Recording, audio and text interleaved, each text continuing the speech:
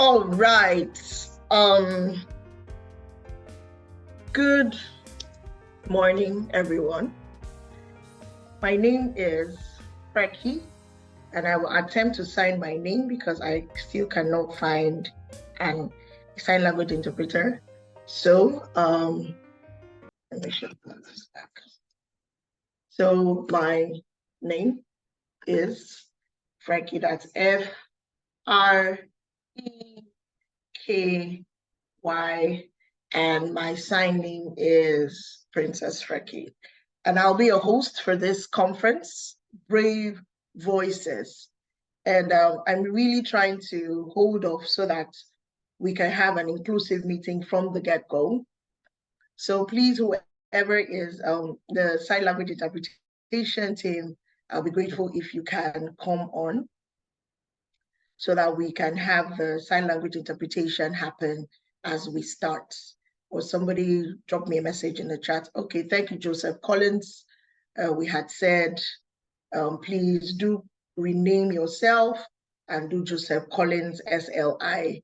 That would make it really easy. So we are good to go. We thrive on inclusion in Brave Voices, and that is why I made the insistence. So once again, Joseph, if you're ready, just do me a thumbs up and I will progress. Awesome. Okay. So good morning, everyone, and welcome to another exciting time where we're going to have a great time together. And today you are most welcome to another conference from Brave Voices. And yeah, for 2023, we are focused on doing what we normally do for Brave Voices Conference 2023, where we are uniting to eliminate and prevent violence against women and girls with disabilities. As we all know, all over the world, from the 25th of November to the 10th of December, we have what we tag 16 days of activism. It's not my place to bring you a welcome address, but just to create a sense of why we have taken it upon ourselves to be here today. And why women and girls with disabilities? Because we are often the most marginalized and silenced voices around the world. So Brave Voices Conference comes to you every year. And today we're here on the 7th of December. Just to let you know, we're having participation both online and on-site via Zoom, for those of you who are here with me. And in Enugu windows of the American corner, the Center for Disability and Special Needs Research, OCA, in Anambra State, and at the Deaf Women Association International in Abuja, Nigeria. And this collaboration is a testament to the unwavering spirit of voices who dare to speak against injustice and inequality. So like I said, I'm not here to do the welcome address, but just to let you know that we're here and we mean business. So for the next few hours, I'll be your host, bringing on different speakers to speak to different things, as well as panel sessions. We're really going to have a great time. And that's why I asked everyone, please, if you know someone who should be here that is not here, please go ahead and let them know we have started. So like I said, my name is Ambassador Ndifreke Andrew Essien. Everybody calls me Freki Andrew Essien. And for those who are visually impaired, I'm putting on a blue blouse. It's patterned blue blouse. My hair is in braids and it's a bit red in color. My background is blurry, so you don't have to worry about it. And I'm sitting on a wheelchair because I identify as a woman with disability. So some ground rules. Every hour, we're going to have a 5-minute wellness break where you could go ahead and pee, drink water, and do anything you would. But things will be going on online, a song, a presentation from groups. But every hour mark, we'll have a wellness break. We're also asking that we participate with the chats. We're going to be using the chats a lot. And so we're asking that when we ask for a thing, a contribution or anything, that you go ahead and you drop your message in the chats. And one of the things that you can begin to do for those in the house would be to say hi in the chat window. Just tell us where you're reaching at us from. So just say, hi, my name is this, and I'm reaching you from so and so. So would like to see that happening, almost like now in the chat, window.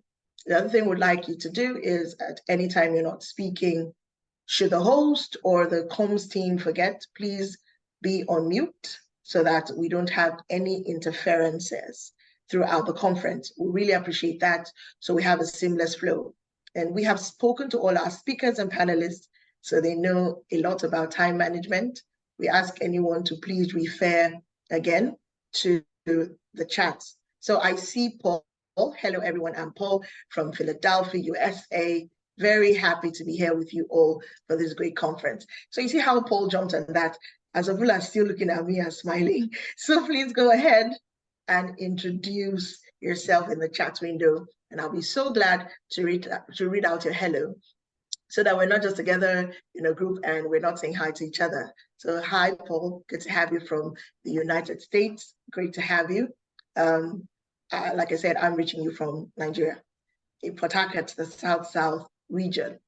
We're going to go straight into the conversations of the day. Oh yes, we have another person from cold New York. I can imagine how cold New York will be at this time. That's Tom.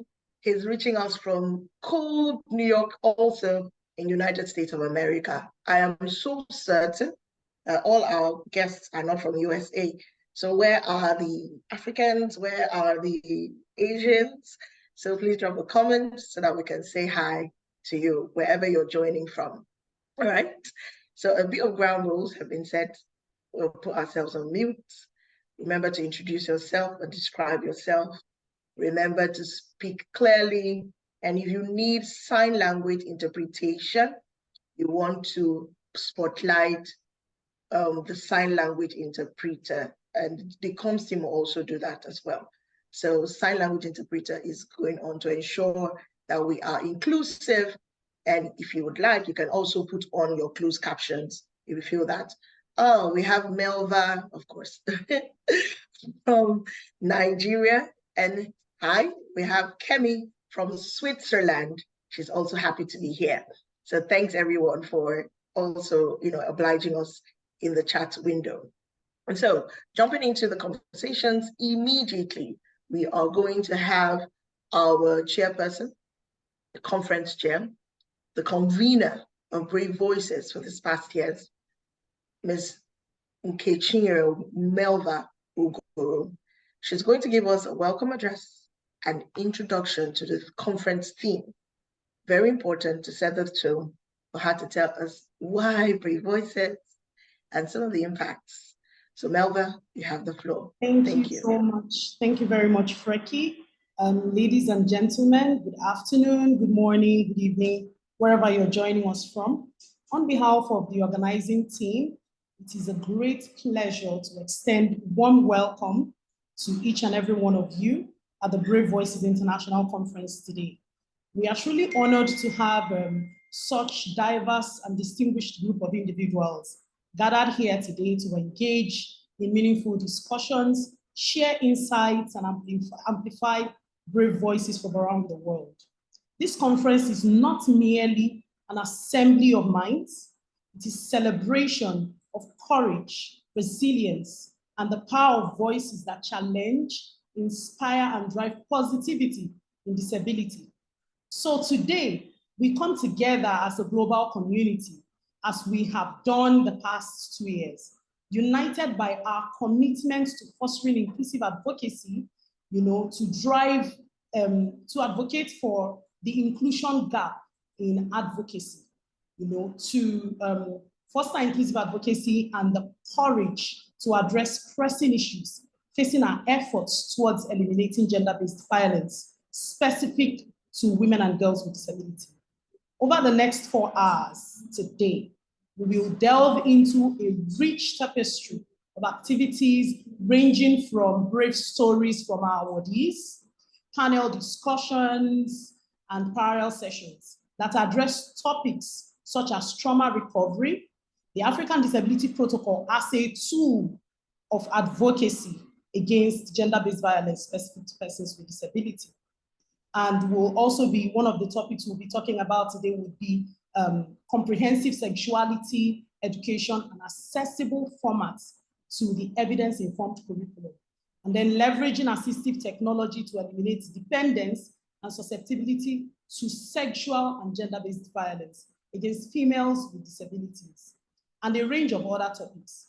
Our esteemed speakers and participants bring with them a wealth of experiences, perspectives, and solutions that will undoubtedly shape the discourse and contribute to a better informed, inclusive, and compassionate approach to advocacy towards eliminating gender-based violence for females with disability. Now, let us embrace the diversity that surrounds us today and appreciate the courage it takes to share one's story and lend a voice to advocate for such a laudable cause. In the spirit of this conference, let us actively listen, engage in respectful dialogue, and foster connections that transcend borders and boundaries. I encourage each of us to seize this opportunity to learn, collaborate, and live inspired to make a positive and inclusive impact in your respective fields of work or endeavors. Together, our collective voices form a powerful symphony that can break barriers, challenge norms, and champion the values we hold dear. Once again, a heartfelt welcome to the Brave Voices International Conference. To our participants, may our time together be marked by fruitful discussions, lasting connections, and a shared commitment to an authentic action plan. I say amen to this, and thank you very much. Again, welcome. Awesome. Thank you very much. And as we will do for SLI, this is the clap for SLI. So we're clapping, we're clapping, we're clapping. So thank you very much, Melva, for giving us that great overview of why we are here and what we will be expecting throughout the conference. Like it's rightly tagged, brave voices. And it simply means that we are going to be listening to brave stories. There would be no brave voices without sharing of experiences from the perspective of survivors, from perspective of advocates, from perspective of facilitators, from the perspective of people who have worked in the gender and disability space, bringing the conversations to bear so that we can move forward in action. I still see, I see from Ashani Naidu from South Africa, you are welcome. So to move on to the program, we want to speak to and listen to a brave story. And to quickly introduce, I will introduce Ambassador Chiamaka Ohalete, Brave Voice 2023 awardee. Ambassador Chiamaka Ohalete is a disability rights advocate with over 3 years of experience working with persons with disabilities and is currently the Disability Inclusion Desk Chairperson for Kachem Young Initiative. As a person with disability, Chiamaka's limitless grit has inspired many persons with disabilities to find their unique ability in disability. Chiamaka has won several awards, including the Inclusion Leadership Awards of 2023 by the Mandela Washington Fellowship Alumni Association of Nigeria. So, with a lot of joy, let us make welcome for the next 15 minutes, Ambassador Chiamaka Ohalete, as she shares her brave story. Thank you.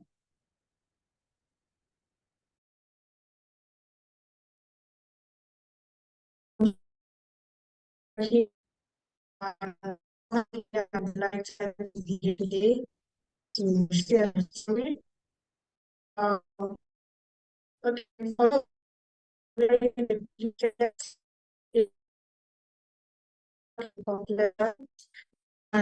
So, I would like to start by saying that my story is a story of grace and discovery. And I so much love my family came out of my and I'm so sorry to interrupt you, Chiamaka. 1 second, but we can barely hear you. We can barely hear you. So one of the things we encourage everyone who's presenting something would be to make sure you have great connection so that we can hear you audibly and we can meet for time. So please do try again.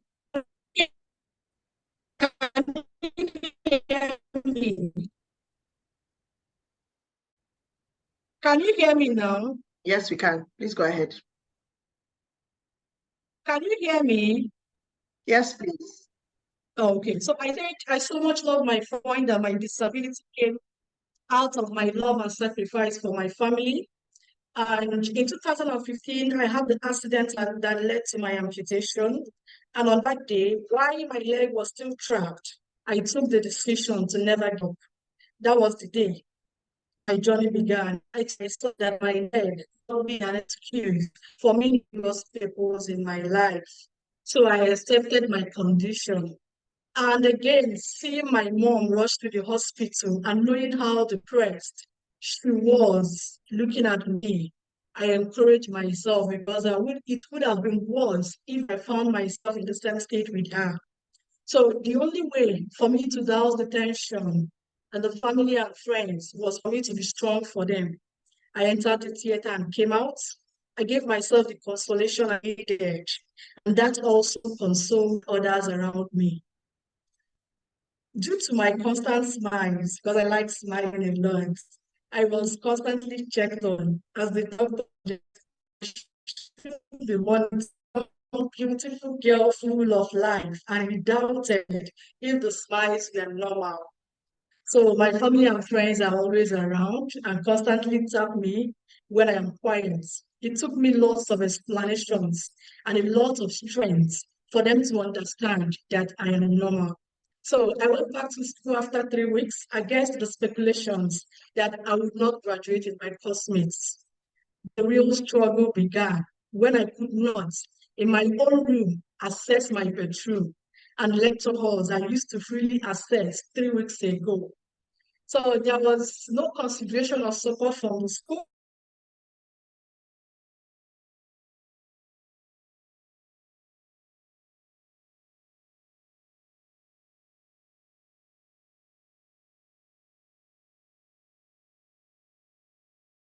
Sorry, can you hear me? Yes, we can. Can anyone hear me? Okay, so the real struggle began when I couldn't access my own room's bedroom and the lecture halls. So there was no support from school, and the students who were assisting me were doing so because I paid them for their services. So, and I continued to pay for the services until I graduated. I had challenges even from my own friends. I never knew were competing with me academically. So to them, they felt it was time for them to be ahead of me.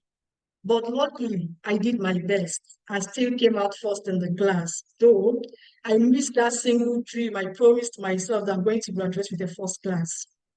I wanted to serve in Plateau State, but my mother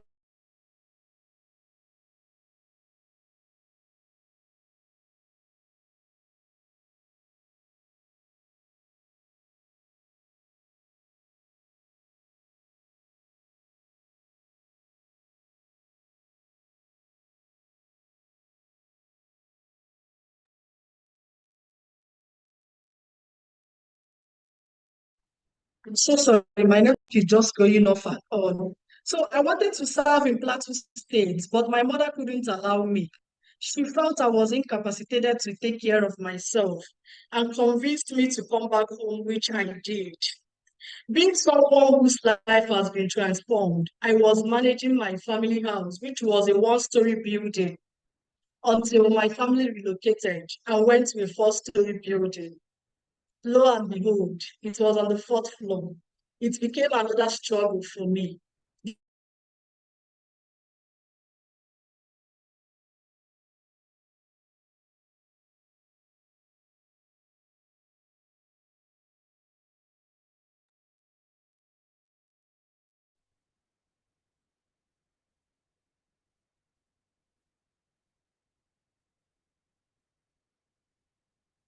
So we'll just give it a moment to see if she could return.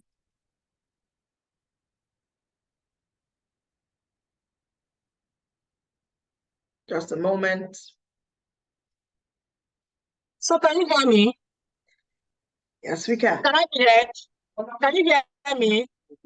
Yes, I don't know ma'am. why network is doing this to me. So I felt discouraged and I felt trapped. Tears dropped from my eyes that day, but I understood that they acted out of ignorance. So I needed to endure. 1 week later, I got a job in Enugu. So my mother wanted me again to turn it down. But I said to myself, not this time. I had to decide the shape of my life.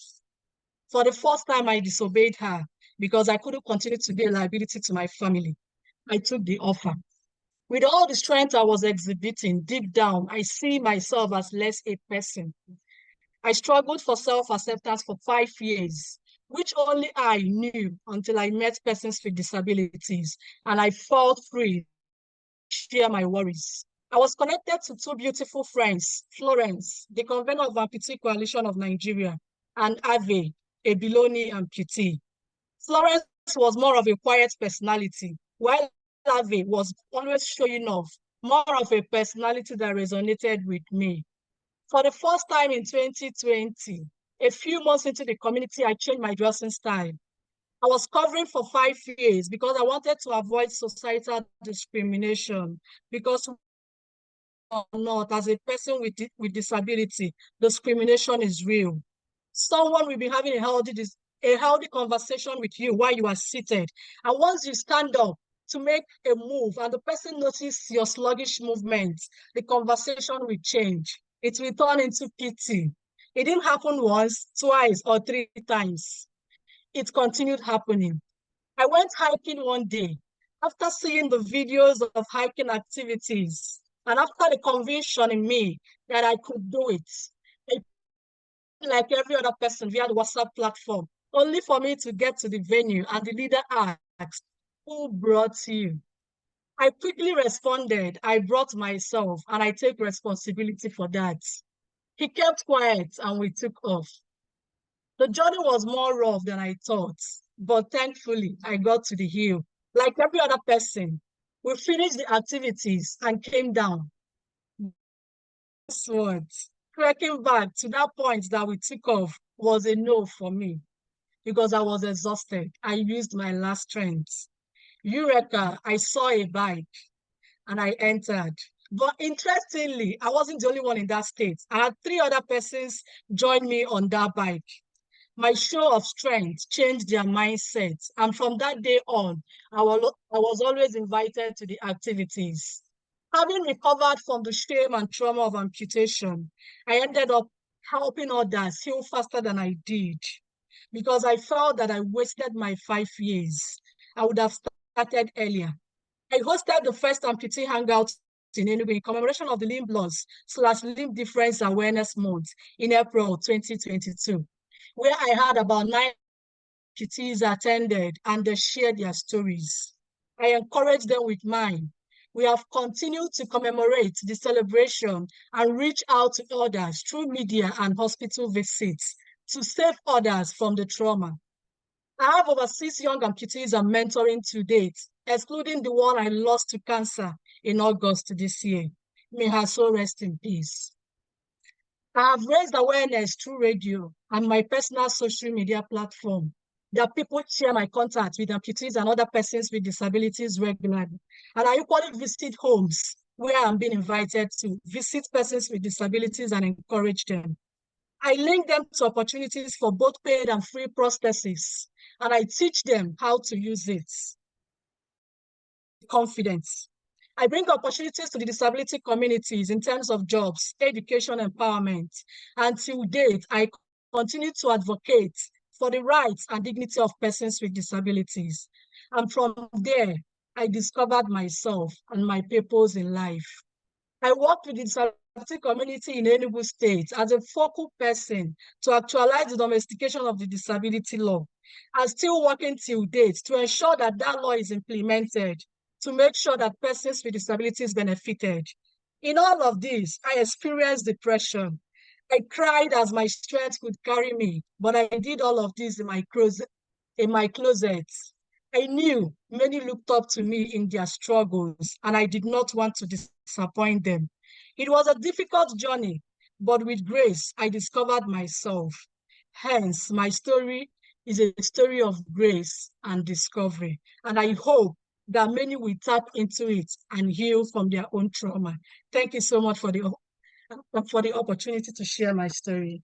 Awesome. Please, if you are there, we are doing a sign language clap for Chiamaka, a story of courage, a story of bravery. You can also use the clap icon just to celebrate the story of courage, the ability to be able to come back strong and give back to society is an amazing thing. For a person with disability, we can identify and we say more courage to Chiamaka. She spoke about family concerns, the issues that we speak about, like protective exclusion that comes from a place of love, but can be very misinformed. Issues around concerns like accessibility, so much has been unpacked in that story. And I see the claps from Dorcas, Elisha in the chat. I see the claps from Melva on the screen. I see the claps from Grace Wilson, even Paul claps. And, you know, one of the things you can also do is, as the stories, conversations are shared, you can also drop your thoughts about them in the chat and we'll read them out. And I'm about to destroy this name.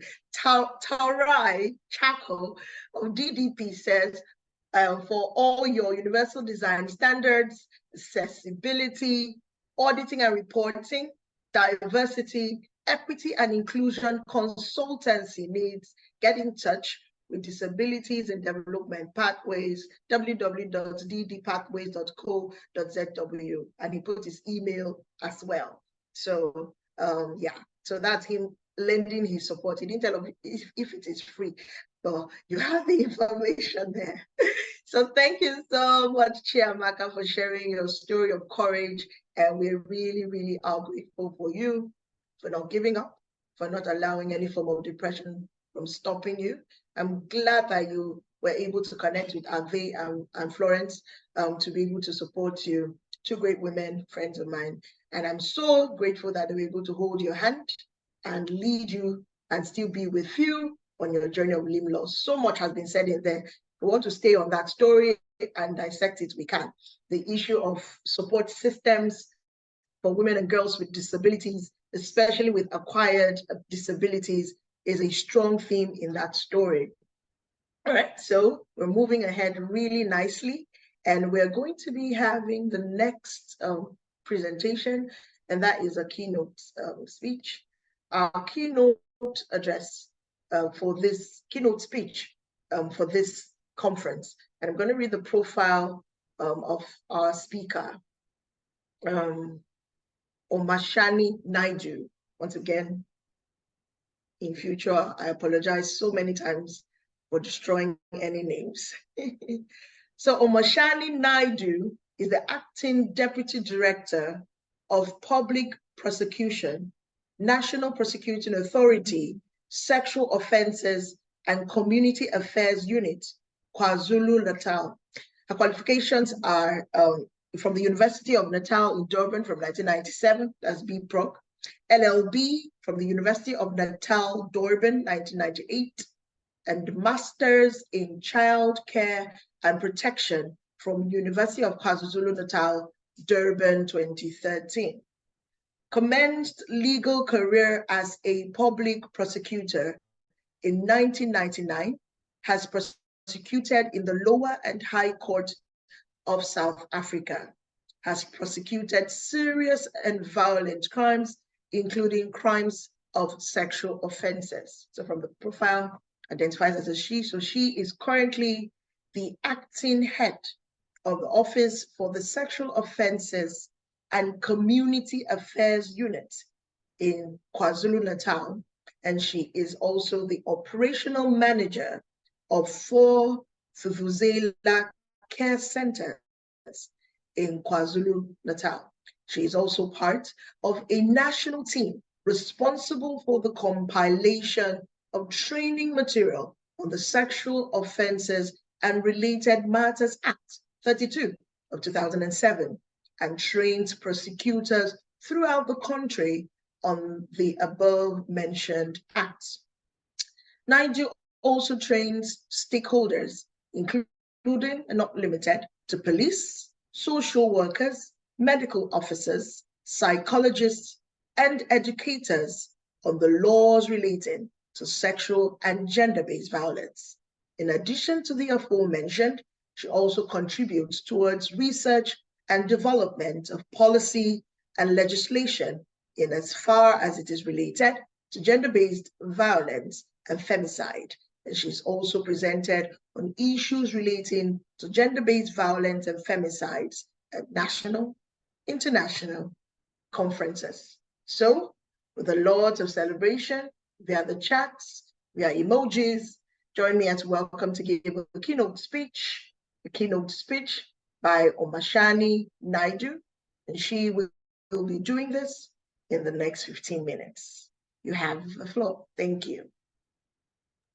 Thank you very much. It's quite an quite an honor to be addressing you in this keynote address, but I'd like to describe myself like you have, Ricky. So you'd see that I have a red dot on my forehead.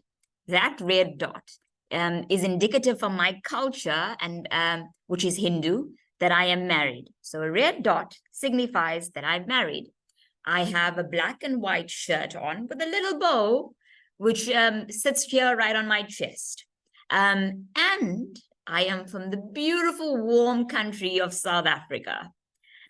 With that being said, let me now talk about or address you in terms of the keynote address. I'm going to leave my camera on the side so that you can see me. So I'd like to start off actually by reading a quote. And it says as follows: I raise my voice, not so I can shout, but so that those without a voice can be heard.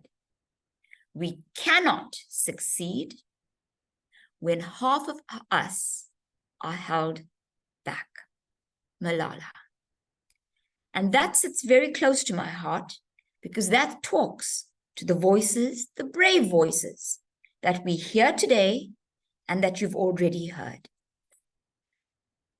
Across the globe, studies reveal staggering and terrifying facts on violence against women and children.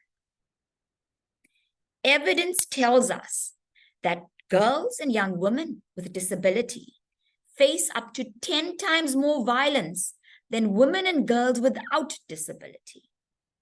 Perpetrators may target women, children, and persons with disability because of their limited physical mobility or means of communication. Most vulnerable to violence are children on the autism spectrum, as well as those with hearing, visual, and psychosocial or intellectual disabilities.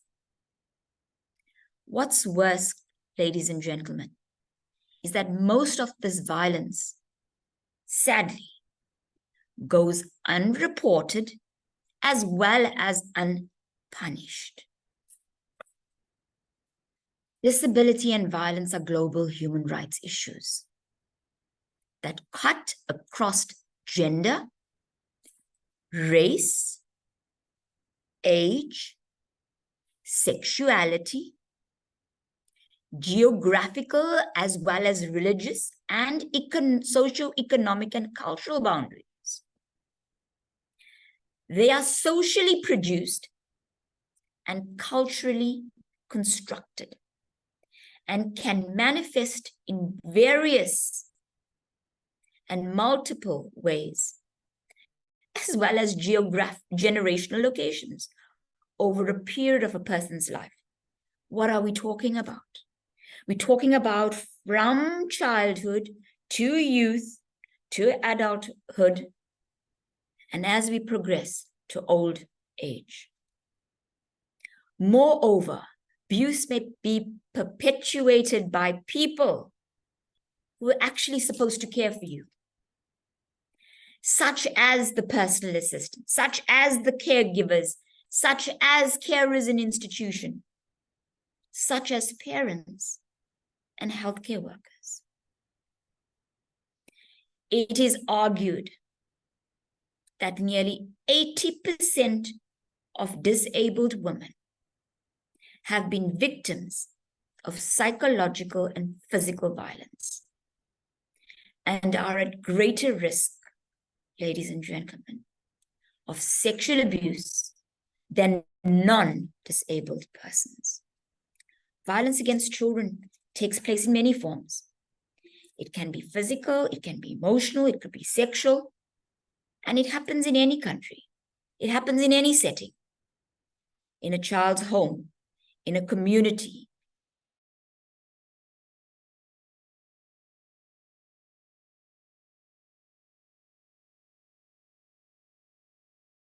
And so the word violent discipline is socially accepted, and it's common.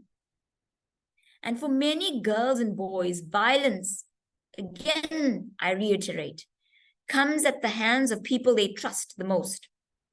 Their parents, their caregivers, their teachers, their peers, their neighbors. The most devastating type of violence are often hidden from the public view. We teach our children what happens at home stays at home. Perpetrators actually go to great length to conceal their acts, leaving children, especially those who lacked the capacity to report even to understand their experience. Therefore, they become vulnerable to the exposure.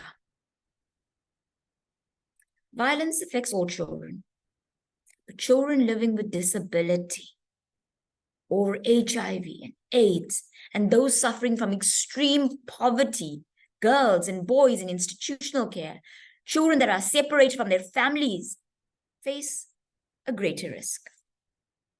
Sexual orientation, gender identity, belonging to marginal social or ethnic groups, these are aspects that actually heighten a child's chance of suffering violence.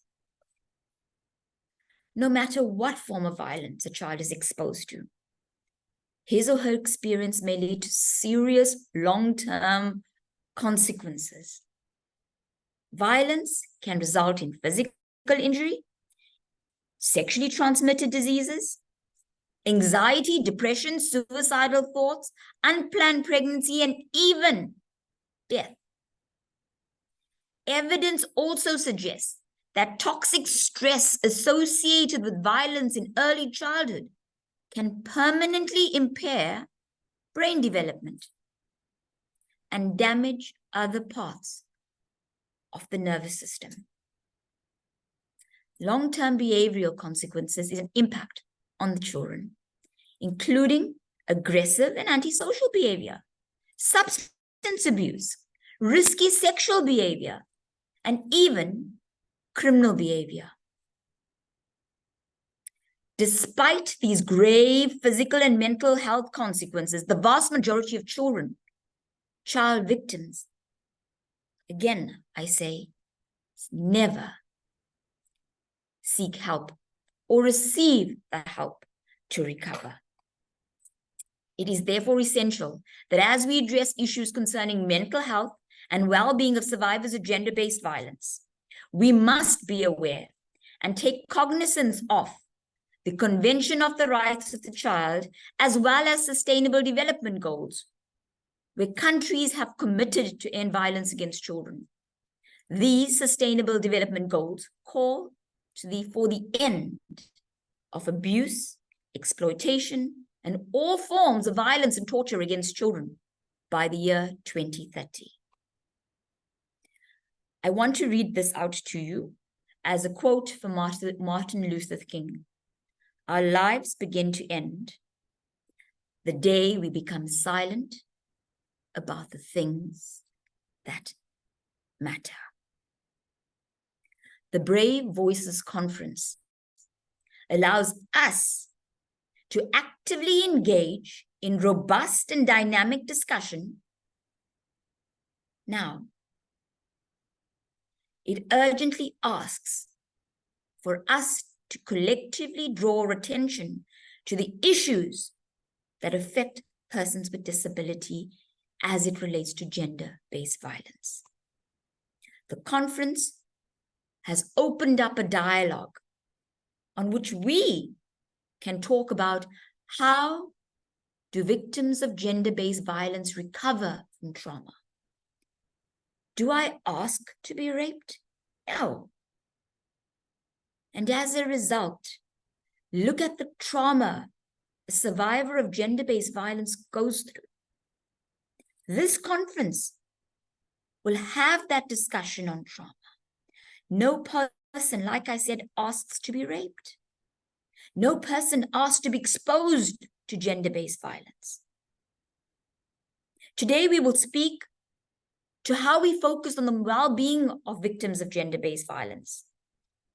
The conference encourages open discussion of factors influencing mental health and the well-being of victims of gender-based violence. You have heard the African proverb, "It takes a village to raise a child." It is yours and it is mine. It is our duty to take care of our children, to make our community safe, to make our world safe. Assisted technology enables and promotes inclusive and participation, especially of persons with disability. And people, the primary aim or primary purpose of assistive products is to maintain or improve an individual's functioning and independence, ladies and gentlemen, thereby promoting their well-being. Examples of this, as you would know, would include hearing aids and wheelchairs and spectacles. While supporting independence and well-being, these products can also help to prevent and reduce the effects of secondary health conditions. Again, it is us working together. Our schools and institutions of learning play an essential role in addressing issues of comprehensive sexuality.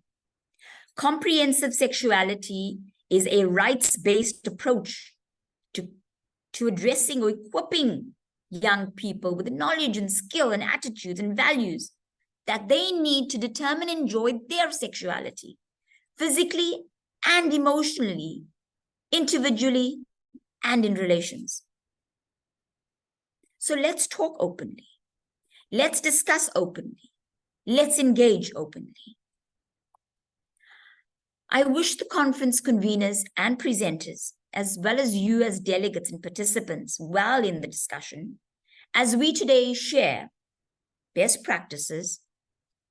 We learn from each other as a collective, and we actually, because we can, eradicate gender-based violence and femicide in our society. And we make society a safe haven for our women, our children, and persons with disability to live in safely and grow from strength to strength. Our lives, like I've said earlier, begin to end the day we become silent about things that matter. Violence against women and girls is a problem of pandemic proportions. At least 1 out of every 3 women around the world has been beaten, coerced into sex, or otherwise abused in her lifetime, with the abuser usually being somebody she knows. That was said by Kofi Annan. So as we reflect and as we engage in this conference, ladies and gentlemen, I appeal to you please can we have an open discussion? Can we map a way forward where persons with disability are able to progress, are able to live in a free and safe environment? But that, ladies and gentlemen, is yours and my responsibility. And I want to hold hands with you as we do this together. Like we say, it takes a village. This is your village, and I wish you well. Thank you.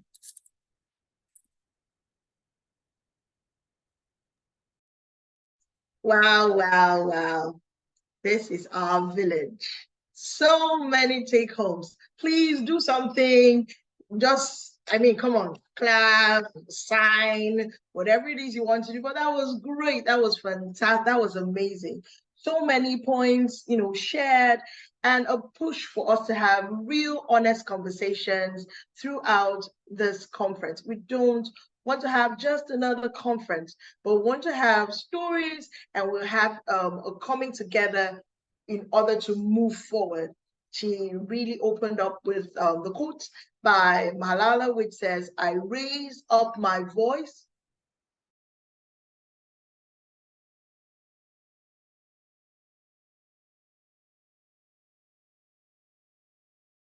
when us are held back." And this speaks true for the advancement of the rights of persons with disabilities, for joining together in the fight to prevent and eliminate violence, hearing all of the impacts that come with abuse for children with disabilities, for women with disabilities, tells us that we can no longer move on our own terms, but a coming together. And I ask that when you hear something that resonates with you, please go ahead and drop in the chat. I will read out. Paul says, "Thank you for the inspiring words." Tom says, "We are all safer because of you and other brave people." And Shadrach says, "I am very happy to be here, joining from Ebonyi State." So we're having great conversations, and we're asking that wherever you are, please go ahead and tell us where you're coming from, what resonates with you. Tell us your own thoughts about what is being said, and we will read it out throughout the conference. But Onaidu, thank you so much. I do not know if I've given you another name, but thank you so much for being a part. Shadrach, you're going to have to mute. Comes, help me. So thank you so much for helping us, bring a lot to light. And we're going to take the conversations on. I know you're with us, so we're going to go on with the conversation. So before we go to our first presentation on trauma, we're going to be hearing on trauma recovery, because I'm sure you heard where she spoke to the fact that violence is an incident of trauma, and how one recovers from it psychologically, physically, is a thing to take note of. But before we listen to that presentation, we're going to be hearing again from Ambassador Chiamaka Ohalete, 10 minutes. She's going to be telling us about Kachem Young Initiative, Disability Inclusion Desk, and Inclusion Advocacy. She's going to be doing that in 10 minutes or less. And after that, we'll take and introduce our speaker for the first presentation. Please remember to drop your comments. I have one more, and it's also from Shadrach, and saying that's simply an excellent speech from her. And he says again, "I'm joining from Ebonyi State." So Chiamaka, if you're there, over to you. She's not there, I will move on.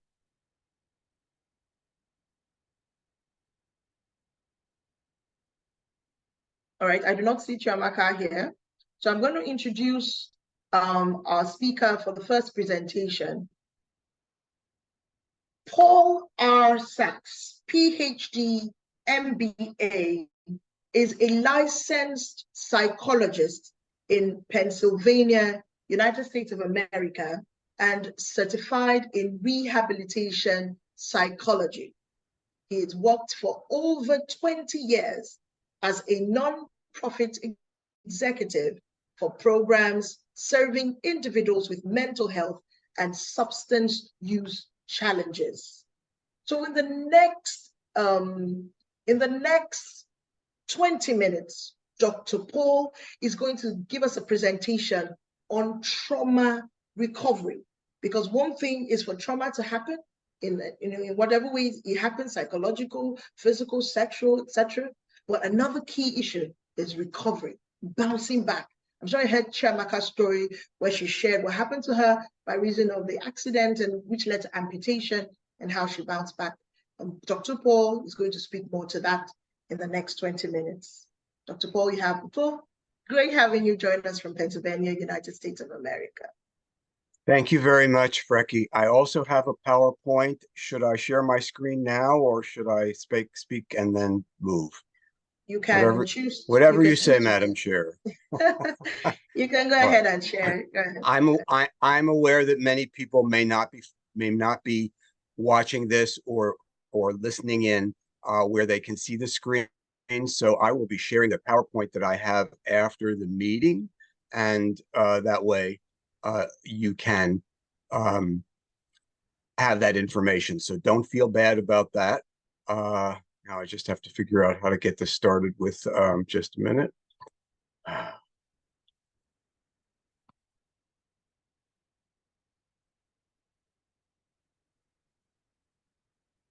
Okay, so that was a wonderful opening keynote speech, and I think a great way to set us off.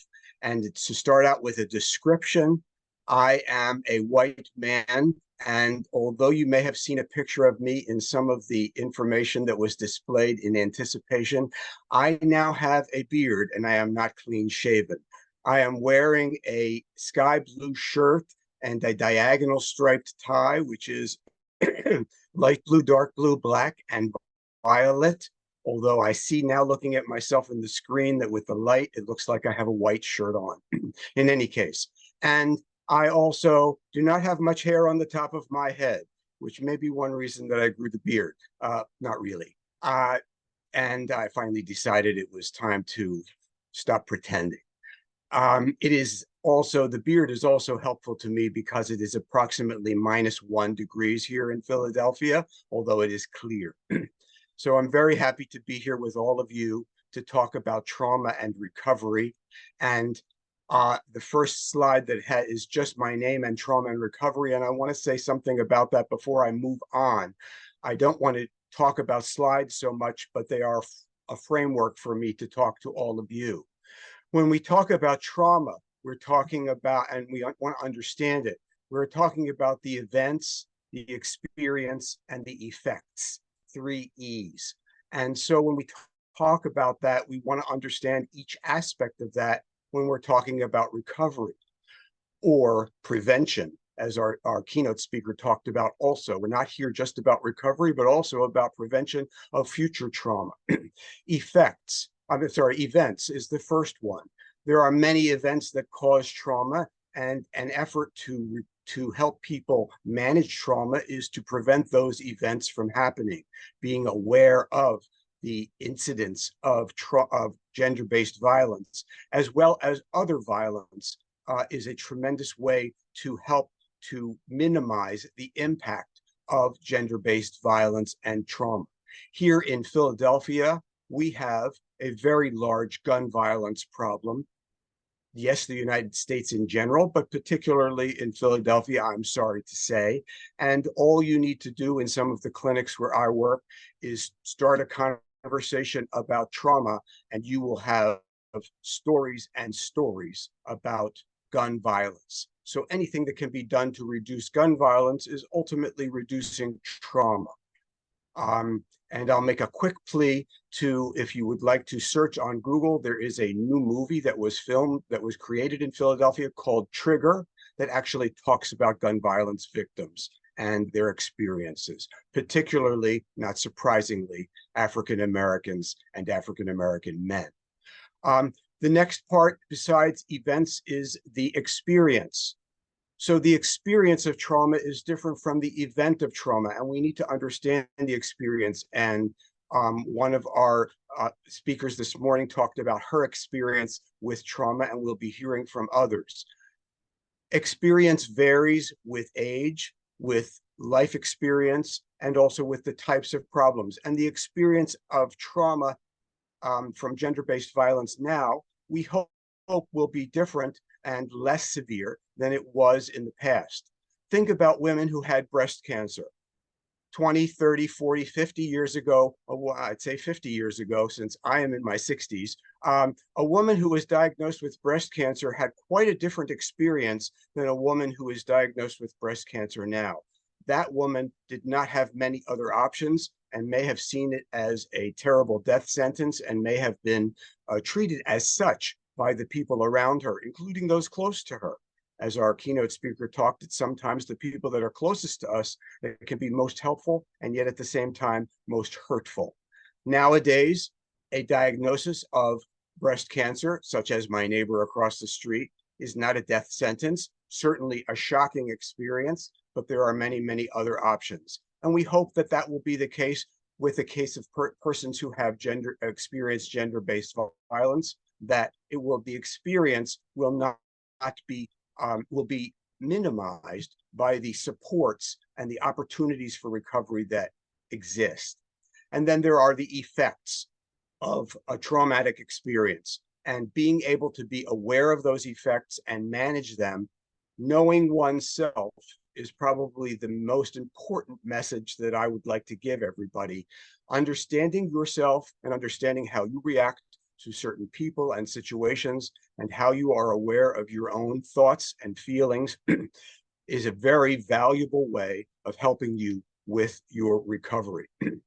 So an important aspect, and I've moved on to the next slide, which says lives, which is a short version, and you will also see, those that can see will see, and those that can't see, I will put my reading glasses off and on at different times. But lives stands for 5 different elements of first-line support to people who have experienced gender-based violence or any kind of trauma. Listening, inquiring, validating, enhancing safety and support. When you are encountering somebody who has experienced a traumatic experience, it is most important to listen rather than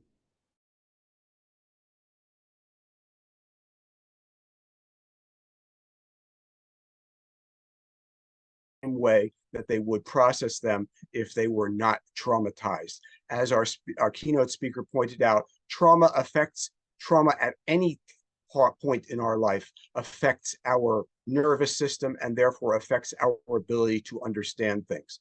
Listening and being supportive is a very valuable way of facilitating the recovery of a person. You can inquire, but those questions need to be inquired gently and carefully. If the person is not prepared to speak, there's no reason to urge them to speak. The idea that you need to let it all hang out and talk more and say more because that'll just release a certain amount of tension is a very simplistic view of how people should handle emotions in general, but also particularly trauma. Many times, and those who are victims of gender-based violence and other traumas know, it's a long process and it takes a while before you're able to even put into words or come to terms with the experience. So inquiring is important, but not to press a person to answer questions. Validating, showing them that you understand, that it's understandable to be not able to know what to say. It's understandable to not even know where to go first or what to do, to be somehow paralyzed by the experience. That is not a pathological sign, but rather it's validating one's experience. Many times in working with people who have emotional problems, the most important thing you can do is to validate them and say, it's understandable that you're anxious, depressed, angry, or whatever it is.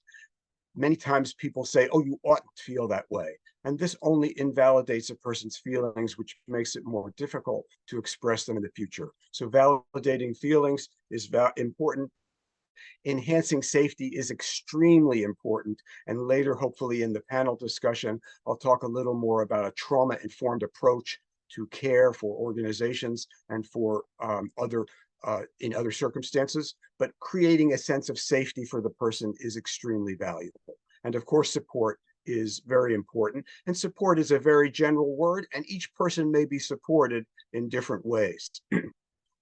When we talk about psychosocial support, this slide that I've moved to talks about some of the things that are part of psychosocial support, which helps the person to move forward, taking small steps and focusing on strengths, not on weaknesses. As a psychologist in school, I was always trained to go understand a person's pathology, to look for their problems. Even when you interview people, you're asking them about their problems. And yet, in fact, a strength-based approach is much more recovery focused than a weakness-based approach. First of all, who wants to talk about their weaknesses? Aren't you more likely to talk about the things that you feel strong about, that you feel good about, that you like to do, rather than the things that you are fearful of or that you are embarrassed about yourself to talk about? So taking a strength-based focus is extremely important in helping a person recover from trauma and focusing on the positive. Physical activity is a very important element. I see that there are a number of items in the chat, and I hope you all know I can't look at the chat, but I guess we'll take some time afterwards. So I apologize if I'm not responding to anything in the chat when people are commenting. In any case, physical activity is an extremely important thing. We are not easily divided, or I don't think we are appropriately divided into our psychological and physical elements. We are one person, we are human beings, we are an integrated organism, and what affects us psychologically affects us physically, what affects us physically affects us psychologically. The things that people go to their medical doctor or medical practitioner about, such as pain or discomfort, often have a strong psychological element. The things that people go to their mental health practitioner about, such as depression or anxiety, often have a very strong physical component. And we know that people will often use substances as a way of managing their physical and emotional health, which leads me to the next point there. You would want to, in the course of recovery, try to avoid substances or alcohol as a way of managing the concern. This will not help you physically, and it will also certainly not allow you to process the experience of trauma. And also, if you're not feeling physically well, it will not facilitate recovery in that regard. And just one other thing to quickly mention, being alert to changes in mood. Again, knowing yourself and having somebody who knows you well, although they cannot completely know you, is extremely important in helping them. Paul, you seem to be a little out of sorts today, or you're quieter than usual, or I noticed that I'm not sleeping as well, or I'm eating more, or I'm tempted to drink more. These are things to know about yourself as a way of managing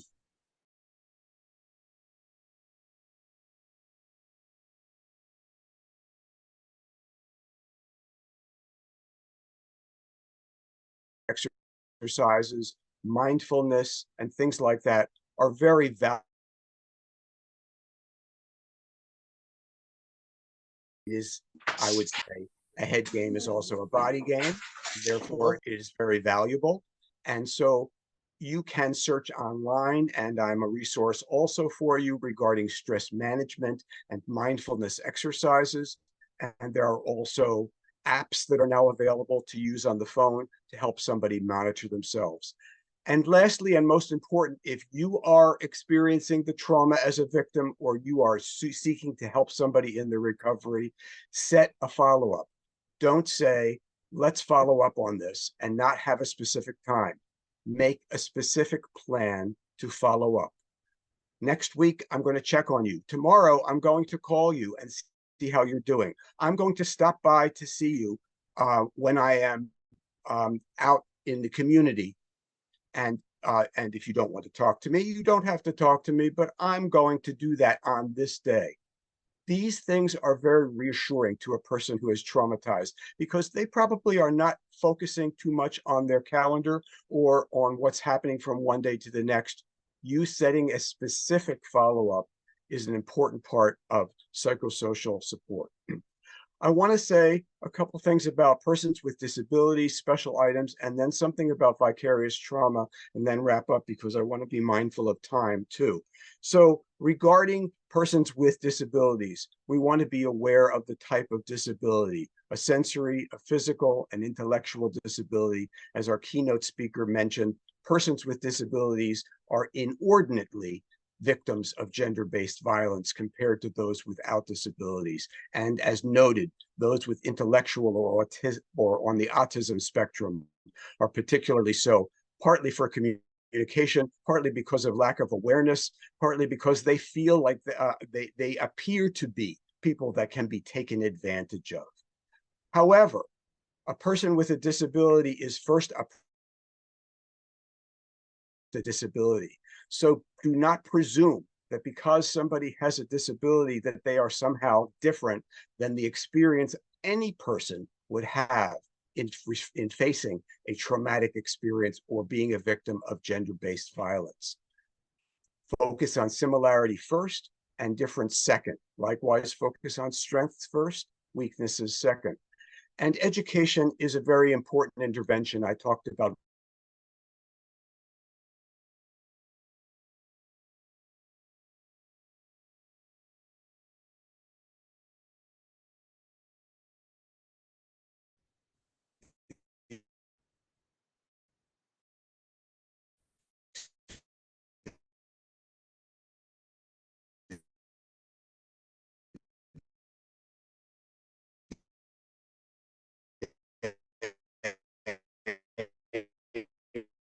with disabilities, persons with disabilities seen as sexual beings.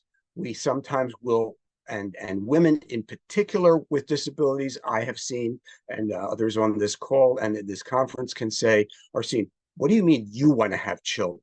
What do you mean you had a relationship or you had a sexual encounter with another person? You're a person with a disability. Why would anybody be attracted to you?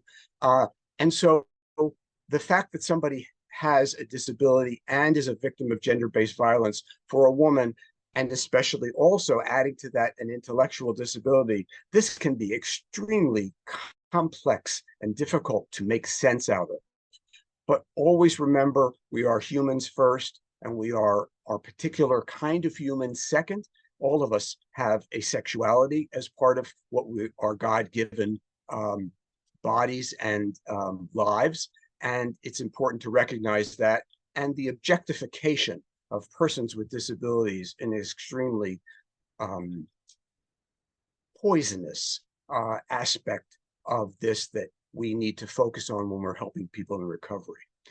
I want to say something quickly about what I call vicarious trauma or compassion fatigue. Later, we'll talk about one of the things to focus on is preventing re-traumatization. But persons in all sorts of work that work with persons with trauma, not just mental health, such as myself, the justice system, as was noted, the law enforcement system, the medical services, education, and families are all focused on giving and trying to help. And sometimes in the process of trying to help, we may identify with the person who is the victim, whatever their trauma is. They may be similar to somebody from our family or somebody we know well, or it may be something that we experienced ourselves, and we find ourselves identifying and transferring feelings that we have onto that person. When we do that, we are draining ourselves, but also not treating that person as who they are. We're treating them person as if they were someone else. This person reminds me so much of my sister, who was a victim of trauma. I find myself talking to that person as though they're my sister. They're not my sister. They're a unique person in their own right. We want to be sensitive to that. So take stock of yourself, be aware, and practice self-care. That's a whole other topic that we could talk about, which we don't have time for, but self-care for persons who are providing services and who are caring, whether you are family, professional, practitioner, whatever you are, is a very important tool. And I bring it out now. And I'll just say quickly related to this, I'll also include news reporters, because a colleague of mine who is from Rwanda, who has not only experienced the process, the genocide experience when he was younger, but now as a reporter, is going to be very, very sensitive to reporting about traumatic experiences when he reports the news because of the past experience. And being objective while managing one's own feelings is a very difficult but important challenge. This page lists a couple of references that I will share later. I am very happy to say that here in Philadelphia, we have a very well-developed system of trauma, and I've listed the Philadelphia Department of Behavioral Health, and there are some wonderful resources on this link that include information for people of all ages, from grade school to older adults, in terms of managing trauma. Of course, the resources are sometimes site-based in terms of here in the States, but they are a model for others of you in other communities who would like to develop a trauma-informed care system. And here are my contact information, and I will stop the share and turn it back over to our chairperson. Thank you, everybody.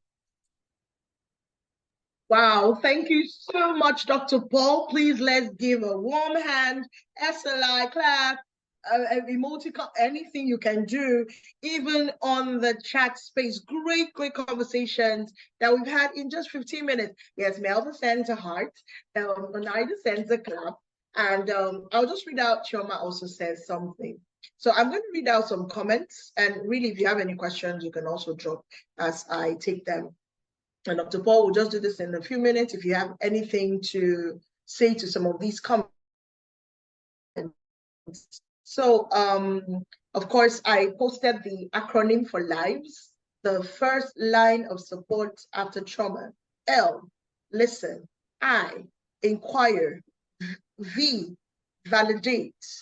E, enhance safety. And S, support.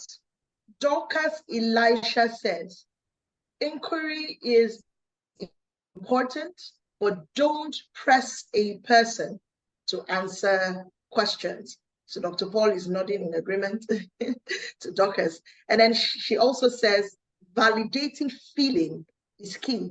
Dr. Paul, would you like to respond briefly to those two comments from Dorcas? Certainly, of course, Dorcas, and everybody. As noted, yes, you want to inquire, because if you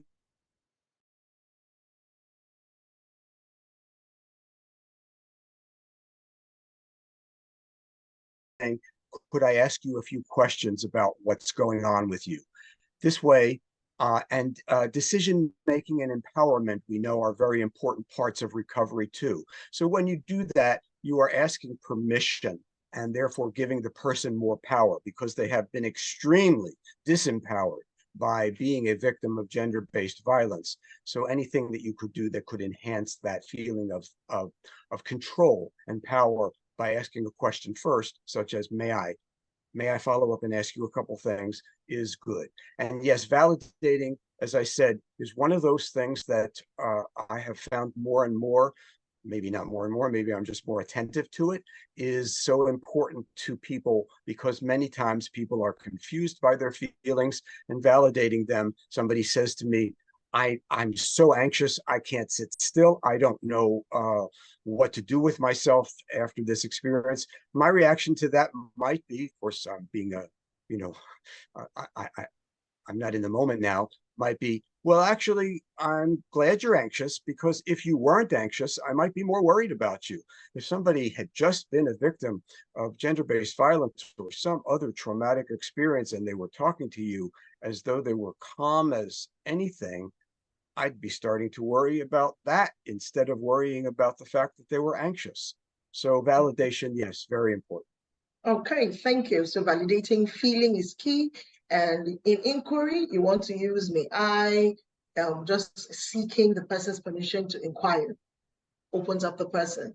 So Melva says, recognizing the small steps and appreciation from the advocates in charge of the case. And then Dorcas says, a strength-based approach to recovery. So that's just re-echoing what you said, strength-based focus. Trauma says, quite enlightening. Sometimes people innocently help in a very wrong way, in very wrong ways. So they're seeking help, but they're going about it all wrong. And if you remember Chiamaka's story, the family was trying to be overly protective, but that was an example of help in a very limiting way. I'm just to run through this. Grace Wilson says, do not presume that people with disabilities are different from being normal. Oh, this one. And then Grace also says, disabilities are also another form of trauma that needs physical, psychological, and moral support. And I think what she's saying to that is, for example, if you do meet and you're giving trauma counseling or guiding a person with disability who has experienced another form of trauma, you would want to recognize and be able to navigate that intersection that disability brings to the conversation. Great seeing the chat. Melva says amazing. Chiamaka is clapping very well. Tom is saying, you made me aware of so many aspects of the support people might want and need. He says, thank you. Friday says, thank you, doctor. That's very wonderful. Too many take homes. And finally, I'll just wrap this up. Shadrach says, thanks, Dr. Paul. I really appreciate you. There's wonderful lessons on the topic, captioned trauma recovery, and gives a boot of attack. Thanks. So there's a question here. So we'll just quickly take that for you. And Shadrach is asking, my question goes like this. What approaches or remedies can be adopted to ensure that persons with disabilities are accommodated in ensuring that they don't feel neglected? He said, let's take, for instance, in the ruler of a community, persons with disabilities always seem to have inferiority context. So Paul, you can answer this in the context of trauma recovery. So persons with disabilities overcoming issues of inferiority complex to actually access trauma counseling, just in like a minute or so. Well, education for the community and greater awareness for everybody about what persons with disabilities are able to do. And again, focusing on strengths and focusing on the fact that they are persons first and persons with disabilities second, helps people to be aware. And having certain models and being able to present certain models, that is, persons who are models, to say, well, look what so-and-so was able to do, and having those people be able to be publicized is a good way of building community awareness. I'm not sure I got all of the question, though, in response to that, but I'd like to say something real quickly about something else that you mentioned before, about people who are trying to help, who might not, who might actually feel like they're doing more harm than good. Again, taking a strength-based approach, we want to say, I know you mean well, but that's not the way to help me. So we do want to support the fact that some people don't know how to help other people.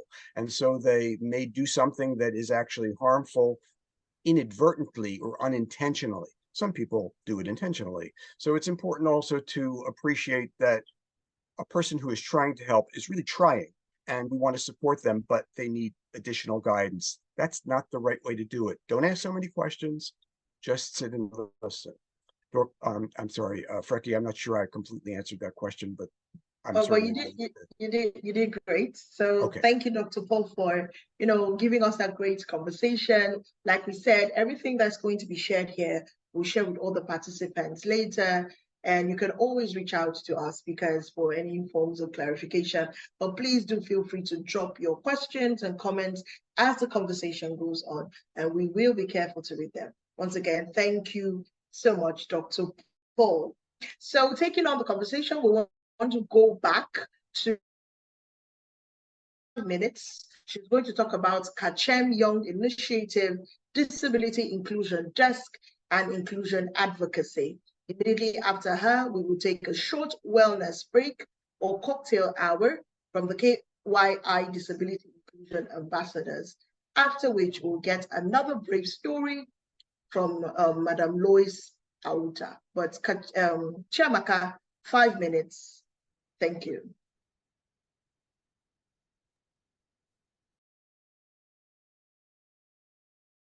Okay, thank you so much for the opportunity. Like I said before, I'm still wearing my blue t-shirt, dark in complexion, wearing a black straight short hair.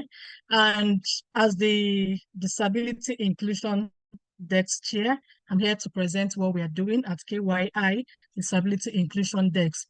So we focus primarily on disability inclusion advocacy in our communities, and we have about 6 ambassadors that are persons with disabilities and doing a great work to ensure that our communities, our programs, our societies are inclusive of persons with disabilities. And currently we have a partnership with the Ebonyi State Ministry of Education. We are working with a special education unit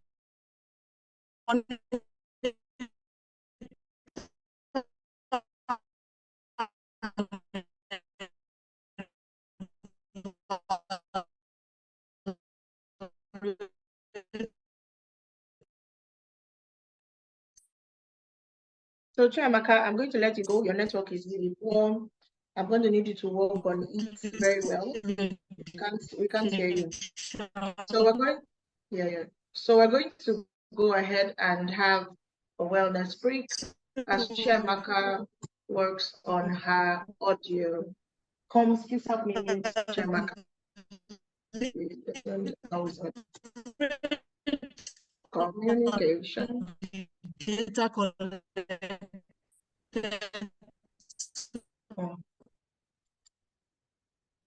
Okay. So please, if you're presenting anything, I ask you to really explore where you have network, so that we are able to appreciate all that you are doing. So we're having a wellness break, and it's supposed to be from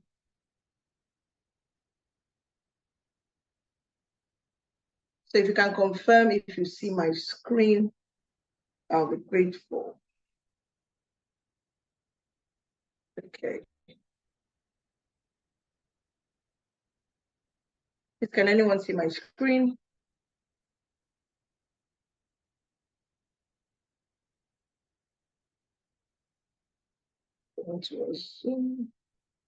Okay, here, yes, I can.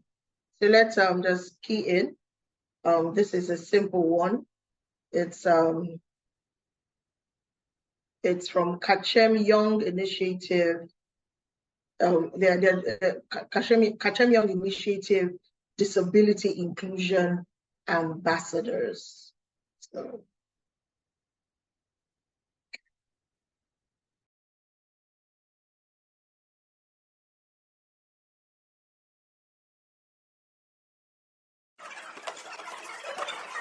In shadows cast by the silent wolves, a plea for unity in hearts that stole. Invest, embrace, let kindness swell, to prevent violence that unfolds. Within each soul, story untold.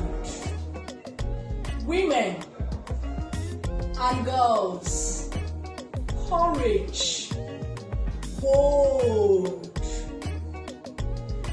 Disability may dim the lights, yet united we can make it right. In words of strength, let hands in turn, invest in love, let empathy shine, break the chains of silence, set free, a world where all can just be. Together, we stand, a powerful force against injustice. We chart our cause for women and girls of limitless worth, their rights to uphold their values on earth.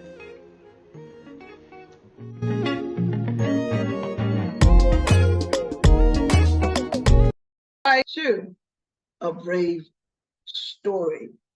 And I would like to read the profile of the person to whom we're going to be listening to her brave story. I cite her already among the participants. So we're going to dive straight into that part of the conversation.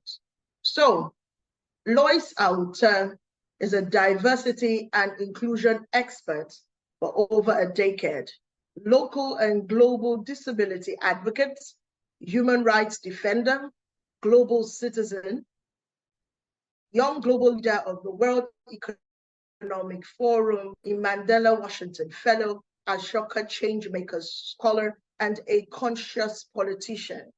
Founder, Sid Foundation, Network of Women with Disabilities, e-ability platform, Women on Wheels Multipurpose Cooperative Society, People in Leadership Initiative. She was part of Vision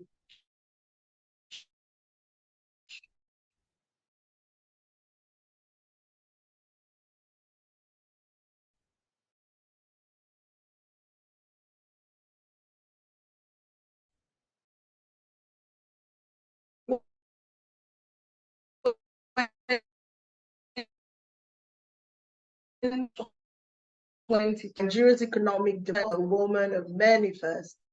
She's really and globally a poet with multiple abilities who inspires. So to share her brave story in the next 15 minutes, let's make welcome Lois Auta. Lois, you have the floor.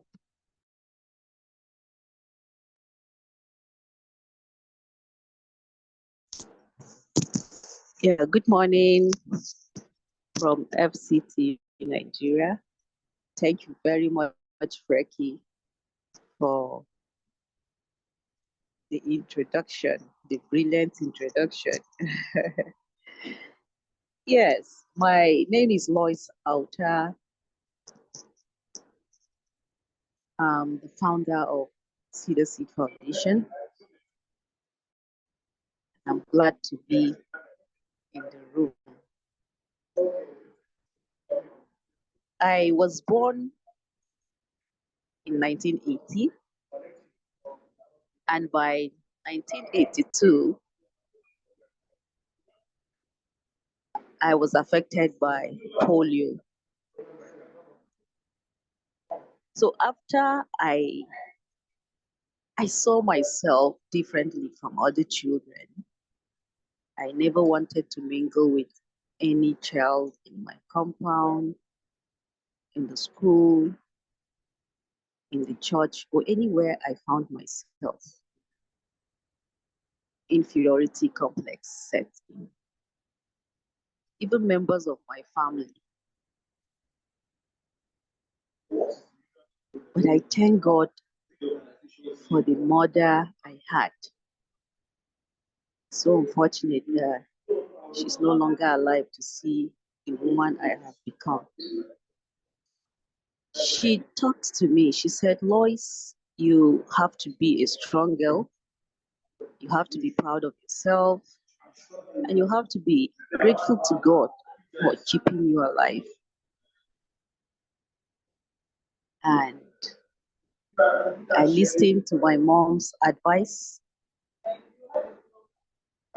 I started becoming the strong girl that she wanted me to be when I was a toddler to teenager, from teenager to an adult.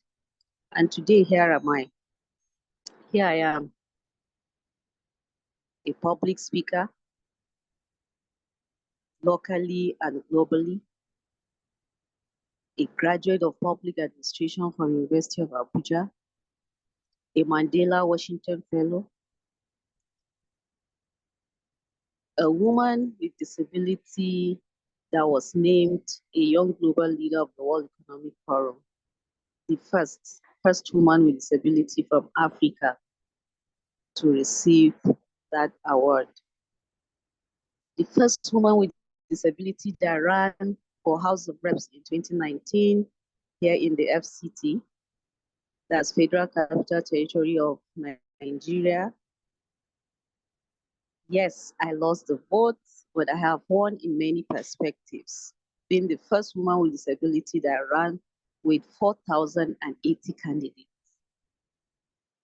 This has inspired young women and persons with disabilities to aspire for future elections. Because according to INEC statistics, the number of persons with disabilities that ran in 2019 had increased with 10% in 2023. From INEC statistics, 34 persons with disabilities ran for 2023 elections. None of them won the elections, but at least we're making progress. And we should not forget that Article 29 of the United Nations Convention on the Rights of Persons with Disabilities has given us the right to vote and to be voted for. So we need to encourage persons with disabilities to involve in active politics so we can become part of the decision-making processes.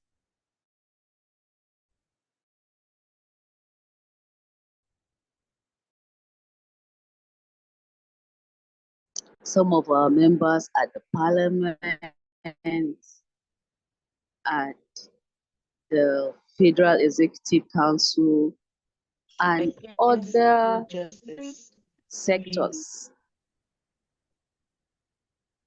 that we need to make those changes. So my recommendations for the inclusion of persons with disabilities in whatever we're doing is we should make sure that in every agenda that we have, our agenda is inclusive.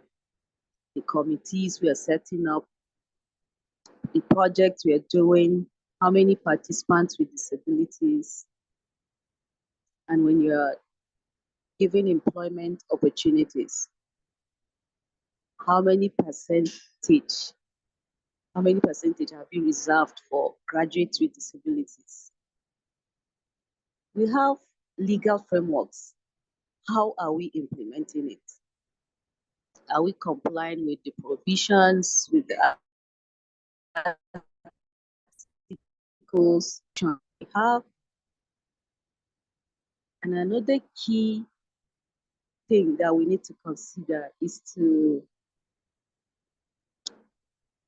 empower and invest in the lives of persons with disabilities economically. We need to strengthen them, need to give them that power of being productive. We shouldn't see our disabilities, but see our potentials, the talents, the gifts, and the strengths that we carry. So we need to set up funding opportunities, grant opportunities for organizations of persons with disabilities to be able to implement those thematic areas on education, on health, on economic empowerment, inclusive governance, climate justice, and the rest. Doing that will help us to move from inclusion to participation, and from participation to representation. Thank you very much, Melva, for giving me this platform to speak. Thank you, Freki, and everyone on the team, all the organizers. I wish you all the best, more resources, more strength, more power, more energy to do more. Thank you so much. All right. Thank you very much, Lois, for sharing your journey. Let's do an SLI clap, emoticon strat, and say warm things in the chat. So Lois has shared her story from a child who had a lot of inferiority complex to becoming a leader in the disability community. She gives credit to her mother, again, family support, for strengthening her, reaffirming that she was not in this world to escort other people. And today she shared some of the things she has achieved in the disability community, Nigeria, and in the global space. So Lois also shared some recommendations and actions, which I know that the rapporteurs are, curating to share later when they are putting everything together on ways forward on how multi-stakeholders can support persons with disabilities in the GBV space. Thus, in the short time shared, we're going to take the conversations quickly to a panel discussion. And for that panel discussion, our focus is on factoring in mental wellness of victims, survivors of gender-based violence, especially persons with disabilities, into advocacy and the justice system, especially into advocacy and the justice system. And to bring us this conversation are persons that you've met already. We're going to have on the panel Dr. Paul Sachs, who is going to be part of the conversation. We're also going to have our keynote speech from Omashani Naidu.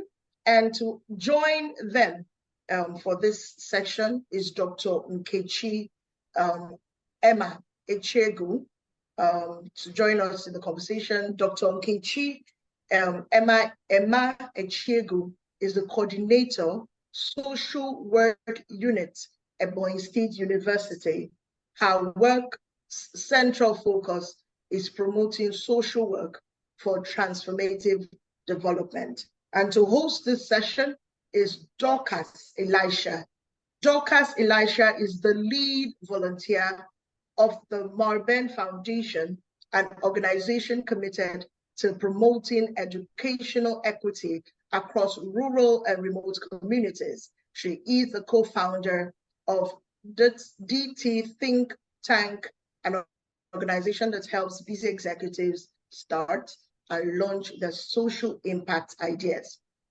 So in the next 20 minutes, they're going to be having a great conversation hosted by Dorcas on factoring in mental wellness of victims or survivors of gender-based violence. Over to you. Thank you so much, Madam Chair. It's so good to be here. Good morning, everyone. I am joining in from Akure, Ondo State, Nigeria. So I'm wearing a color braided hair and a patterned dress. So you have multiple colors: brown, light green, and cream color.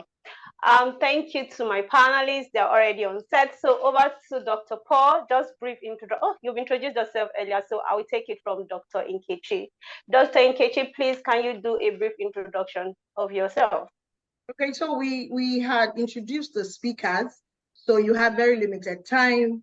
So first of all, ask the panelists to please, let's see your video. That would be nice. So that, yes, that would be very nice. Thank you, Naidu. Thank you again. Nkechi, Madam Nkechi, we see you, with the vehicle. Yeah. So Dorcas, manage time, yeah? We've introduced them. Thanks. Okay, thank you. So I'll go to Dr. Paul. My first question will go to Dr. Paul. Why is it important for us to factor in the mental wellness of survival of GBVs, especially persons with disability, into advocacy and the justice system? And what are the possible causes consequences if we do not? Okay, thank you very much for that question. It's very important that all people who have any connection to a person who is a victim of gender-based violence be aware of some of the aspects that the person is experiencing, all of the aspects. And I talked about the 3 E's before. I'm going to talk about 4 R's. I like letters a lot. Realization, recognition, respond, and re-traumatization. It's important that we realize that trauma is real.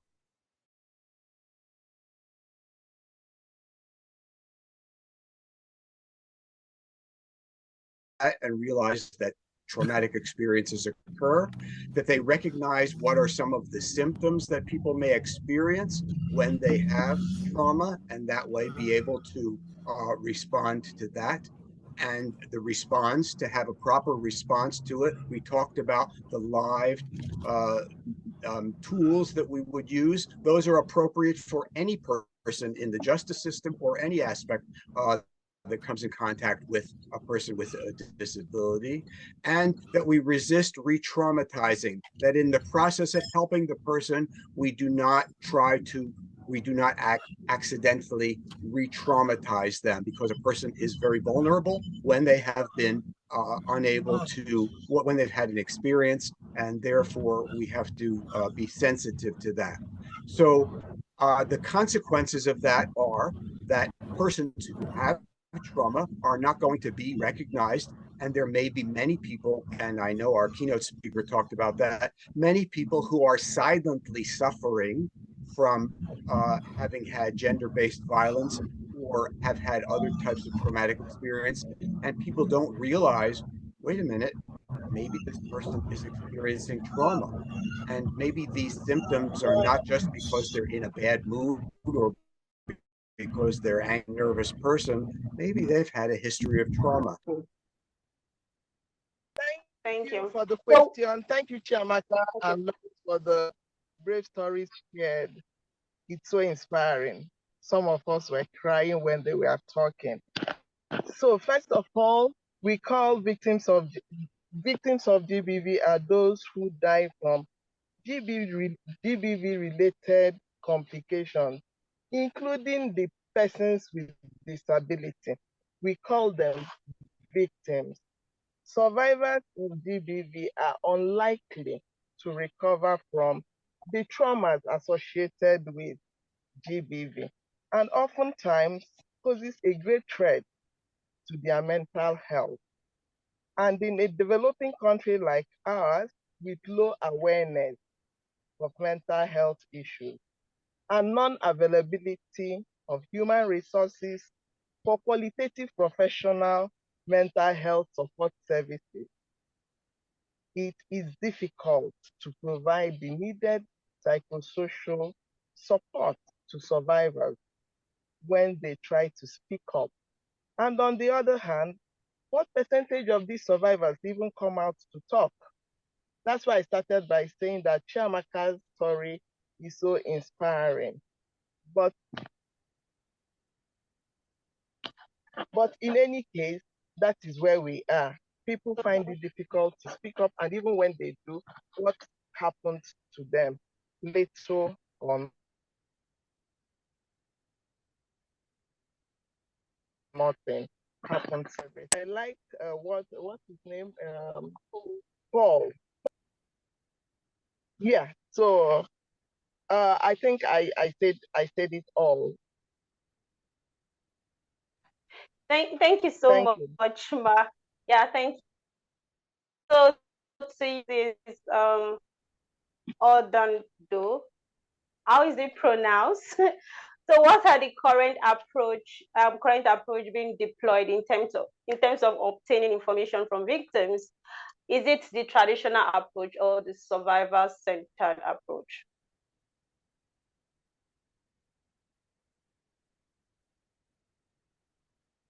The question is for you, ma'am. Sorry, please, can you take the question again? No, it's not. No, Dr. Nkechi, I'm not actually referring to you. I'm referring to Dr. Onado. Sorry, dear Doctor. Sorry, I missed your question. So if you can repeat, and then I'll address. Sorry. Okay, that's fine. I said, what approach is currently being deployed in terms of obtaining information from victims?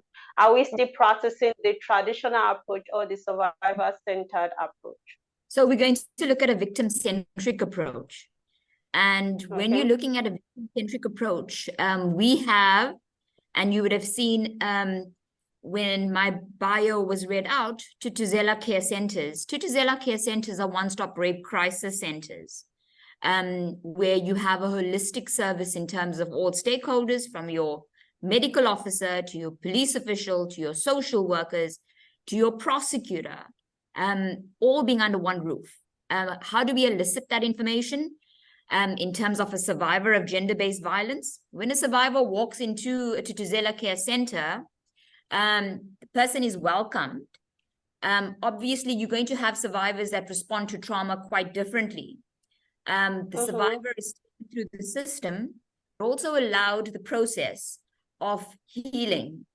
So before a survivor goes to a medical officer to be examined, the survivor would be given debriefing if that is needed. Medicals are done. Once that is done, the examination takes place, crime kit takes place, and then the process of when I am in a space to now provide a statement to the police, I'm calm and I understand the impact of my statement. And that process then takes place at the Tutuzela Care Center. So when we're talking about a victim-centric approach, it's taking into account the needs of a victim. Because like we said, victim responds to trauma differently. You might have a victim that says, I do not want to open up a case today.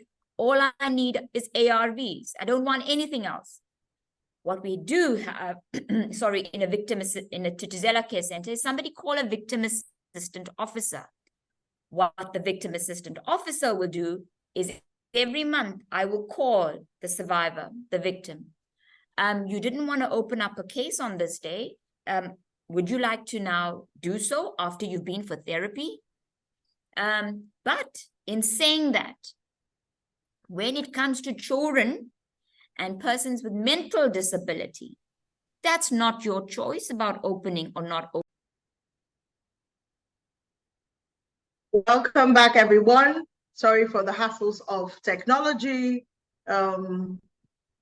Yeah, it comes to the territory. It's interesting, yeah? People are very childish. You wonder what they are trying to achieve.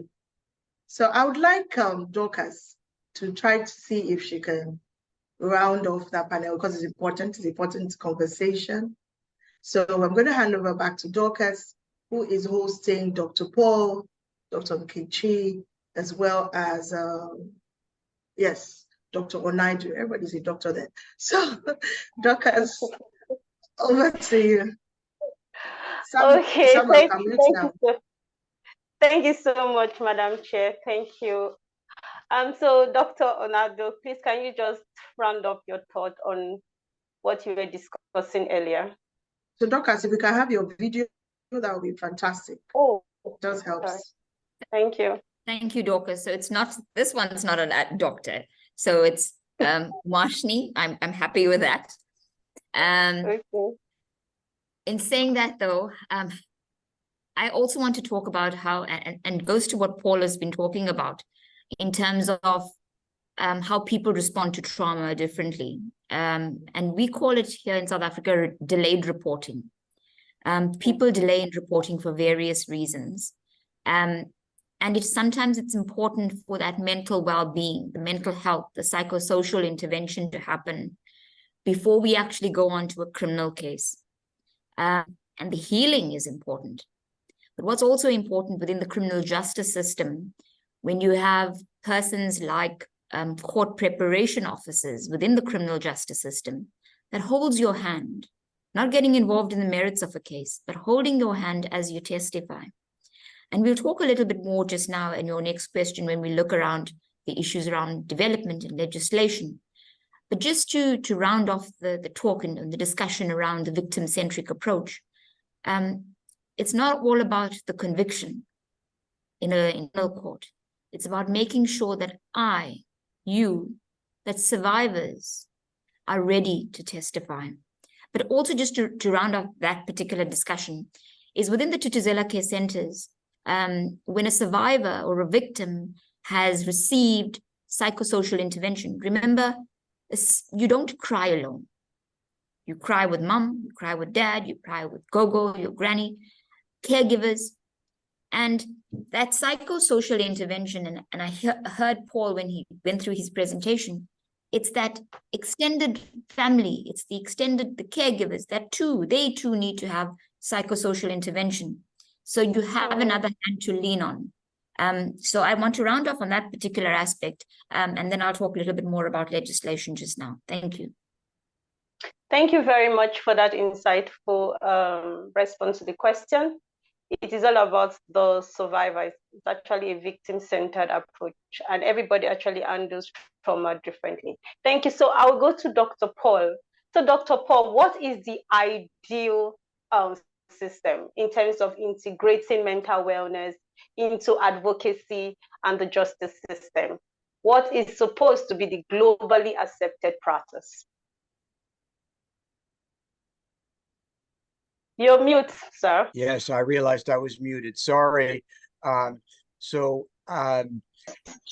will say, first of all, that the process continues to evolve as we get more experience and learn. So when you say the globally accepted model, we're just talking about December 20.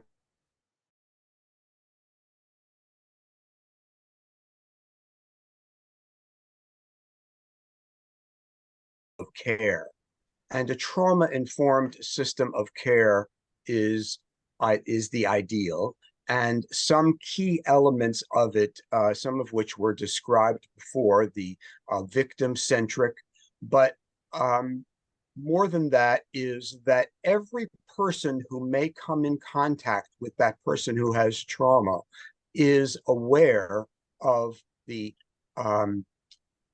some basic elements about trauma, how the person might respond, what's the most proper way to work with them at different points in time, including the specifics of persons with disabilities, as well as children or anybody in the span of time.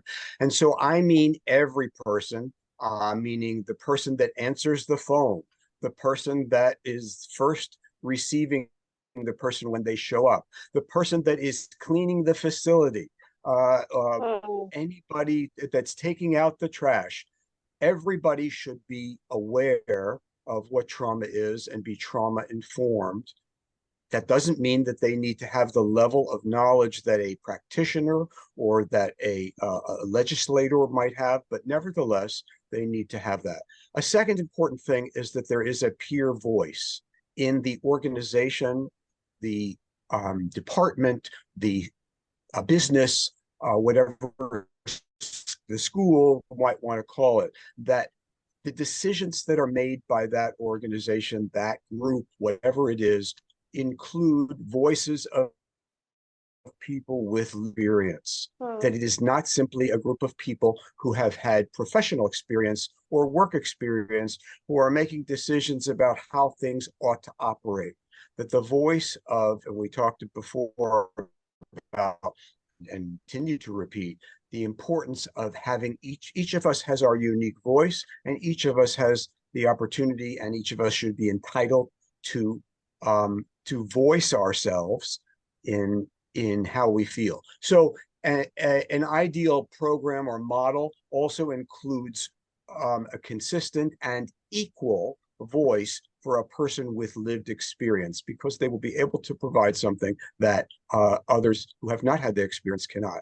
And the last thing that I'll say just quickly is never underestimate the importance of safety and thinking about what that means. Not just physical safety, although that's certainly important, but also what people might call psychological safety, that we all have sense of what we can or cannot say or do, and to be aware that people may be attuned in different ways to what might be threatening to them and also, of course, at different points in time. So I'd say those three things are elements. Although I think also if you were to search trauma-informed models of care, you will also find more details about ideal models. Thank you very, very, very much, Dr. Paul. I think the conversation is still centered around the practice of trauma-informed system Okay, so of just care. to mention, Dorcas, since I'm not able to chat you directly, we have just 5 minutes to round this off, so thank you. Okay, thank you very much. So Dr. Nkechi, so this is going to be very, very summarized. Please, can you tell us what is the process? How can we push this forward? Yeah. Dr. Paul just described an ideal system. So how can we integrate this into our own system?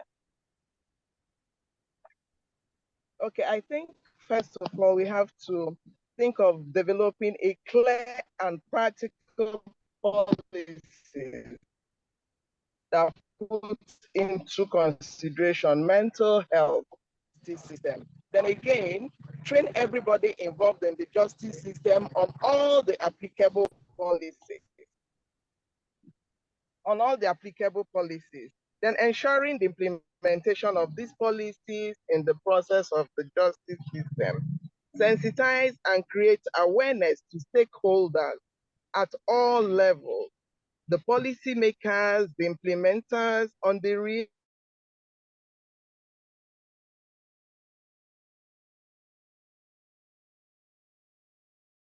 cases to both the judiciary and legislative arm of the government to ensure ownership of the process. And lastly, the justice system should make room for compensation for survivors, compensation that are commensurate with the offenses, because it's not just about the perpetrators, getting them jailed up. What happens to the survivors?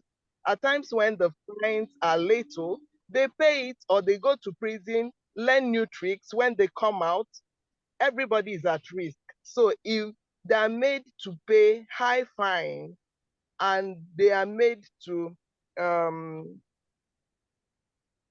suffer some other kinds of punishment, I think that will reduce the incidences of GBV, even especially with persons with disability. Thank you. Thank you so much, Master. I'll go to you. You have been a prosecutor before. You are the system. You understand the system in terms of policy implementation, and also the law. In the context of your country, I have a lot of advocates on this call. So what will you say? How can we push to ensure that policy transcends beyond paper into implementation, and persons, not just persons with disability, are fully safe and protected? Mrs. Nado? Thank you, Dorcas. So I'm going to latch on to what my colleagues have spoken about. So we must also take cognizance of the fact that socioeconomic factors play a pivotal role in the situation we are in. That's a reality. So if we're looking long-term, and I know it's a long-term solution, but we need to address those factors that influence and impact on gender. But I think we're past the research stage right now, and we're now into the implementation stage. So let's put those aspects into effect and talk about how we can improve socioeconomic factors, where there's no dependence in terms of substance abuse, where we reduce unemployment. And yes, I'm asking, it's a big ask, but it's a doable. Let's also look at, when Paul spoke about vicarious liability, it's quite a reality. And I think we often ignore vicarious liability for you and for me and for our colleagues that deal with gender-based violence. We need to start taking care of ourselves as we move forward. This is a mammoth task that we have ahead of us, but we need to take care of ourselves. So employee wellness is an important factor. But what about support groups? Support groups for survivors. Why? Because once my matter is done at court, it's not a I'm done. Because then I relive the experience that happened 5 years ago. And I thought we put it away, but you didn't really put it away. Because once you've testified, you relive that experience. So let's talk about support groups. Let's talk about trauma containment. Let's talk about, like I say, support groups. That's essential, that we help survivors to heal. Also, we must take cognizance of that in areas of domestic violence, or where survivors can't go back to home, where do they go to? Do we have enough shelters?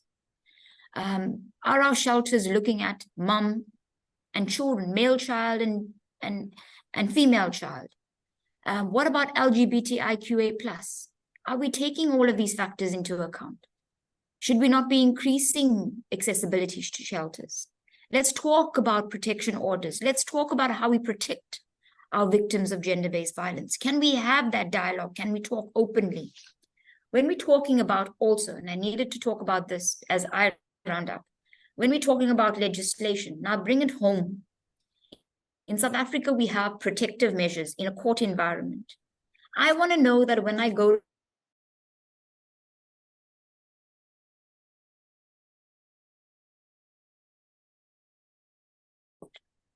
but if I don't want to face my perpetrator, and the social worker and the psychologist and the psychiatrist tell us all of that, then I can testify in a separate room through a CCTV system. Or because I'm a child, I'm under the age of 18, or my mental mentality is under the age of 18, then I have an intermediary that speaks for me. All of these factors are quite important. And these are protective measures that help victims of gender-based violence feel secure. That I know that when I'm going to court today, I don't have to face dad. I know that when I'm going to court today, I don't have to face mom that was abusing me. And that helps your survivors feel stronger, and also helps us at the end of the day, and I said this in my address earlier on, to eradicate, to eliminate gender-based violence. Thank you. Thank you very, very much. Thank you to all our panelists. Over to you, Madam Chair. All right, thank you very much. So we've had great conversations on the focus of conversation, and we've had Dr. Paul, we've had Onaidu, and we've had Dr. Nkechi speak to the topic, a crucial topic, on factoring in mental wellness of victims or survivors of gender-based violence, especially persons with disabilities, into advocacy and the justice system. They have made very key points on what justice means, for the persons or the survivors of gender-based violence, because the reality is that justice for a survivor may not necessarily be the justice meted by the justice system. Sometimes we have punishment, but what happens to the survivor's mental wellness? What happens with the person's ability to recover from the experience? What even happens to the survivor when it comes to exposure with what has happened to them? And these are things to be considered. A lot more of the conversations will continue, and I know the rapporteurs are taking the key messages on, so that at the end, we'll be able to have a good recap of what we have taken on so far. I must say thank you to everyone who has returned on the call, because you have seen that this call is important and you have been able to come back. So what you're going to do for us is to share to people that you may have invited prior the new link so that they can join us as well. We now have a waiting room, so those who would need to be into the room have to be really assessed before they can be put in.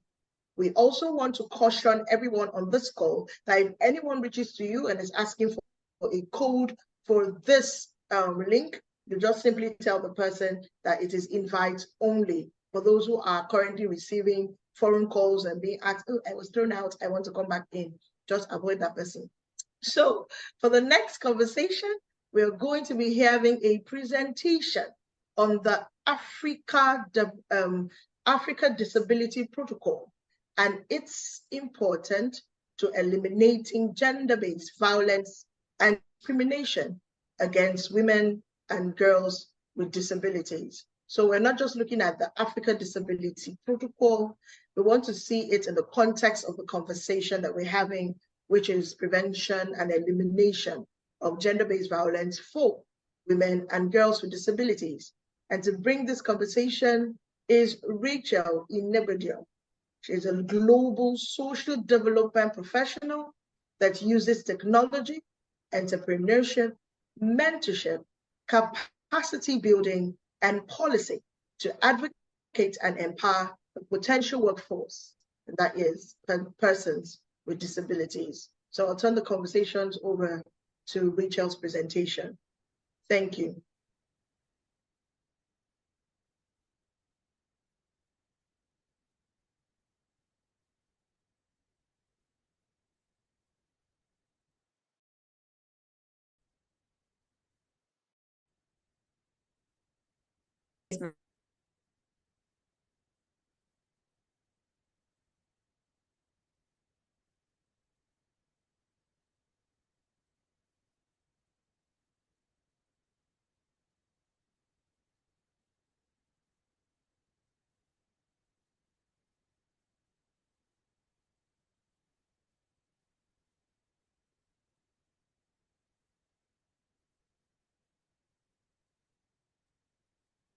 So we can't hear, Samuel.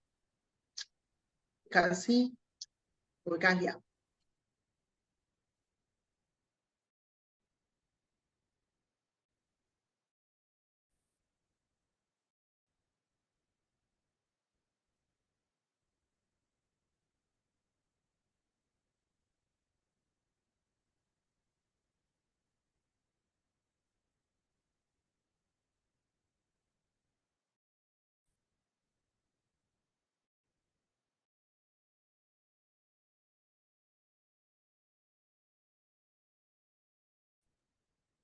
So it's a proactive engagement that will help us on how to leverage existing structures, existing laws, exists.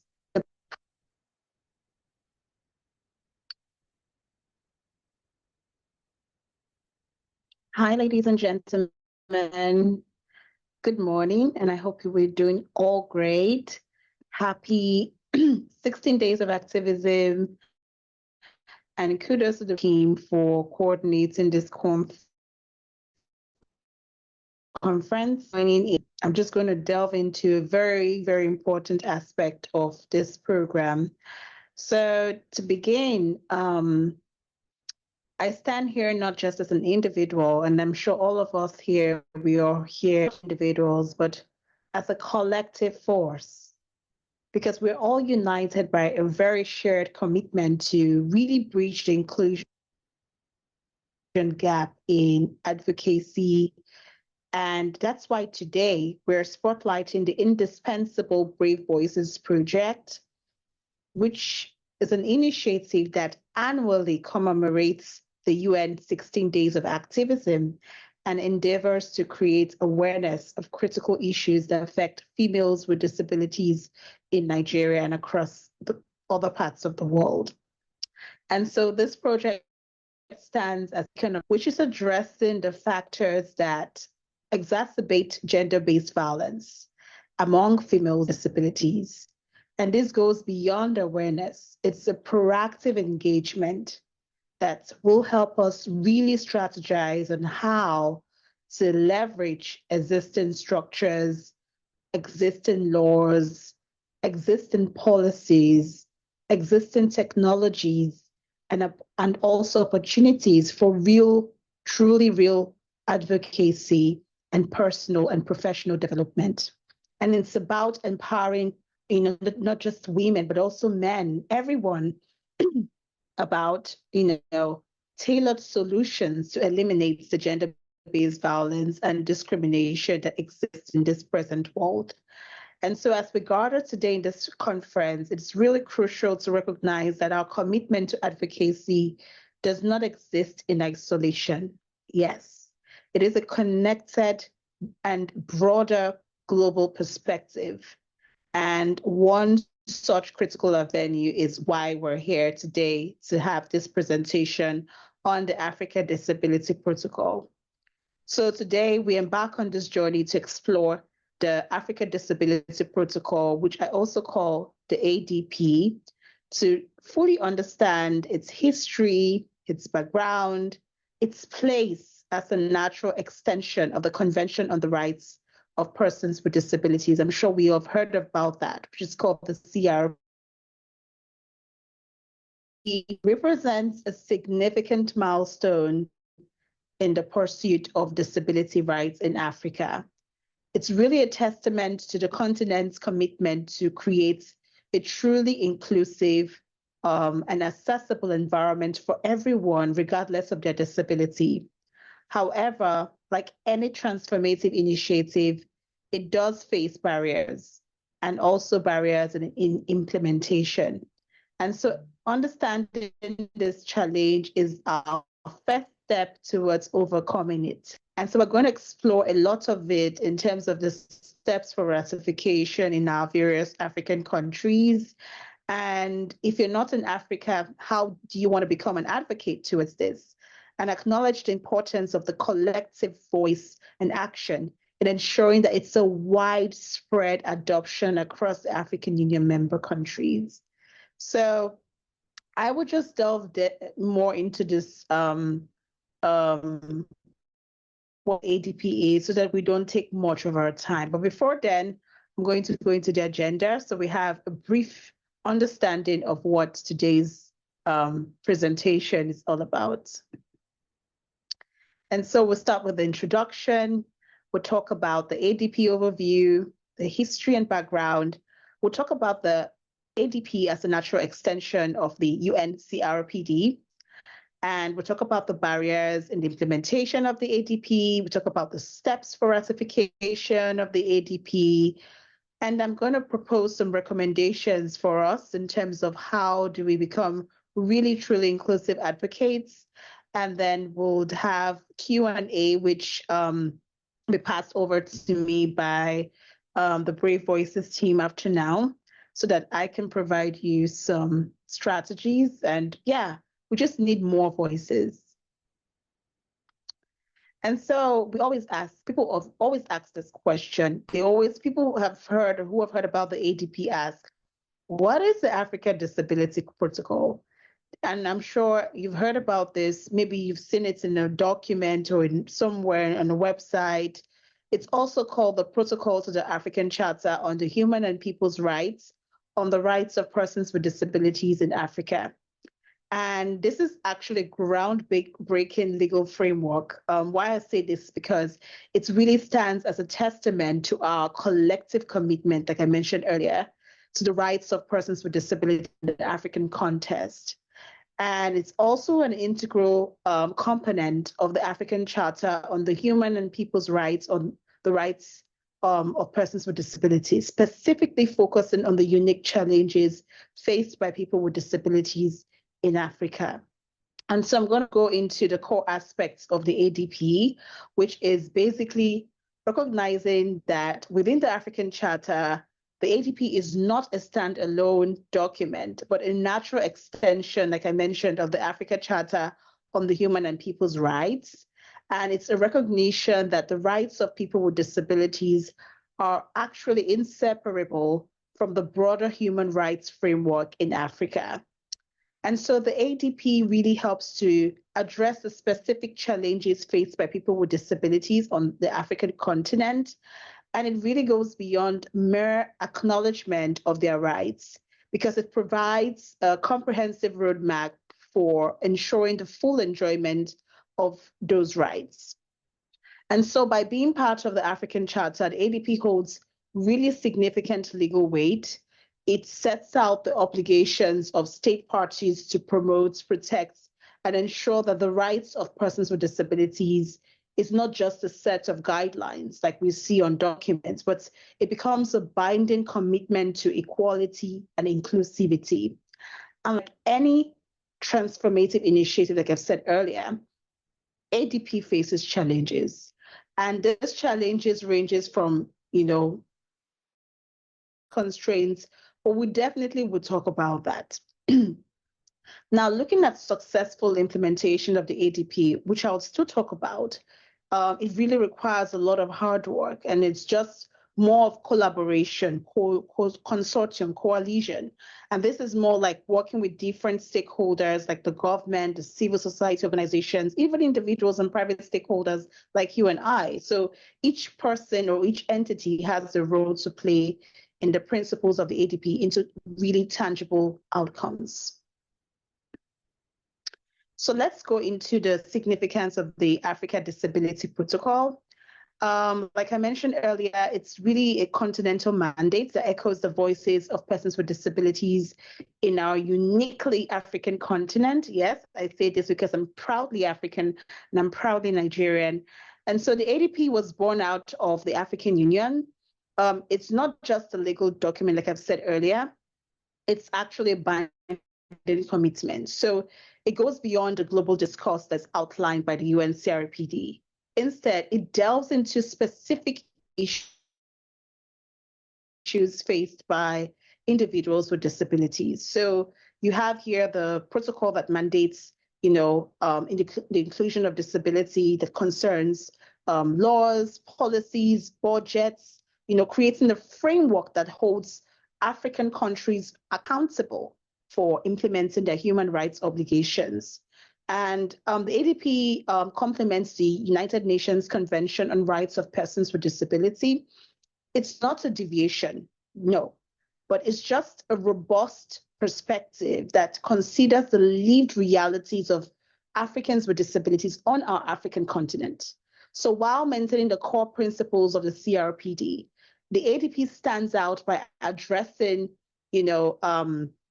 issues that are uniquely relevant to the African continent itself, such as the rights of persons with albinism, older persons with disabilities, even caregivers.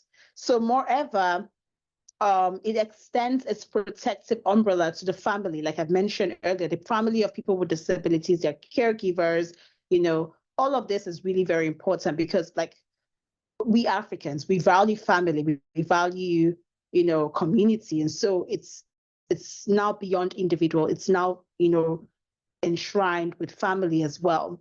And so this is more than a legal extension. It's a recognition that discrimination should not touch those connected to persons with disability merely by association. And so I would move further into the next slide. And so in 1999, the African Union declared the African Decade for Persons with Disabilities, and it ignited a flame that would shape our future.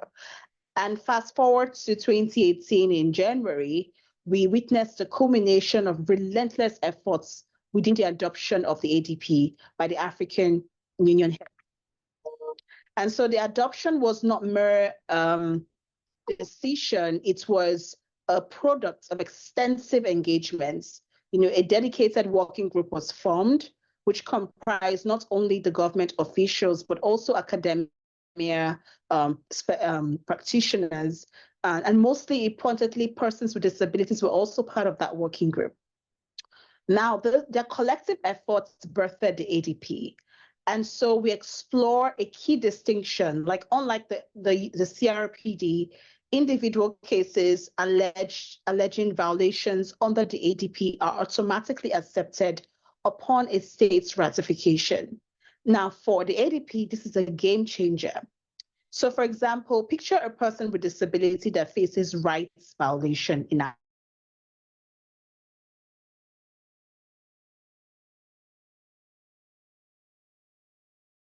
or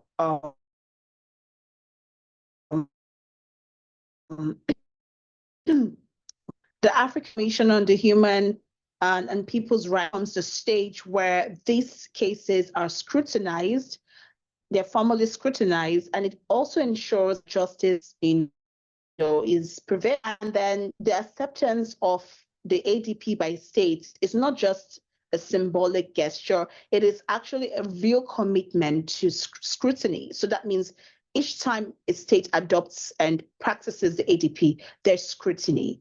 And it provides a real mechanism for effective oversight, ensuring that when domestic laws fall short, persons with disabilities have a platform, and a voice to demand their rights. And so on the 10th of May, 2021, I can't remember, I will never forget that day, because that day I was part of the celebration that Mali, yes, Mali, and I remember then Mali had war, they were undergoing some war. You know, it was really horrible at that period, but they managed to etch its name or their name in the history of depositing their instrument of ratification for the Africa Disability Protocol. And that made Mali the first African member state to wholeheartedly embrace and ratify the groundbreaking agreement. Now, this protocol is not just a collection of words, like I've mentioned earlier. It's really a catalyst for change. It is a commitment to inclusion and a testament to the power, like I've mentioned earlier, to collective action. But what does this mean in the real world? So let's dive into the tangible impact on the lives of people with. In Africa, just picture a young girl in Mali, born with disability, perhaps with Down syndrome or within barrier to gaining, inclusive education. Now, what the Africa Disability Protocol does for that young girl through its provision is that it paves the way for inclusion and accessible education for her. It also ensures that she, like every other person, have equal opportunities to learn, to grow, and to contribute to her society. So now let's shift our focus again to another aspect, which is like the workplace. So picture a young man with disability, with physical impairments, aspiring to build his career, maybe in IT. The protocol doesn't just talk about employment rights.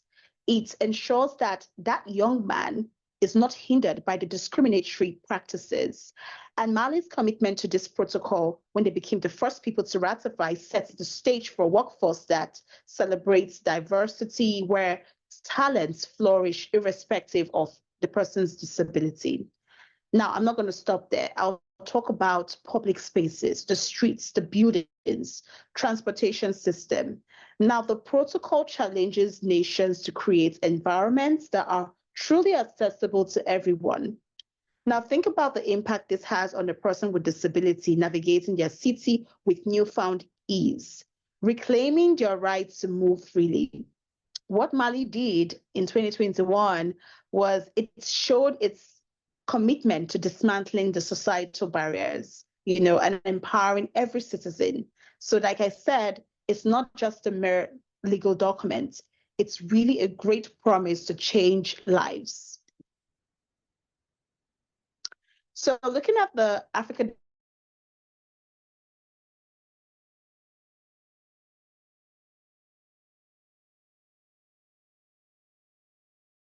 instrument plays a crucial role.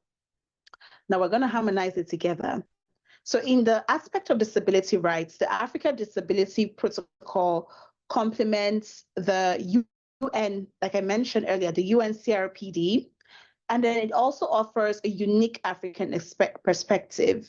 So it's not just about our rights, it's about understanding our lived experiences. Like I've said before, we are brothers and sisters, with disabilities, without disabilities across the continent. So we ground this in this reality. So picture a bustling city, maybe like Lagos, which is really popular for its metropolitan and busy hustle and bustling, where accessibility is a mere afterthought. In this metropolis of Lagos, imagine the absence of ramps, the scarcity of accessible transportation, the limited understanding of diverse needs, that paint a stark picture. Now, what the ADP steps in as an artist to do is it wields a brush, to redefine these landscapes. And then it pushes for a society where these barriers around inaccessibility is dismantled. So the ADP doesn't really stand alone, like I've said. It's working in tandem with the African Charter on Human and People's Rights, on the rights of persons, with disabilities. So it's quite enshrined. They're together. A partnership where gaps are acknowledged, especially when it comes to addressing the rights of people with disabilities, is much like a puzzle, missing a few pieces. The Africa Charter, while championing human rights, doesn't detail the rights of our differently abled community. So that's why, like I mentioned earlier, it's a very, very important extension of the UN CRPD. So currently we talk about numbers. So how many people have ratified, how many haven't? So the ADP is a testament, like I said, to the commitment of inclusivity and has garnered a support from 13 nations in Africa so far. So we have countries like Angola, Burkina Faso, Cameroon, Central African Republic, Gabon, Mali, Malawi, Niger, Nigeria, Mozambique, Rwanda, South Africa, and Togo. These 13 countries have taken a crucial step to ensure that the rights and dignity of persons with disabilities are hard. And so remarkably, 10 of the nations have not, 10 of them have signed, 13 have signed, sorry, 10 have not been able to ratify, and 10 have not been able to get their culmination in terms of the deposits. So this underscores that there's an unwavering dedication to translating words into action. So we need to understand that the disability protocol, has to happen. It has to come into pass, because again, if you have countries like Nigeria who ratified in February this year, Nigeria's endorsement, for example, is not a mere symbolic outcome, but it really reflects a conscious effort for us to align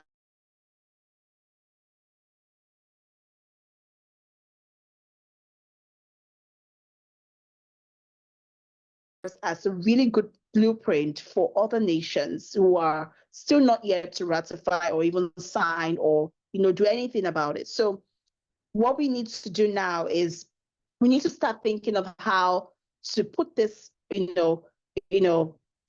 whole Africa Disability Protocol into real tangible outcomes. So once it's signed, ratified, deposited, what next? So yes, it's good to celebrate the achievements that these nations have ratified. Some of them have signed, but we also need to acknowledge that the work lies ahead. There's a lot of work, because the ADP is not a conclusion, but it's just a catalyst for hope and for change. And this really calls for continued efforts, that we can't just sit back and relax. We need to do more to ensure that more countries sign, ratify, and implement the instrument. And then we look at the barriers, because we're confronted with a critical challenge in the effective implementation of the ADP. So for me, I think about the lack of participation from member states and countries that pose a potential obstacle.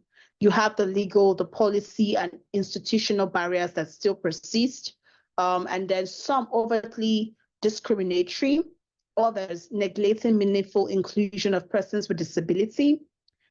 There's also environmental barriers that compound the issue, with inaccessible communication systems, hindering access to vital information and limiting opportunities for participation. There's also the attitude of individuals. It's a barrier that looms largely. So perpetuating things like cultural stigma, you still have some villages that still consider people with disabilities as witches or wizards, or one form of spiritual alignment or the other. So again, we're robbing them of their dignity and representing significant hurdles to the ADP implementation. Another hindrance lies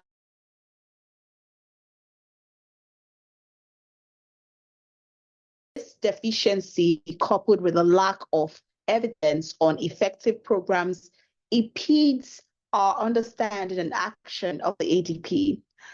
Additionally, inaccurate perceptions of the cost and difficulty associated with disability inclusion could also pose a substantial challenge, because when you have insufficient funding and allocations for policy implementation, it threatens to undermine the ADP's potential impact in many African countries.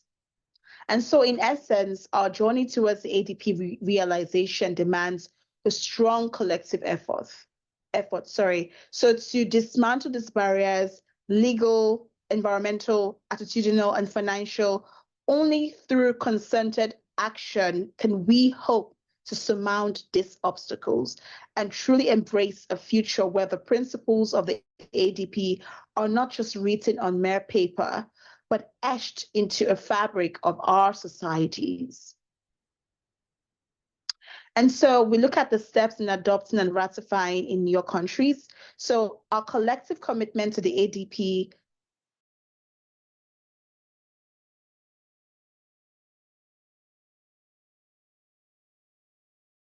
internationally. So regionally, bilaterally, sharing not only resources, but also research. We have to share expertise in terms of technical expertise, good practices. All of this energy and synergy is what we need to exemplify in this approach. So we also need to build our capacity. It's crucial that regional and sub-regional cooperation programs actively support the ADP campaign, because we need to ensure that there's accessibility for persons with disabilities when we're driving the awareness. And this inclusivity extends to the implementation, the monitoring, and necessitating the full and effective participation of persons with disabilities in the ADP journey. And so to enhance our efforts, it's also good to advocate for the establishment of an advisory council on disability under the African Union Commission. Now, this ad hoc mechanism will facilitate the implementation and follow-up of continental policies and plans on disability. So if you require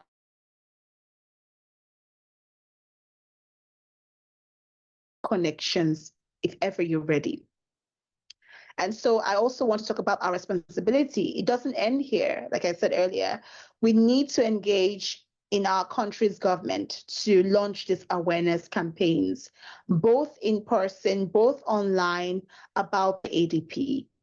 We need to acquire the right knowledge, because without the knowledge production from the developmental organizations and other countries to ensure a well-informed and impactful commencement, we will not head anywhere. Now we'll look at the steps in adopting and ratifying again. The roadmap for the successful implementation and its sibling, like for example, the SLI, that's the sign language interpretation. How do we bring all of this into those who need, hearing adaptments? We need to think about that when we're conveying the language, especially to people with different disability clusters. What kind of accessible formats are we using to push this so that they're aware and they also push to get their voices heard to their governments and their agencies? So first and foremost, we need meticulous planning in ensuring that this happens. We also need to develop a really comprehensive budget that outlines the logistics and programming activities that are crucial for our project's success. This groundwork is really important because it's going to help us approach the potential funders, and be very development organizations or government, we're able to approach them in a very strategic way. So we think about facilities for launch events, think about visits to government institutions and arrangements for repertoire, press, and public engagements. And again, once the government's support is secured, do not rest. Ensure that the necessary steps are taken promptly, because this includes the government ratifying the instrument. So it means that you need to follow up.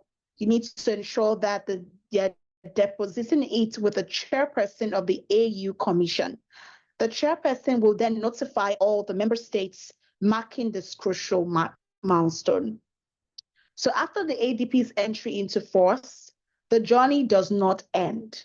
So the chairperson must register it with the UN Secretary General, adhering to the Article 102 of the UN Protocol. Now, this final step formalizes the commitment ensuring global recognition of the protocol's adoption. So through this meticulous planning, like I've mentioned earlier, and the steadfast execution, I'm really sure that we can push, into really tangible outcome for the AP's implementation and all of its monitoring and evaluation. Now, looking at the ongoing regional campaign on the ADP in terms of our African level and in our countries, I will still want to illuminate a transformative initiative. So a 2-year campaign was spearheaded by Site Savers in collaboration with the Africa Disability Forum, the African Union Commission, and esteemed partners across Africa, to push this advocacy efforts. Now, to secure the ratification of the ADP by 15 African countries by 2024, this was done. This campaign was not merely an action, it was a commitment to empowerment. And so during that time, this whole campaign helped to raise awareness about the universal importance of the ADP. So as part of the approach, the campaign pledged to assist countries currently revising laws, urging countries to align these laws with the provisions of the ADP. And so the campaign sought to fortify the capabilities of the disability organizations and honing their skills in key areas for more impactful engagement and advocacy. And then I move into the recommendations for advocates. I know many of us are interested, haven't heard from me today. So I will begin by talking about awareness about the CRPD and ADP, or, how do we push this within our locality, within our region? So we need to promote targeted training for professionals, both at the local, state, and federal levels, to ensure that there's an understanding of the convention, there's an understanding of the African Disability Protocol. Also, we need to consult and involve people with disabilities in the development of this legislation and policies, because you cannot create something that is not meant for you if you're not a person with disability. You have to fit into their shoes, and that means you have to be part of the people whom will get them together to understand their needs and their unmet needs. So again, language, like I mentioned earlier, imagine you having to speak with people who are deaf or who have hearing impairments, visual impairments. What kind of formats are you using to convey that language to them? Or what kind of, accessible transmission are you using to convey this message to them?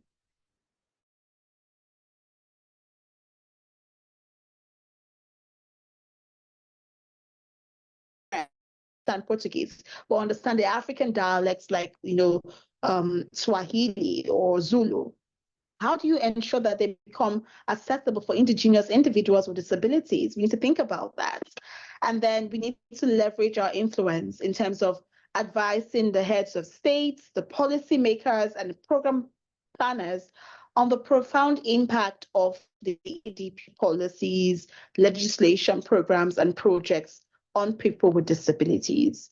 We need to establish concrete action plans for implementations. We need to draw inspirations from best practices. So for instance, we need to seek insights from consultative meetings with other people who have done their ratification. What did they do right to ratify, or what did they do right to sign? Because the journey does not end, like I said, it doesn't end.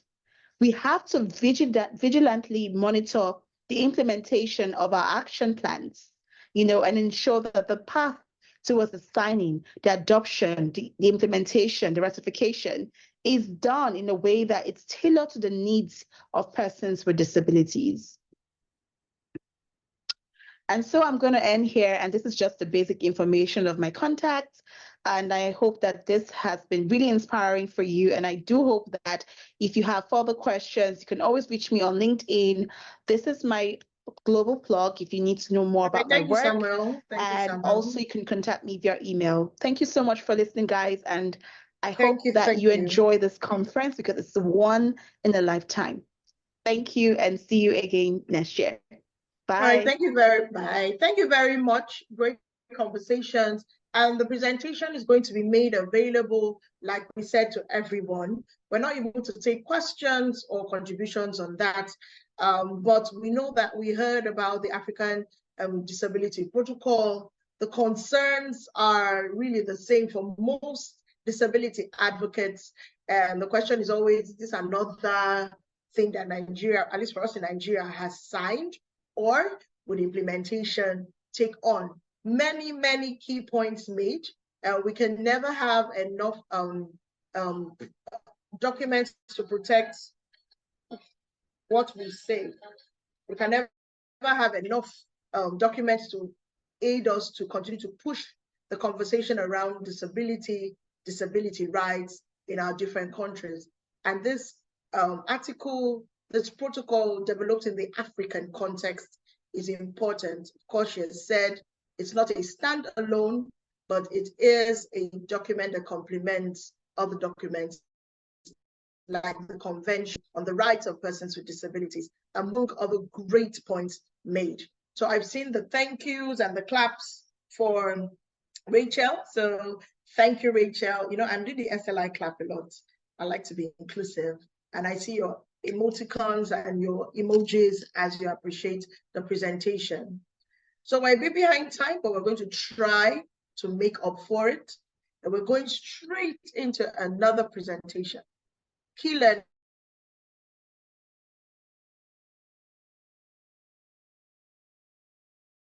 Your insights and anything that you may have, even questions that you may have about the presentation. We are all here to learn. We're here to unlearn. And our voices are also very important for the conversation. And so to head into our next presentation, we're going to have a presentation by Tom DeFayette. It's going to be about the role of assistive technology in eliminating dependence and susceptibility. The role of assistive technology in eliminating dependence. Anyone know there is a key to independence when it comes to the availability of assistive devices or the use of it thereof. And Tom, who is bringing us that session, is a certified employment support specialist for a regional disability services provider in New York, and like he introduced, called New York in the US of A. He passionately advocates for persons with disabilities and their use of assistive technology. I know one of the main concerns for a lot of us here, assistive technology. So Tom, it's over to you. Thank you for doing this in 20 minutes. Thank you, Freki. I so appreciate your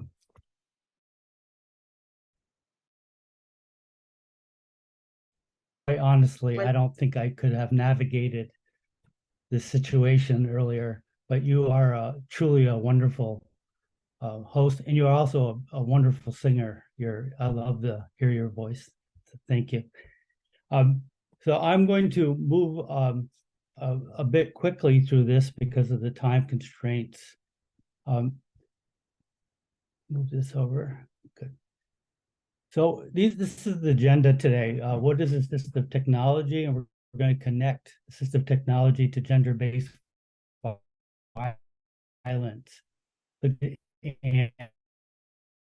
the movement, AT, the subset of the movement overall.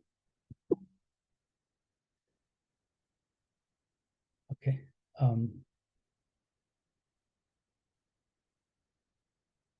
Okay, what is assistive technology? A lot of people get confused at this point with the word technology.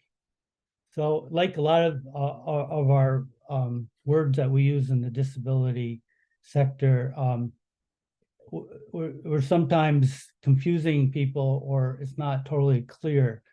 But when we think of assistive technology, you can think of assistive devices, you can think of even systems, you can think of anything that really helps overcome a disability or simply improves their lives. We'll take a look at a few here. So here you see just a very brief sample of some assistive technology. And certainly some of this you wouldn't think of as technology, perhaps. We have Paul today was using his glasses. That's an assistive technology. As a matter of fact, glasses or eyewear is the #1 assistive technology item needed. We have wheelchairs, canes, we have a calculator, we have a smartphone, and we have hearing aids. So today I'm with you and I'm participating pretty well here, but I also have hearing aids in. So I'm very fortunate to have assistive technology help me. I also normally wear glasses, but I'm fortunate because I have contact lenses to wear for my eyesight. So both are examples of assistive technology. Okay, who can benefit from assistive technology? Well, certainly persons with disabilities, but actually everyone can benefit, just like myself, for example. I'm benefiting, Paul benefited today from wearing his reading glasses, and perhaps many of you are using assistive technology. Maybe you didn't even think of it in that sense. So assistive technology basically is any device or service that decreases or removes a barrier. As disability professionals, we certainly know the enormous barriers that people with disabilities face. It also, assistive technology allows us to maintain or increase accessibility to our environment and increases our autonomy and self-determination. So a lot of this, what we're talking about is participation. Participation is the key word for inclusion. We must not only, we want to participate, we want to be communities, we want to be at that table where decisions are being made. And assistive technology allows that. The other key word here is independence. We're going to talk a little bit more about that, but we know in gender-based violence, a big determinant of it is being dependent on someone or someone making us dependent upon them. So, so independence is very important. Participation is very important. And assistive technology is one way to enable us to do that. So now we're moving forward. We're going to connect AT. What's that connection?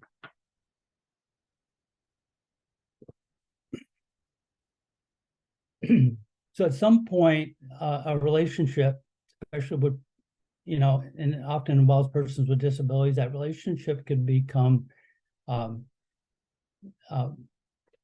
violent.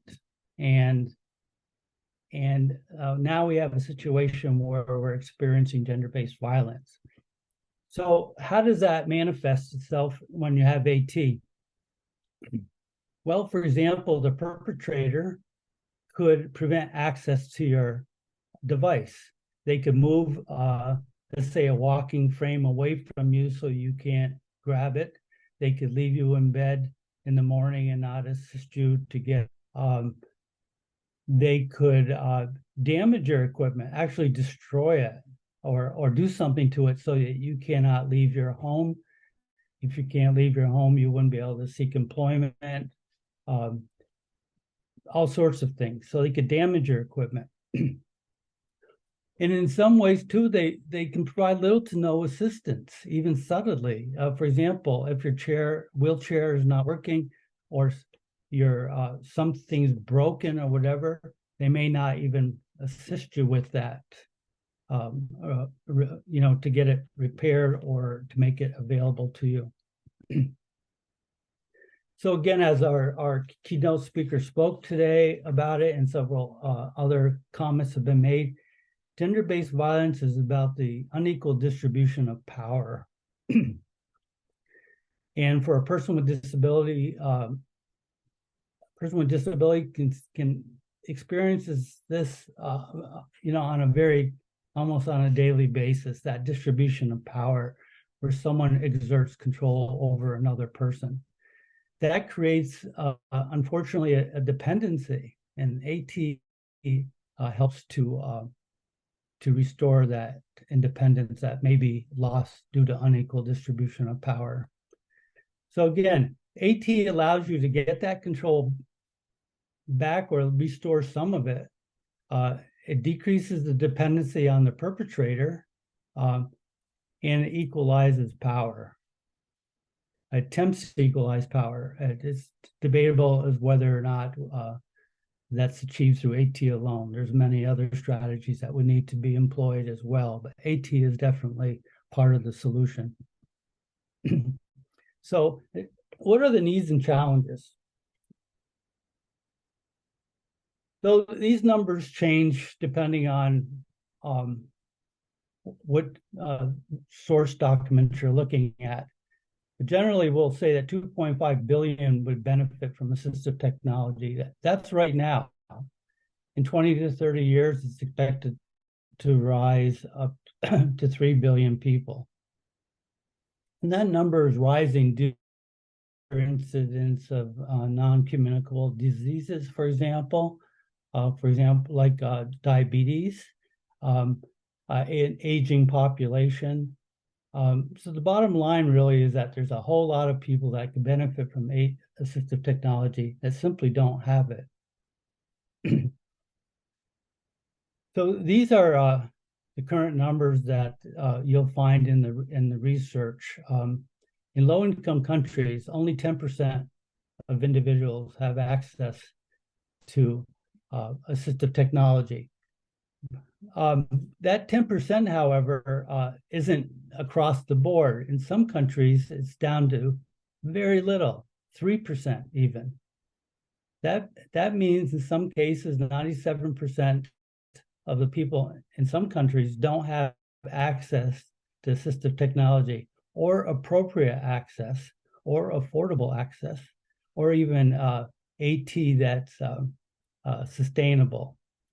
High-income countries like the United States, where I live, we have 90% of availability of assistive technology. And I can tell you, I deal with assistive technology every day in my work. And even at 90%, we have challenges. I'd like to just tell you a little story about my friend Mark.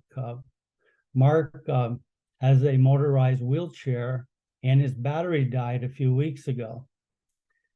So Mark is now in a manual wheelchair, dependent on others to move him and propel his wheelchair because he's unable to do it.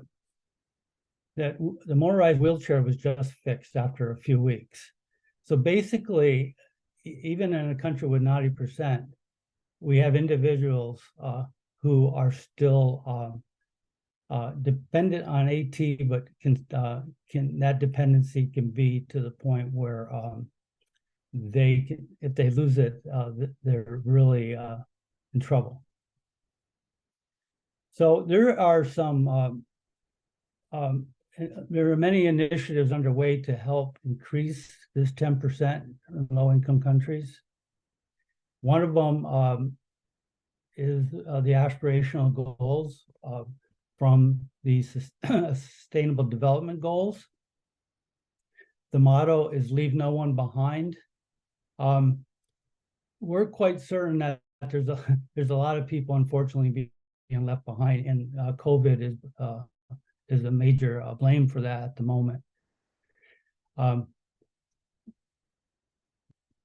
So we have, in addition to Sustainable Development Goals, we have other rights that people have. The Universal Declaration of Human Rights we also have the Convention on the Rights of Persons with Disabilities. The UNCRPD has 7 references specific to assistive technology, or actually articles. And the Sustainable Development Goals has a number of goals related to assistive technology. One goal happens to be goal number 10, reduce inequalities. So if you look at the current monitoring and evaluation results of the attainment of these goals, you'll find that goal 10, reduce inequalities, there's been very little progress made in that. That means a lot of things, and this goal has a lot of sub-goals. But basically, this 10%, 90% is between low-income and high-income countries. That is a major inequality, and the Sustainable Development Goals were created to try to create some equity, which we also have inequity within the countries implementing these goals, especially if a person with disabilities lives in a rural area versus someone living in a urban area. So with all these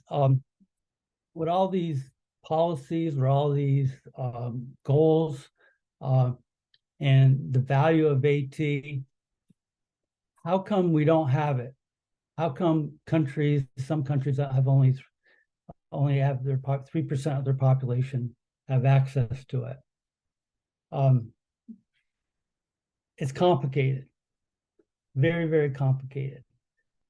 And number one, countries will have wonderful policies. We know in the disability movement sector, we all know that many of our countries have wonderful, beautiful, holistic policies.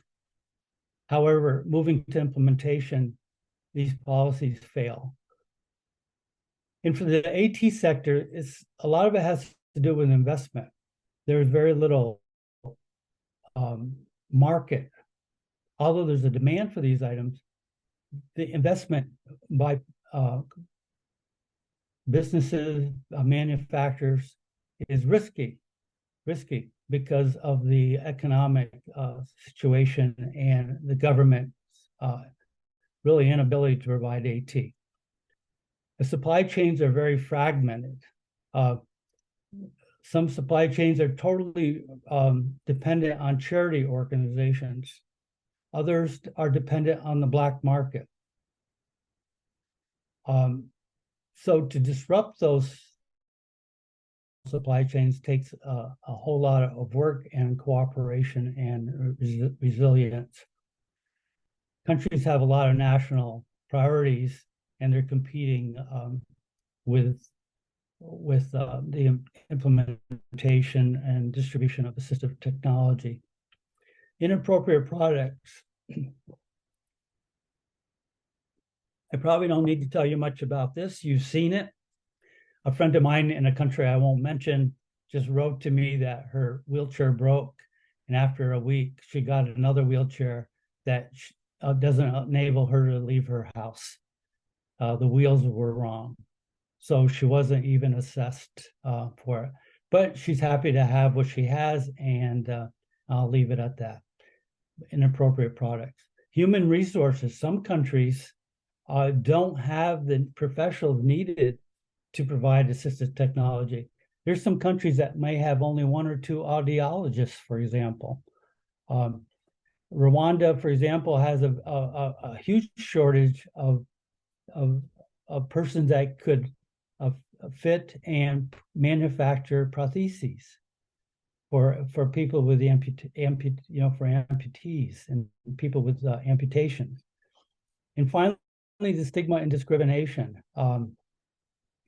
Stigma and discrimination is there, and people that use assistive devices face it. These are countries that are still embedded with the medical and charity models of disability, and you all know what that's all about. So this is the last slide. So how do you incorporate promotion of assistive technology, be an ally, and reduce gender-based violence? Okay, AT Scale is a large organization that's working with many countries on developing their assistive technology. And they really, they say right up front that people don't know about assistive technology. They don't know the benefits of it. And it might be because many countries simply are not using it. So know the type and benefits of assistive technology.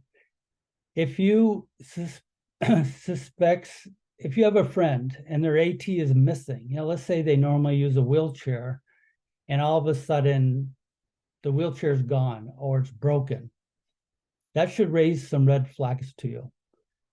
Has that person stopped communicating with you or is communicating with you less and less? Is that person who usually attended church on Sundays is no longer there? Why aren't they coming?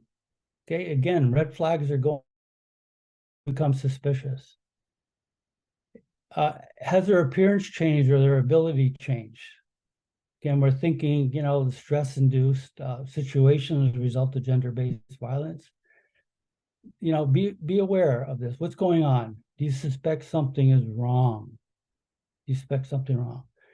Now's your opportunity to be a brave voice, ally, to help that person, to give help, but also think of your own safety as you get involved in this. Ask the person if they would like assistance.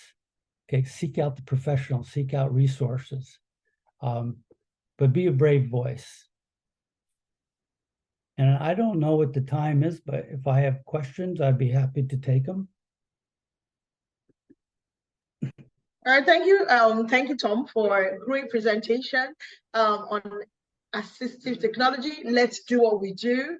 Claps, amazing claps, great love for great presentation. It is true, and please, like we said, we really want our participants to contribute to the conversations through the chat or ask any questions.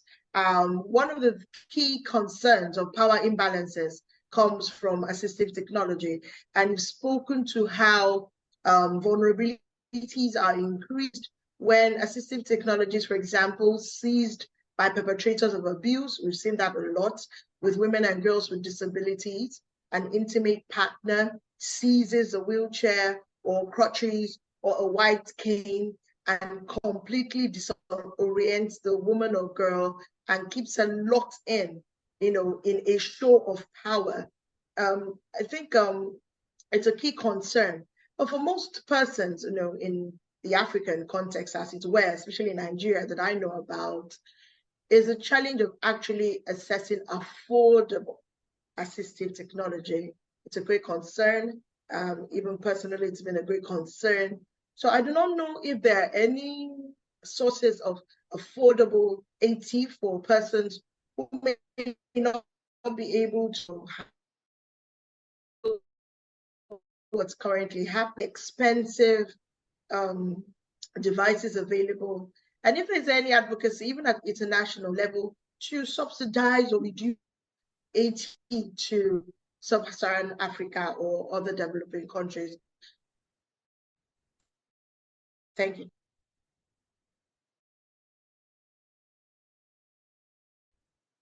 Assistive technology in countries like developing countries where it may be too expensive currently. I don't know if you want to speak to that, Tom. Yeah, again, there's really no easy answer to this situation. Yeah, it's, sometimes I don't even know where to start.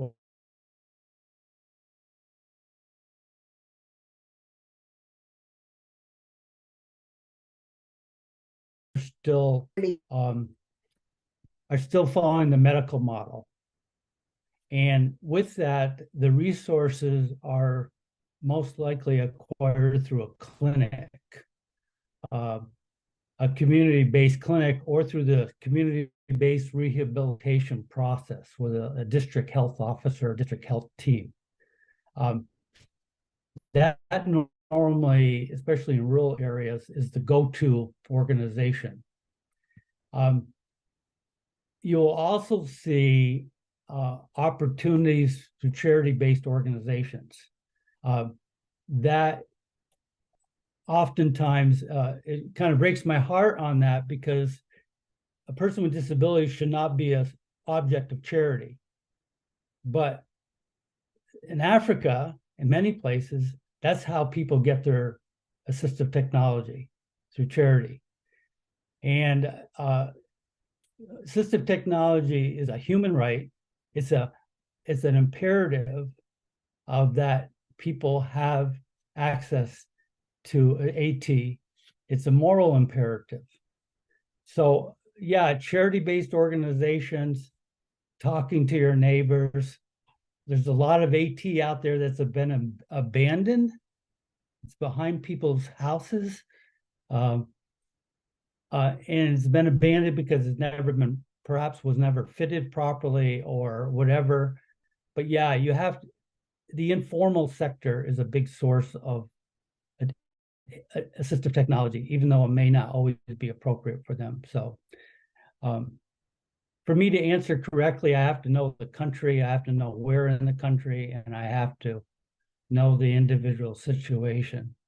Okay. It's really a tough situation we're in. Thank you. All right. Thank you very much for your honest response. And there you've heard it. We have a crucial challenge with assistive technology for many persons.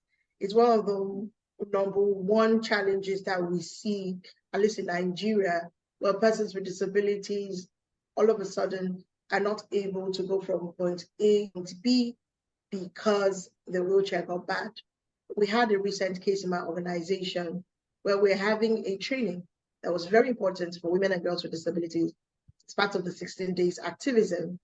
And a young girl categorically said that she's been stuck in her house because her wheelchair is bad. And it grieved me because I understand that her source of livelihood, because she's living by herself, that her source of livelihood is tied to that wheelchair. She makes hair, and she also sells in front of her house. So immediately my brain was just on fire, because I was like, how is she trapped at home, unable to move? How is she going to be able to do her business and support herself? And we had a chair, and you could see she was almost crying because it was such a relief to be able to just move around. The chair she was using was the kind that if you do not hold it, she will fall. So a health hazard in itself. So many factors to consider. So I really want to thank you, Tom, for sharing with us this afternoon. And I see everyone being part of the conversation. We want to hear from you. So drop your comments in the chat on any topics as they speak to you. If you have information on AT in your country, please drop as well. We had one earlier, drop so that we can share. So thank you, Tom, for your session. Thank you. So we're going to go straight to the next session, and it is a very crucial session. It is on comprehensive sexuality education and the accessible formats of the evidence-informed curriculum. Comprehensive sexuality education and the accessible formats of the evidence-informed curriculum. Sexual reproductive health is crucial to any conversations that have to do with prevention or elimination of gender-based violence. Being educated in the first place for women and girls with disabilities on their sexuality, on sexual reproductive health rights, even sexual reproductive health services has become a great concern, because without education, without information, we have found that women and girls with disabilities have become more susceptible to abuse. Even so, the thought that women and girls with disabilities are seen as largely asexual has limited that flow of information to them, even when they need it. We have seen caregivers, parents, education systems not consider it important for women and girls with disabilities to have comprehensive sexuality education. And so to speak to some of these, person who has great information, Professor Dr. Jill Hanas Hancock. She's going to be taking us on the discourse of sexual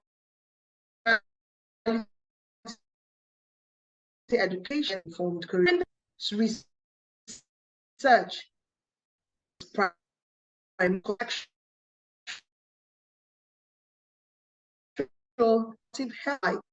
youth and adolescents and people with disabilities.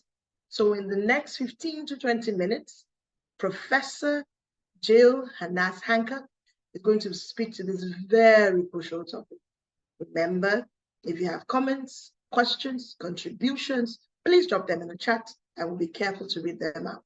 So over to you, Professor Jill. Okay, thank you. I can introduce myself actually in sign language. So my name is Jill. So it's very short. You can remember that. Jill, I-L-L. That's the South African sign alphabet anyway.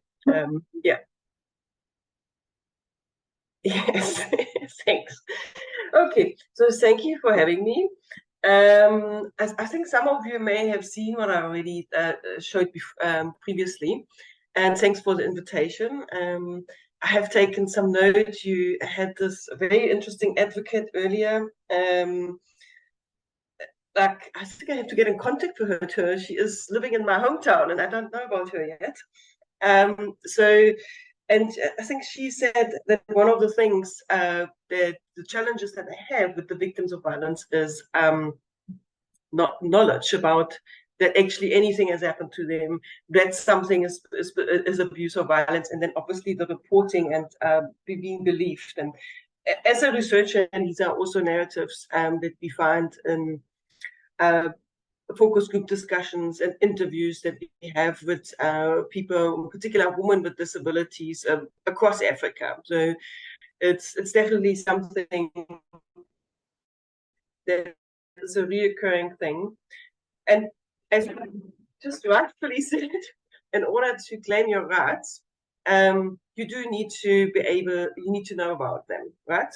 And one of the ways of knowing about it is to learn about your rights in sexuality education. That's particularly important for gender-based violence. So now I'm trying to share my,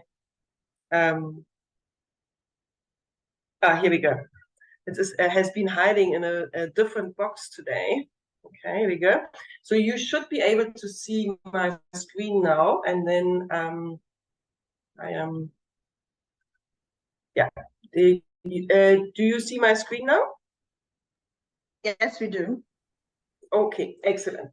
So that as I said, knowledge is one part of the parcel of ensuring that people with disabilities are not victims of gender-based or any other form of violence.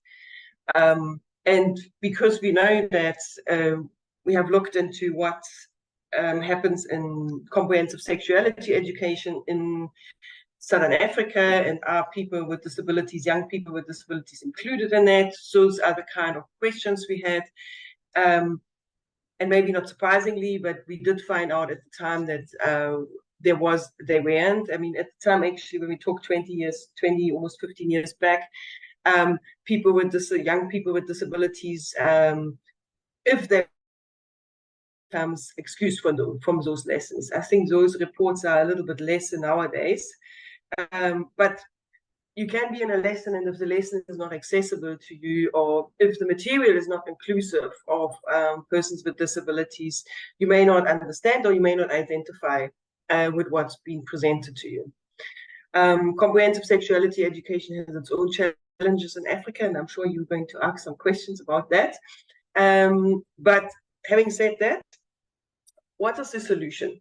So we know that people are excluded, sometimes from education at all, sometimes from sexuality education. If they sit in the classes, it might not be accessible or inclusive.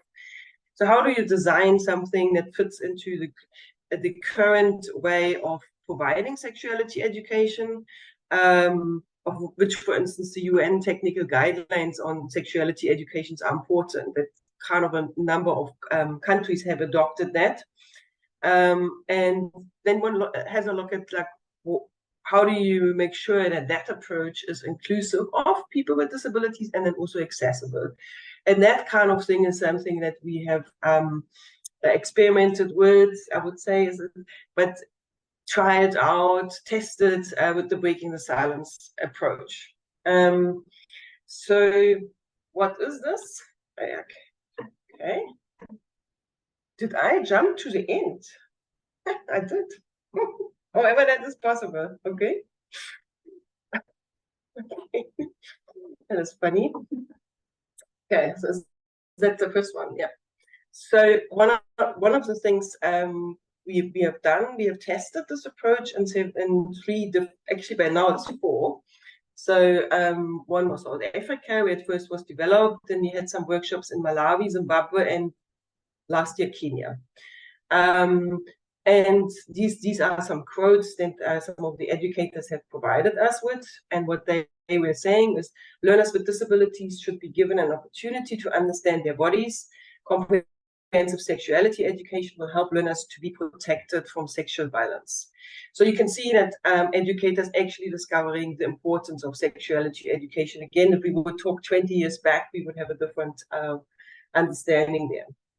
Then another educator says about the workshop, they use different methods so that everyone is included in this program to make sure that young people have comprehensive sexuality education despite being blind, deaf, or with any disability.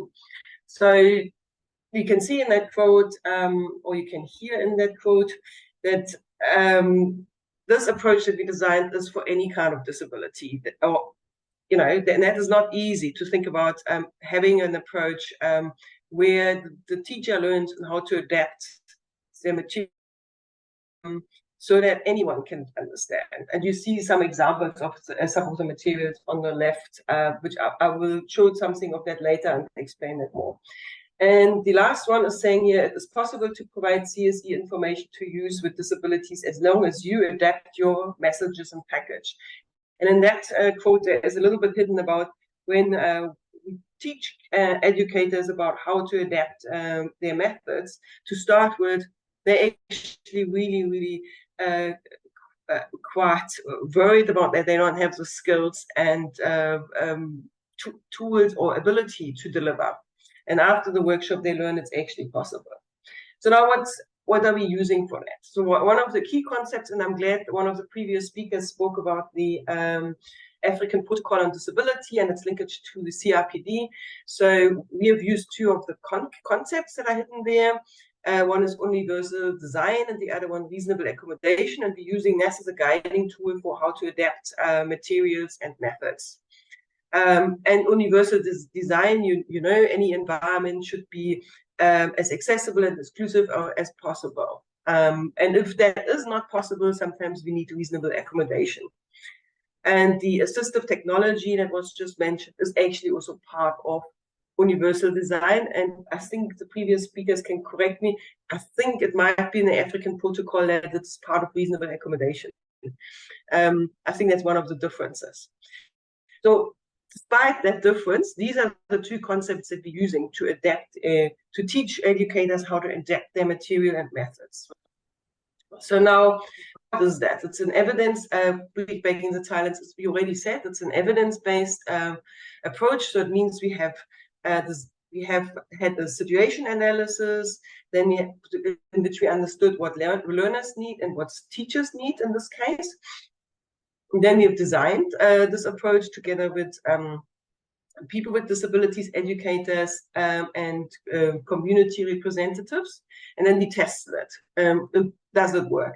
And we were able to test it that as far as our educators able to deliver CSE with this approach to learners with disabilities. What we unfortunately until today have not been able to test is what impact it has and what effects it has on learners with disabilities. It would be really great to have as evidence, but unfortunately there has been no funder for this until now. And I've tried it several times. So what we have available is like we have a set training that we can deliver. We have a 15 lesson plan, and we have a theoretical background. So that is something that we have delivered in those 4 countries that we already mentioned earlier. So the comprehensive guide that is on the left background goes also into laws and regulations and into why people with disabilities are specific vulnerable, what are their needs, what are the different teaching methods. And then the 15 lesson plans is like very, very practical. You can do these 15 lessons. Of course, you can adjust them as well, or you can do something different. But if you feel unsure how to do it, here's a practical guide that really tells you step by step and gives you all the tools that you need to deliver that to different people with different disabilities. One thing that I may only just shortly mention is everything there that we develop is aligned to the UN technical guidelines. So it's likely that it's then also aligned to, definitely in South Africa, it's aligned to the curriculum. It may also be like that in other countries. So now what's the, you wanted to know, how is it done? How does it look like? So one of the first things I can show you is like how a lesson plan would look like. So as I said, it's relatively simple written, and as like an educator would read a lesson plan, it provides them with the purpose, a lesson outline, and the materials needed. And then it has,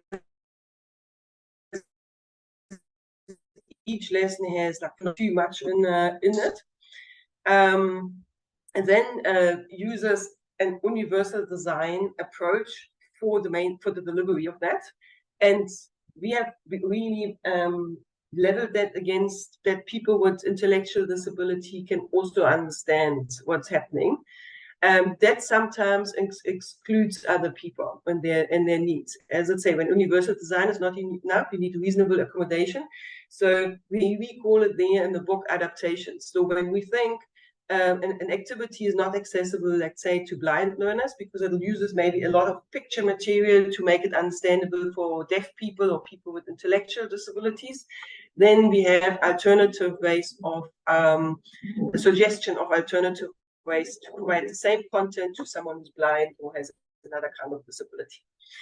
And then each of these activities has proper step-by-step instructions. So now how do we apply universal design and reasonable accommodation? I think that's maybe the interesting part. I think one of the previous speakers also said it's the how that we now need to figure out, and we need to train people on the how to deliver inclusive and accessible services. And in this case, it is educational services. So as I said, we're using universal design, and there is actually a specific theory that's called universal design to learning. It's not just about being as accessible as possible. So, and that is something that teachers learn in our workshop, to be flexible and adjust to the needs of the young people that they're serving. Then I already said we have developed a basic teaching approach that's that we had to imagine like who is the most vulnerable, and they must definitely be able to access that, and then have backstep, is this now not accessible to someone else? We also break down specific complex concepts and have different activities for the, and I will explain just one afterwards.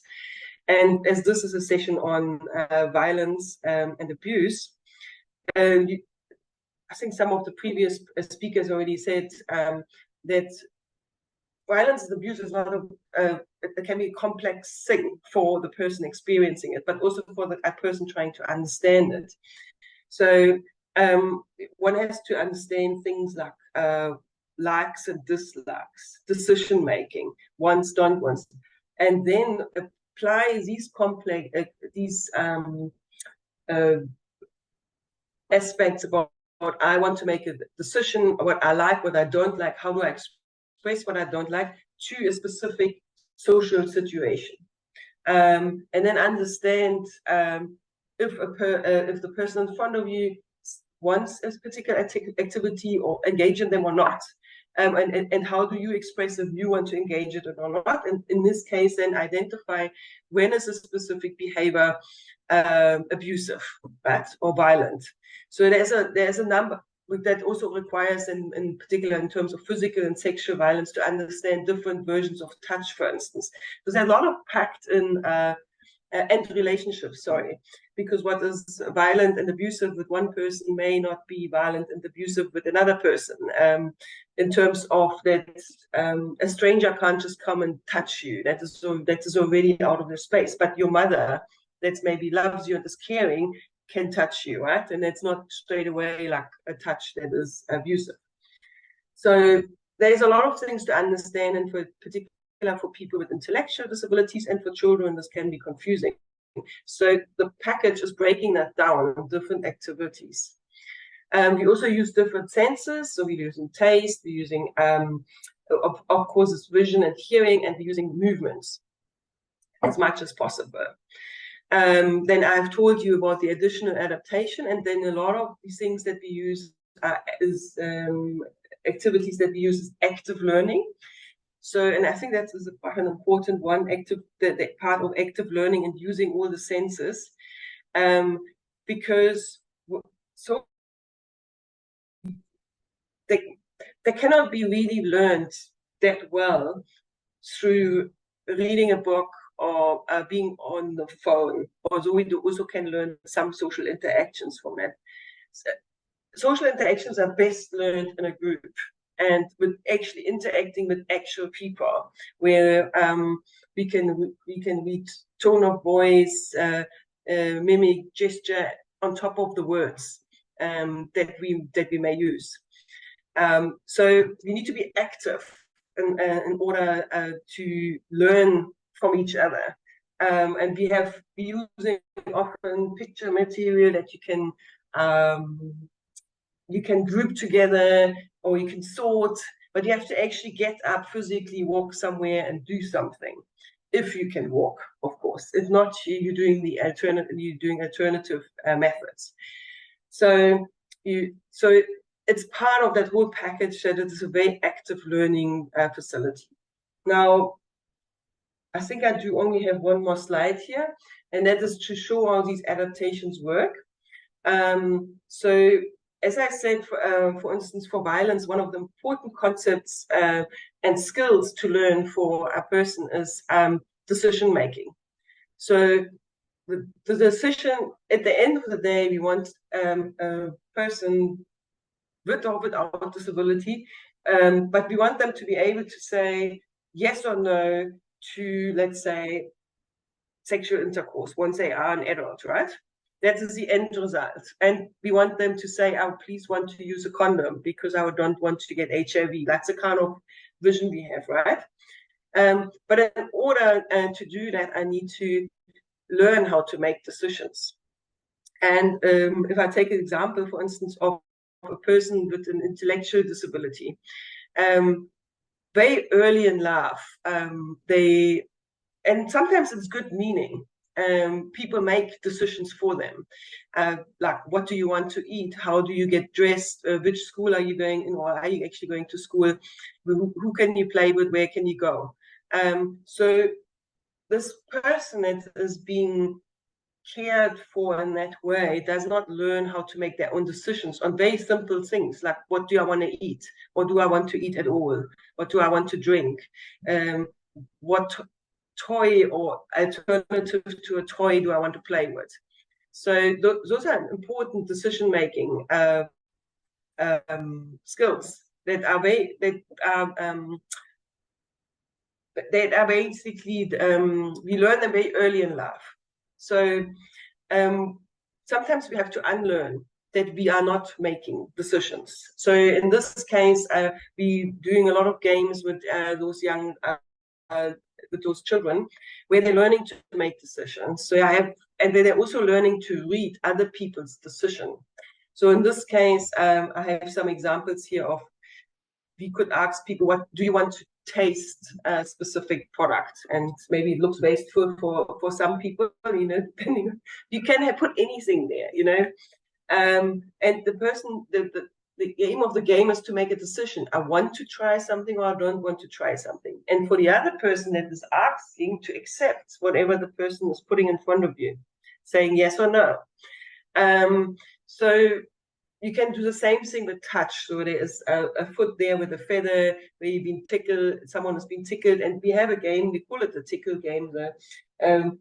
Someone is asking, am I allowed to tickle you? And again, you must make a decision with yes or no. And you can also learn from that what maybe you tickle someone to start with. First, the person says yes, and then the person says no. And as soon as the person says no, you have to respect that the person says no. And you can see where I'm going with this. This happens later in life as we are adults. We may say yes to something, and then in the process decide actually it's something we don't want. And in that gray area, there's a lot of abuse, in particular sexual abuse, that happens. But if we haven't learned to say yes or no in a specific space, and if we haven't learned to read, don't forget some people are also becoming perpetrators, right? If you don't have learned to read what yes and no means, we getting this situation around like gender-based violence, for instance. We move this forward then also with pictures, and then the pictures have alternatives of descriptions for the blind, and we're using also some cards to understand expression of emotions on a face, for instance. So, and all of that is being carried forward in the later lessons, so when you're in lesson 14, 15, where there are some stories, where things like, I think I've got here an example, like Sianda's boyfriend tells her, before we have sex together, don't you think we should have an HIV test? So now does the Sianda say yes or no? And there may be another example where someone is asking, can we have, I want to sleep with you, please, let's do it, but not with a condom, or something like that. And then you have to decide, are you going to say yes or no to it? So these concepts that can be learned very playfully, maybe even at younger groups. There are skills, decision-making skills, that we need later in life in order to make informed decisions for our health and well-being.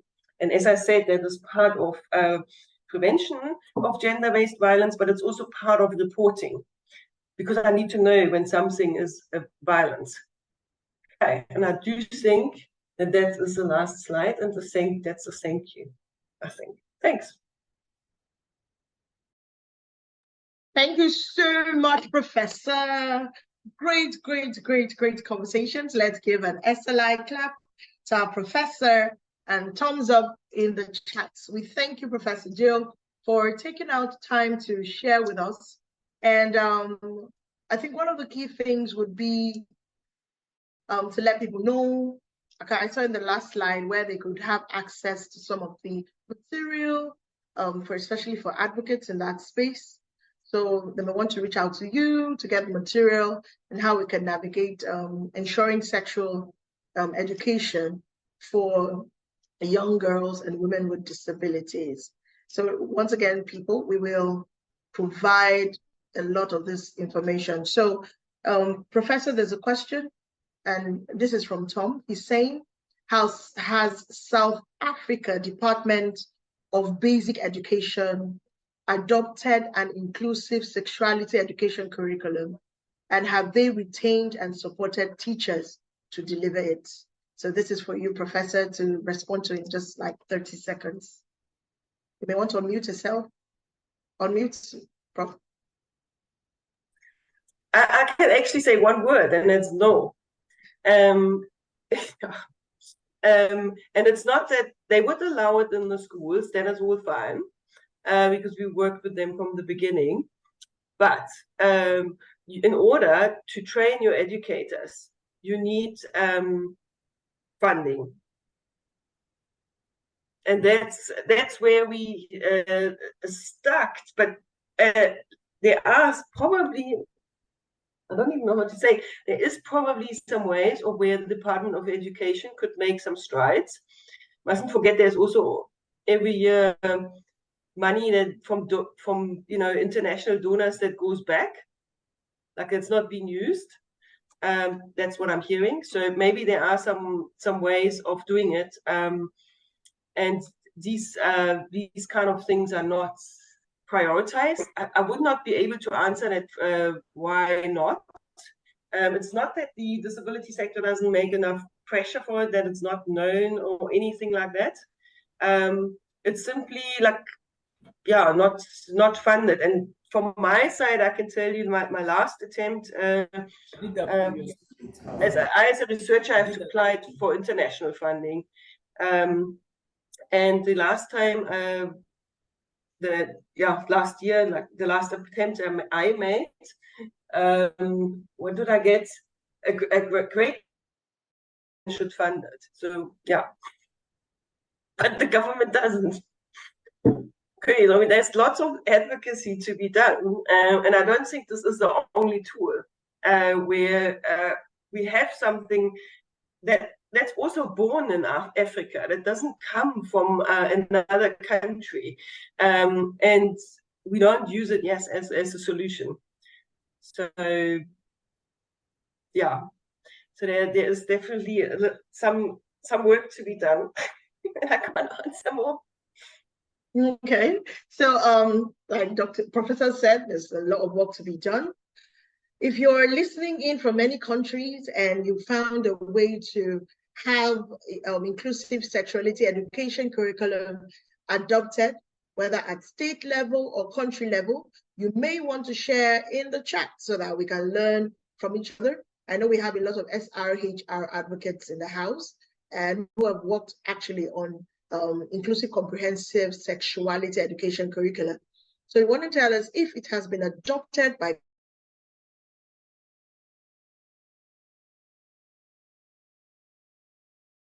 of adopting it was done and how it's being sustained in the system. So like I said, every country represented here would have different stories to tell, and we want to learn from each other so that we can take these learnings back home and ensure that at different levels of intervention, gender-based violence is indeed prevented, gender-based is eliminated,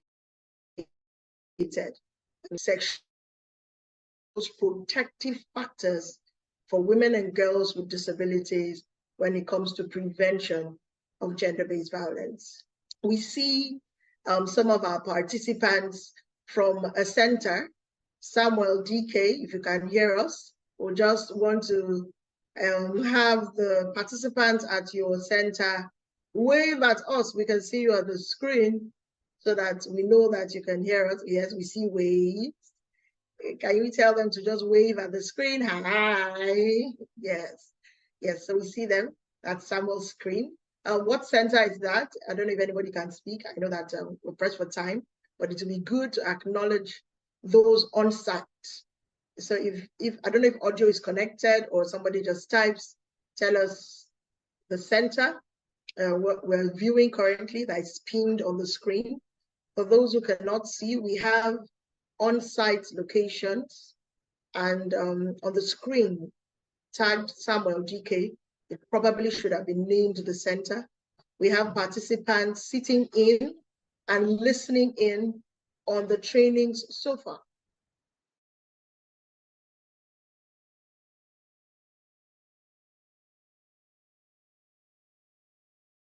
Abuja, Enugu window, okay, in the American corner. Enugu window in the American corner. So please, guys, ladies, persons there, one more time, do wave to us. Wave, wave, wave. We also have participants. Yes, thank you, thank you. And one of the things that you can do for us, Samuel, is to get one or two persons who want to say anything. We'll come back around to just get one of those kind of, I don't know if it's set up that way. If you can, type, let me know. We have another viewing center, Deaf Women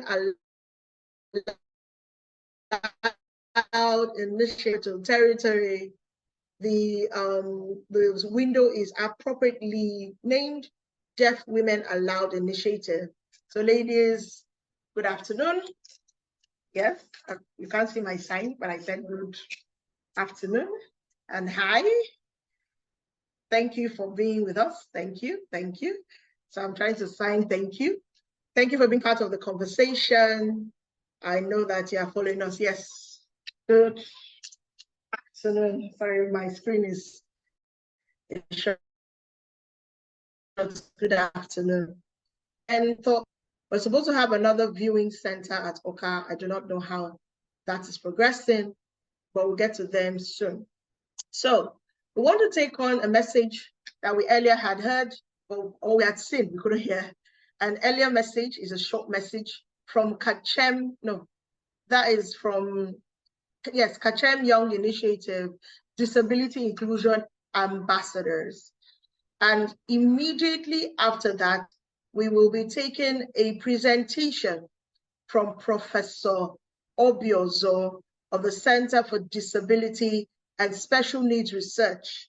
And he's going to be speaking to us on working towards improving disability inclusion in tertiary education in Nigeria. So soon after we take the message from the ambassadors, really short, we've seen it earlier. We just want to play it again with audio this time. I will read the profile of Professor Obiozo and we'll take his message. So comms team, let's have the message from the ambassadors. If the message is not ready, I will move.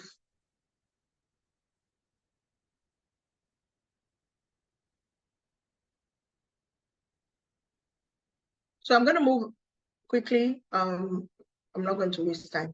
So I'm going to speak or read the profile of Professor. So at least do prepare his message to be played, or else once again, I will jump. So Professor Obiozo is going to be giving us a message. And just to read the profile of Professor Williams Emeka Obiozo, he's going to be discussing the work of Sendasne Oka towards preventing violence against students with disabilities in the university.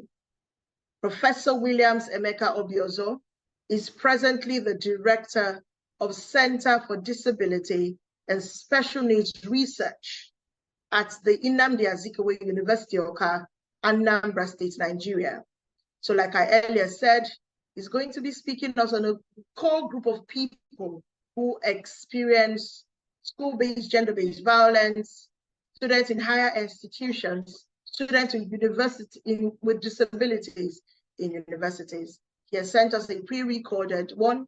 So once again, comms team, please have the message. Let's have the message for Professor Obiozo, please.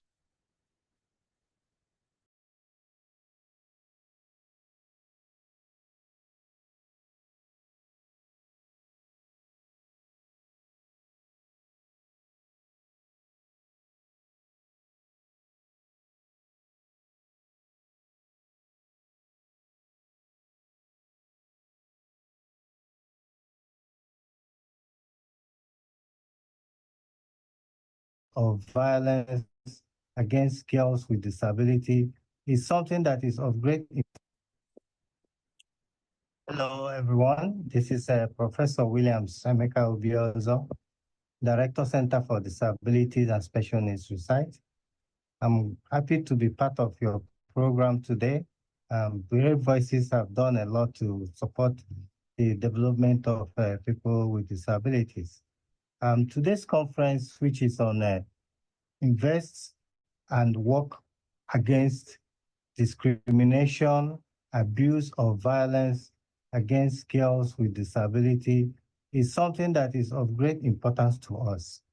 My center, the Center for Disabilities and Special Needs Research, play great roles with communities, organizations, and different kinds of groups to advocate for better treatment of our young girls in the society.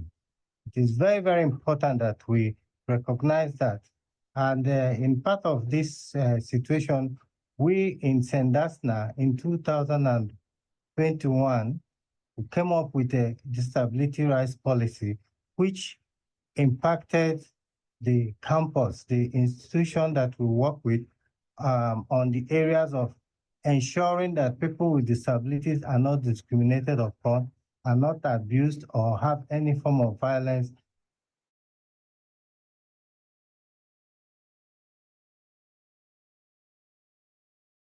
concerning violence, rape, abuse are handled with strong, condemnation, and handled in a way that whoever is the culprit or anyone that is arrested or found guilty of perpetrating any of these serious acts has to face the law. We had a case at a point whereby this issue of rape against a student came up. The university took it seriously and investigated this case. At the end of the day, it was handled very well. And of course, we found that it was not really as it was. It was more of a speculation. But at the end of the day, justice was served. And these are the kind of things we fight against. And that is why we support this program you guys are having today on this area of disability. The issues of violence, the issues of abuse, whether it is verbal abuse, whether it is physical abuse, it is unacceptable to Sendasna. We started our center since 2019 with a few number of students, but by this time we have up to 100 students who have different forms of disabilities, and majority of them are females. So we guard against these females. We make sure that nothing bad happens to them because they are also our priority.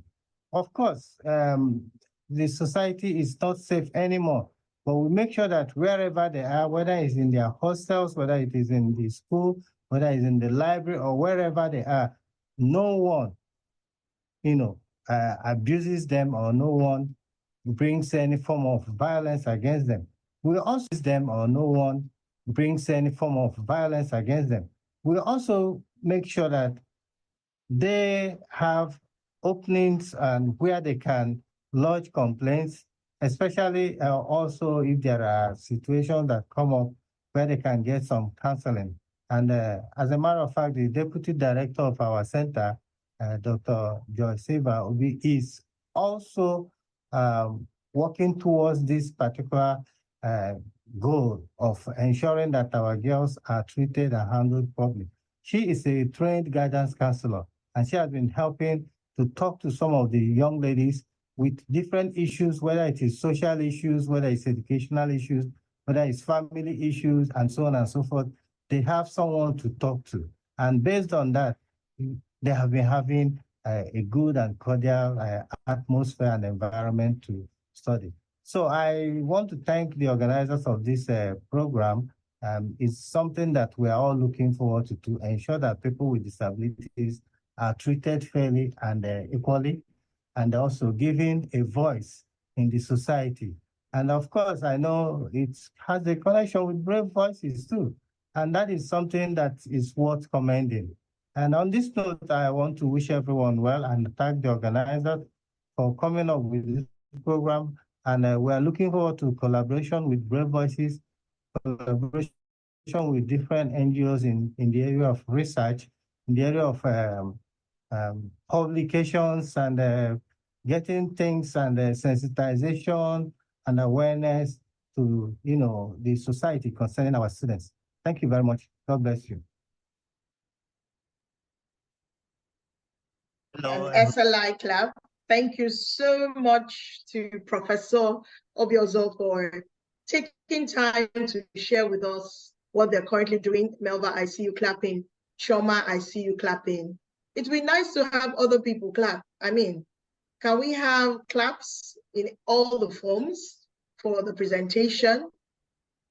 I won't move if I don't see claps. Okay, Tom has clapped, Kemi has clapped. The people at Enugu, clap now. Dorcas has clapped. Thank you. Somebody spoke, clap. Thank you. Deaf Women Aloud is clapping. Thank you. Thank you. Thank you. So I know that the conversations have gone on very intensely, covering a wide array of conversations. We started from mental health, mental wellness, we went straight into issues of assistive technology. We spoke to the Africa Disability Protocol. We even spoke to issues around sexuality education. And now you've heard about students with disabilities in tertiary institutions, specifically University of Nnamdi Azikiwe, and what's going on in that space. As you can see, the work in gender-based violence, the response is not one-sided, it is multi-sectoral. All hands on deck to ensure that we unite to eliminate, we invest to prevent violence against women and girls with disability. Brave Voices is one of the platforms that is ensuring that we bring the focus of conversation to women and girls with disabilities. For those who do not know, it is very easy for this most marginalized group to be left out of the conversation when it comes to issues of women's rights, and interestingly, even gender perspective conversation in disability rights. So we being intentional about bringing the conversation is because we want to focus the conversations. We have a panel session, a very crucial one, that we want to take on. And the panel session is going to focus on setting the legal tone towards eliminating gender-based violence against women and girls with disabilities. So basically, it is an appraisal of existing structures and their functionalities to best practices. As you well know, it is so easy to sign and ratify and do all sorts of things. But what are the structures that are existing on the legal front? And what is their functionality really? How accessible is it for women and girls with disabilities? Sitting on that panel are people that we have met already and people that we'll introduce as well.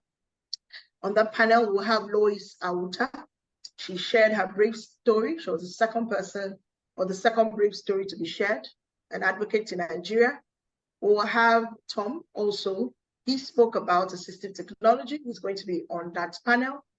We're also going to have Professor Jill, who just spoke to us on sexuality education, comprehensive curriculum, and to also join the panel is someone that you haven't heard from today, and she is Sharon, Ejiro Sharon Okotie.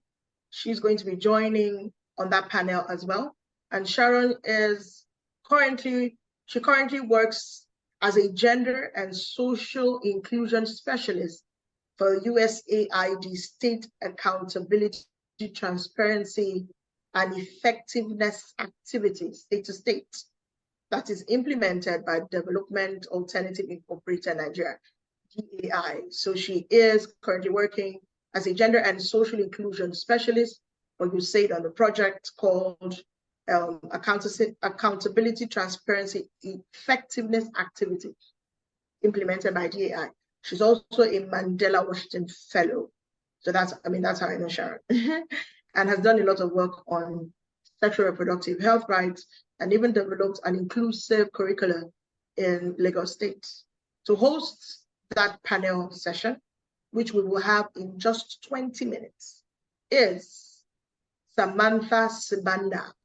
Samantha is an award-winning human rights advocate who has been in the disability sector for over 10 years. She is the founder of Signs of Hope Trust. She's a board member of the Deaf Women Included, and a member of MWF-DIKN, the Disability Inclusive Knowledge Network, for Mandela Washington Fellows. So in the next 20 minutes, guys, 20 minutes, people, they're going to be speaking on the topic which we have established, setting the legal tone towards eliminating GBV against women with disabilities and appraisal of existing structures and their functionality to best practices. We ask you to stay with us. This is the last panel session, the last informative session. After that, we'll be having summaries, awards, appreciations, polls, and goodbyes. So over to you, Samantha. Thank you so much, and thank you for such an engaging program as well. So I was going to ask the panelists to introduce themselves, and I believe that has been done. Let me just put on my video for a few seconds so that you can see me joining you from Zimbabwe. Hi, hi, hi, hi. So I'm wearing a black dress and a blue necklace that has got multiple colors. It's usually associated with the Zulu people of South Africa. And I have got, ginger hair. That's not my real hair, it's dye that's used. But I just want to say hi to everybody, and so that everybody can also identify me.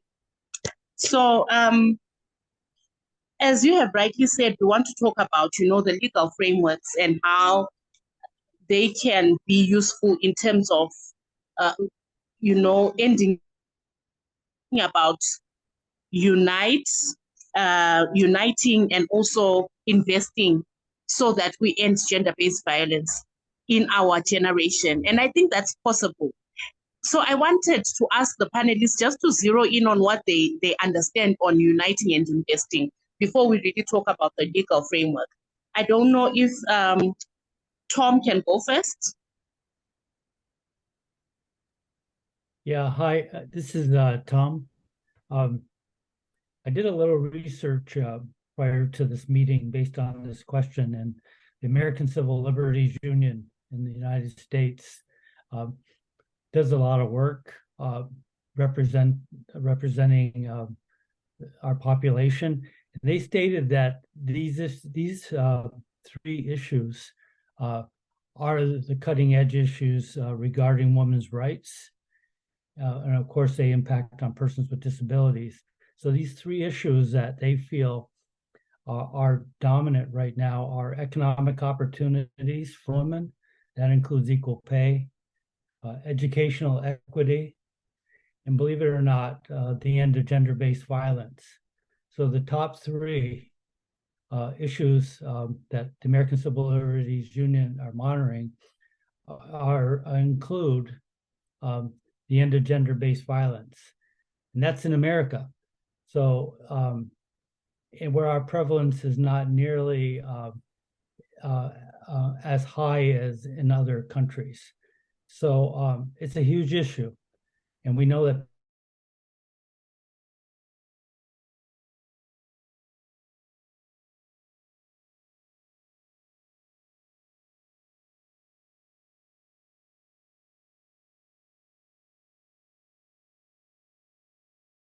Thank you so much, Tom. And I think what you have raised is also very important.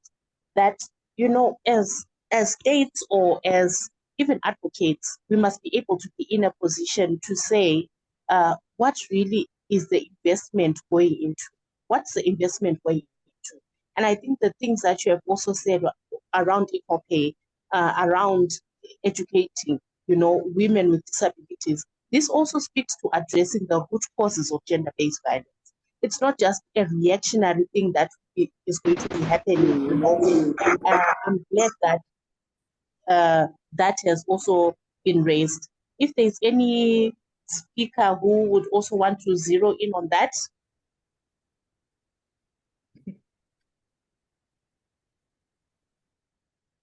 So Melba will also be joining the panel, so that's because she's a legal person. So she'll join the conversation as well. So currently you have Tom, you have Professor Jill, and you have Melba, while the others we track to join. So Professor. Thank you so much. So I'll just ask Professor Jill to kind of come in here to let us know about unity and also investment, if we're talking about that in relation to the rights of people with disabilities and as well as ending gender-based violence. Thank you for letting me know that. Yeah, is that your question of what is needed to unite and then invest into ending GBV? What do you think we need to do? Yes, this speaks to the theme that we have this year is on uniting and also investing, in ending gender-based violence as well. So I just wanted to know what that means to you, or what you think that would mean in this capacity that we are in, or even for us as advocates and as people from different states. What does that look like to you? Well, first of all, I think that engagements like this ones are important, or networks. And I'm actually quite impressed with the speakers you put together. It's not always like that. Particular on a disability event, you have so much real concrete information and lessons learned, and what can concretely be done. So I think those networks, and that we're learning now the how and the what, and is important. And then, other than that, in order to end violence, and then maybe specifically for persons with disabilities, like I'm using a framework usually where I'm like looking at systems and then at services. So on the system level, it's for me always, we need obviously policies and strategic plan, and then don't forget standard operation procedures that are inclusive and disability specific. We need inclusive budgeting. We need people with disabilities at the forefront and on the negotiating table. So, like, I'm very happy to be part, for instance, of this forum. And I think you should maybe think about how we can reach more people, because this forum here is, for instance, driven by people with disabilities, which I think is really important. And we need, in particular, better data and information. And there are some offers I can maybe make maybe for next year, where we can also collaborate and work a little bit together to get that one done. That's obviously my speciality. So that's on the system side. We need that. But then we need also a number of things on the service delivery side. And that is in order to change the root causes, that are related to gender-based violence. So, and for me, services is like, on the one hand, I have to demand the service. On the other hand, I have to get services that I need. Let's say I was exposed to violence or something like that. So, and for me, there's these, I call them the 5 A's, actually. So if I'm thinking about demand, to me, it's autonomy and awareness. And that's one thing. It actually has also 2 A's, and now we're at 6 A's. So, and that means to me that people with disability know about their rights, but also that communities know about their rights and assist. Then there for me is affordability. I need to be able to get to all the services that I need to develop into a person that enjoys everything on an equal basis with others. So that starts with education, but it starts also with health. But it's before that is even, how do I get to a school, or is the transport affordable? So that's why that affordable is important for me. And before anyone demands anything, be it their rights or be it some form of service, and you need to be aware, be able to claim our autonomy, and be able to afford whatever I need there. And then the other 3 A's are for me on the service delivery side. And that could be for education, it could be for health, it could be for transport, for public service. One of the things that we always hear about is accessibility. For that we need to actually look into conducting an audit of public services. It would be like really a good stepstone. And if you want, I can tell you about one very simple tool we have developed at the MRC that's been trialing out now. That's specifically for healthcare services. So we need to assess them and then say where are the gaps. And then we need to have solution for these gaps. And those solutions aren't always there, so then we need to develop them. And that's everything around accessibility.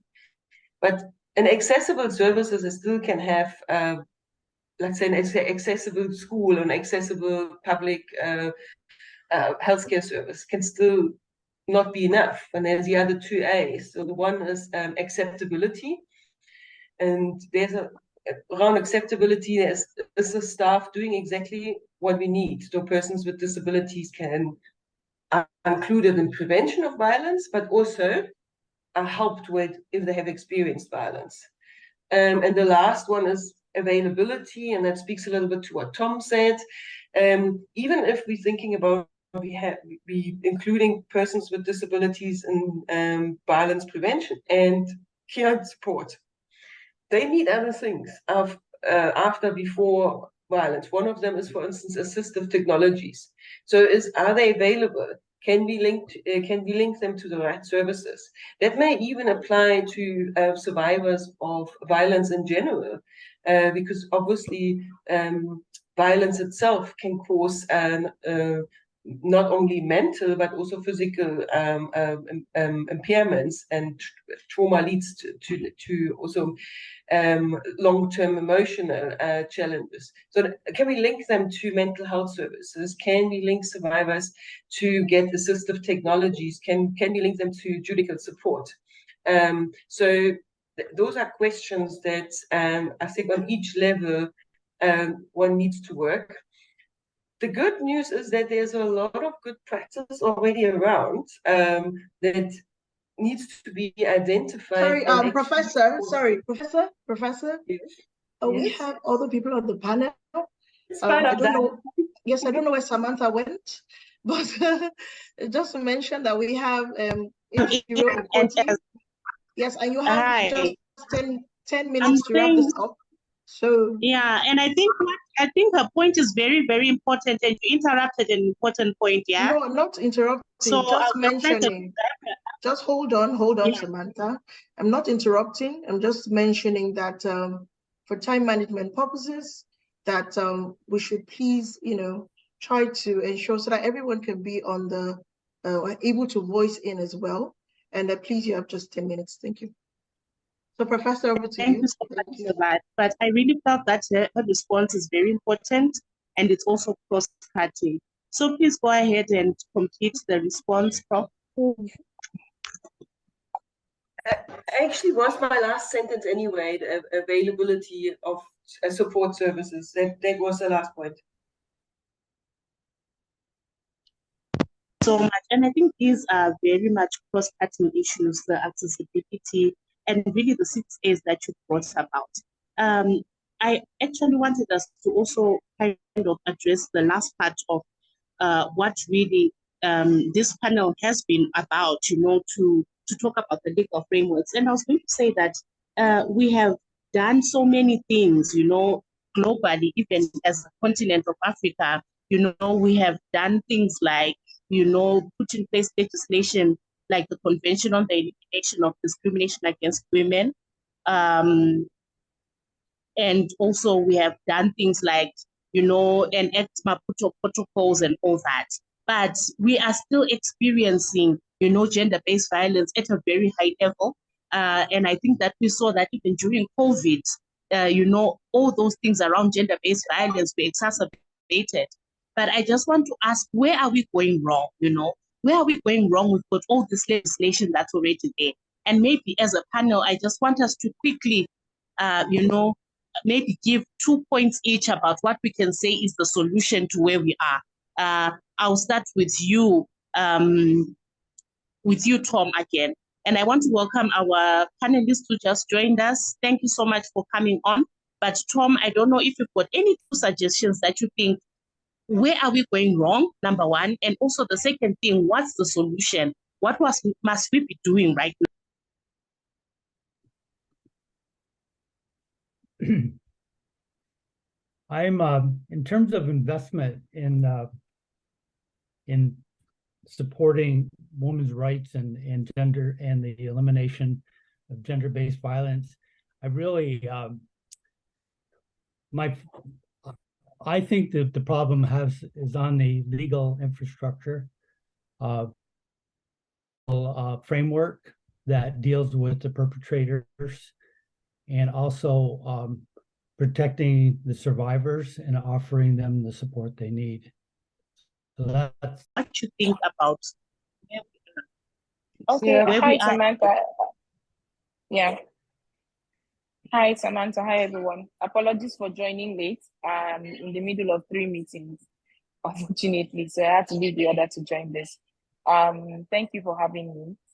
In terms of solutions regarding the legal instruments that we have, I think that the first gap that we have is the low knowledge about this existing legal frameworks or instruments by persons with disabilities, including women and girls with disabilities. And as such, some persons or some women do not even know what those right violations are. So if we're to go forward, and for to be able to effectively utilize the provisions of these various instruments that we have, then there's need for us to invest more in capacity building in terms of knowledge and awareness raising about those provisions and how they can be utilized. I recently, just in October, had a training on the human rights mechanisms of the African Union. And I'm sure that a lot of civil society organizations of persons with disabilities are not aware of those mechanisms and how to utilize them, in pushing for promotion of their rights, particularly as it relates to, gender-based violence and all of that. So the first thing I would say is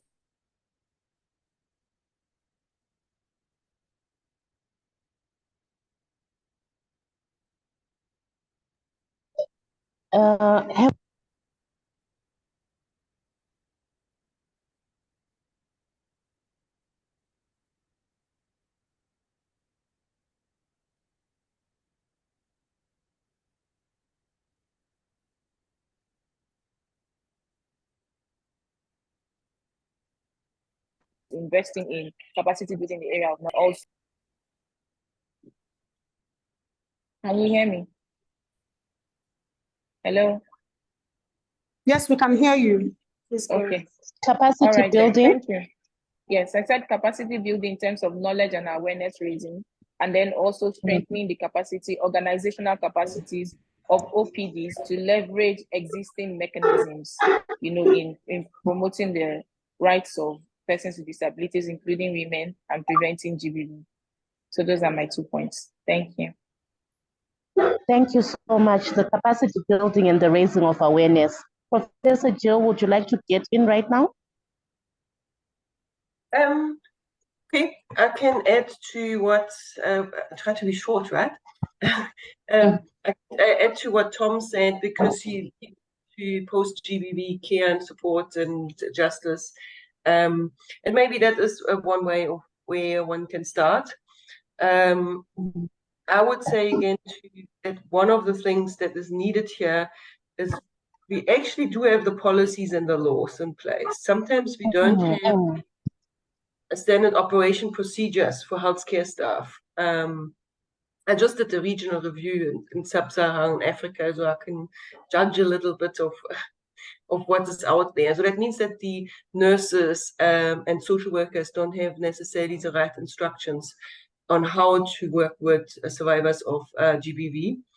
And then what we don't have at all in the region is a good quality assurance tool. So a tool that you take and you assess if a service is delivering what it's supposed to deliver. There are some tools in development, and I think if you want to strengthen post-GBV care support and access to justice, those tools are important because they checking if the services are providing the quality that they are supposed to provide. And they can also be an opportunity of identifying not just gaps, but opportunities for change. Yeah, thank you so much. And I think what most of us are also raising are things that have got to do with GBV response, which I feel is also important, just as we want to address, the root causes of gender-based violence. And lastly, so because I'm also worried about, the pushback that is there. I don't know if you agree with me that there's a lot of pushback that's going on regarding women's rights and, the gains that we have had as a women's movement, especially. There's a lot of pushback that is going on, and I think it's affecting, the rights of the women, especially the women with disabilities, because even the gains, they are yet to enjoy the gains of, being in the women's rights movement. I don't know if you agree with this statement. I would ask you to respond to that in maybe 2 sentences for each of the panelists, and then I'll just take a quick round from the audience, and then we can close up. I don't know if you realize that there's a pushback that is going on. I don't know, maybe Ejiro, you can come in. Was that for me? Yeah, it's for anyone really, but I'm asking you to respond to this. If you realize that there's a pushback that is there in terms of the gains that the women's movement has made, Professor, would you like to agree or maybe zero in on something like that?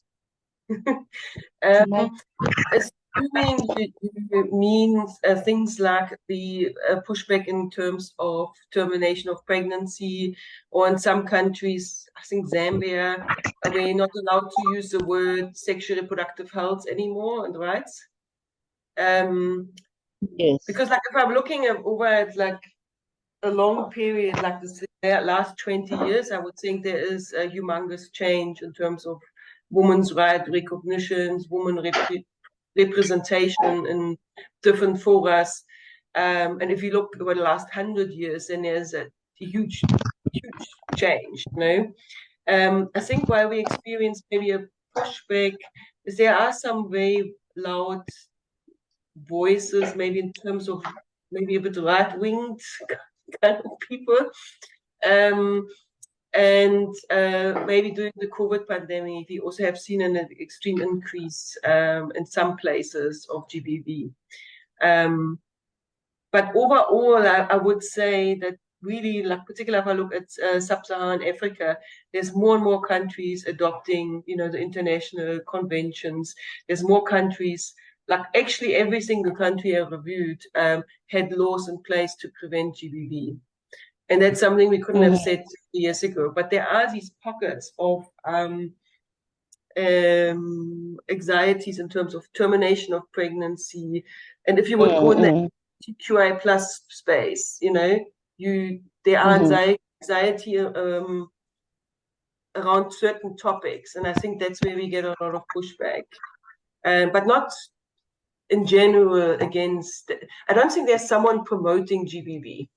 You know, it's like we have an agreement on that. That's something that needs to be addressed. Yeah, that's my take. I totally agree with that. But I've also seen that we still have, I think, as Paul mentioned in the beginning, that the penalties for perpetrators are still not too strict, and that's why people continue to perpetrate gender-based violence. And I think maybe it's something that we must think about. And that there are many cases of persons with disabilities that go unreported because the systems are not supportive, things like that. So although we agree and, you know, I really do feel that there are systems that are not yet in place to support reporting and justice, you know, for persons with disabilities. And even some of the root causes like economic empowerment, education of with disabilities are still not yet, you know, at that level where we would say they are really protected, you know, from gender-based violence. I don't know if there's any other comments. 100%.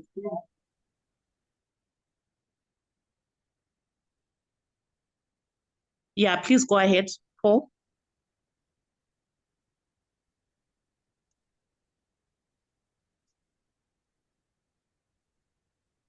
Are you asking me? I'm sorry. Yeah, yeah. No, I think Jill said it perfectly. I can't really add anything. Yeah, okay. Thank you so much. And if I can give just 2 hands in the audience, if there's anybody with something to say, just 2 people or 1 on the topic that we're talking about. So thank you. Following the trend, we are not taking live comments. We are taking chat comments. So we have one from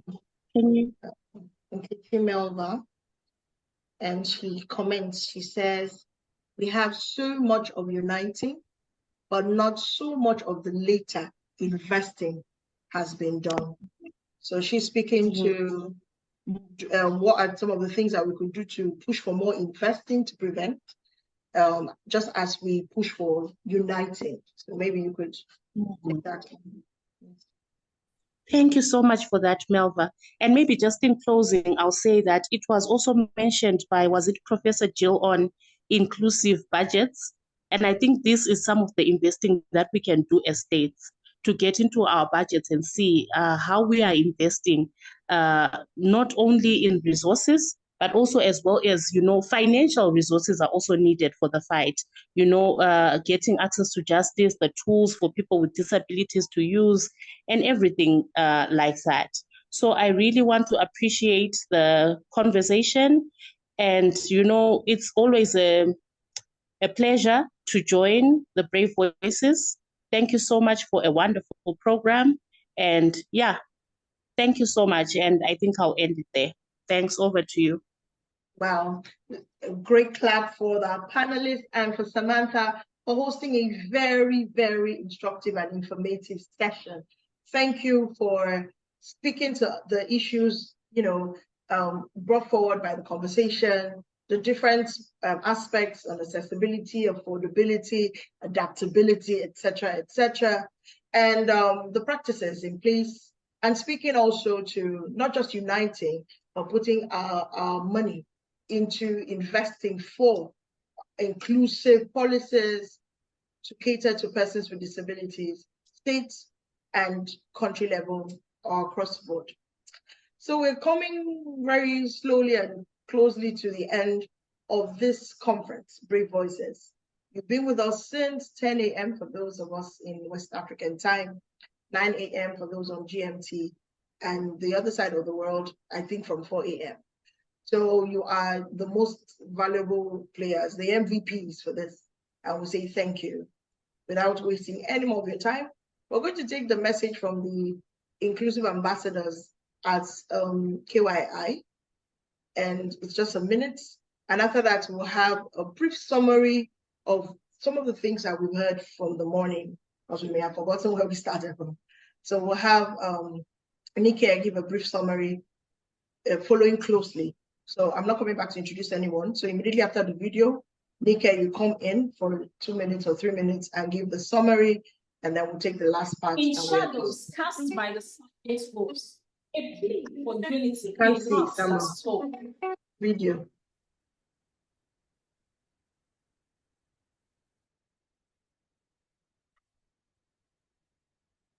In shadows cast by the silent wolves, a plea for unity in hearts that spoke. Invest, embrace, let kindness swell to prevent violence that unfolds. Within each soul, story untold. Women and girls, courage, bold. Disability may dim the lights, yet united we can make it right. In words of strength, hands in hand, invest in them, let empathy shine.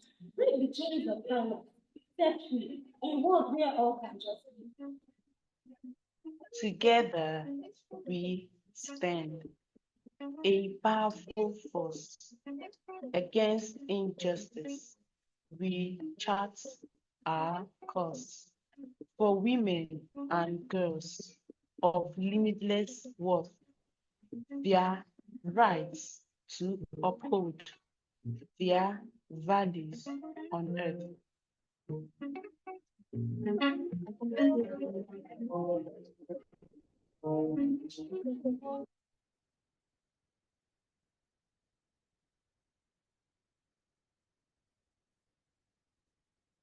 In shadows cast by the silent wolves, a plea for unity in hearts that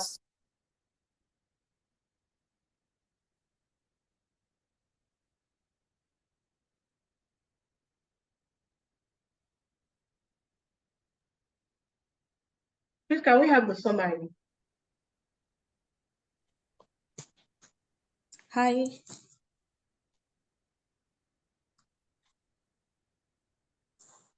Good afternoon, everyone. Can you hear me? We can hear you, we can't see you. Well, go ahead, please. Okay, in summary, I'll start with saying disability is not an inability. From the brief stories of Ms. Chiamaka and Ms. Lois, although they were disabled, but it didn't stop them from doing what they wanted to do. It did not stop them from achieving their goals and visions of life.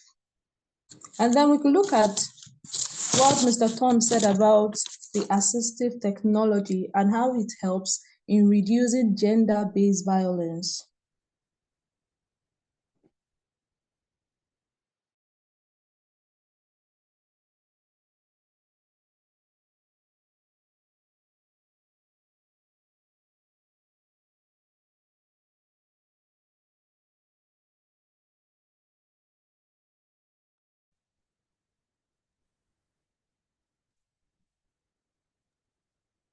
I think we've lost the summary. Okay, so I was like, disability is not an inability. Then from the keynote, she talked about we investing in the children. There's this cliche, bent babies produces broken ladies. So it's from infants that we need to, like we ought to.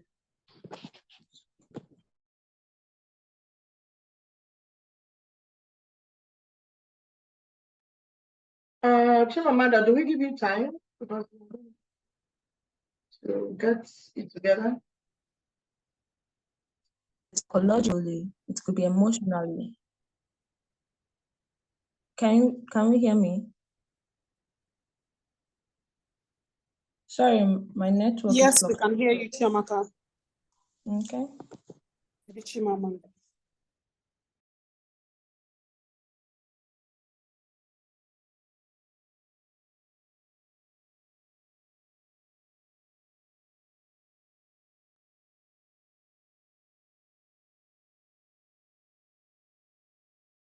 Rights from infants. Then speaking of the assisting technology and how it helps in reducing gender-based violence.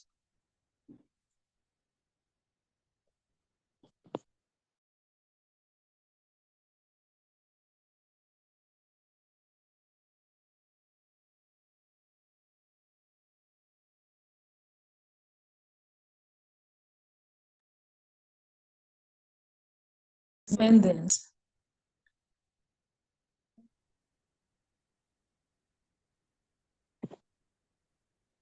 Please, permission to jump this because we can't hear, we can't follow.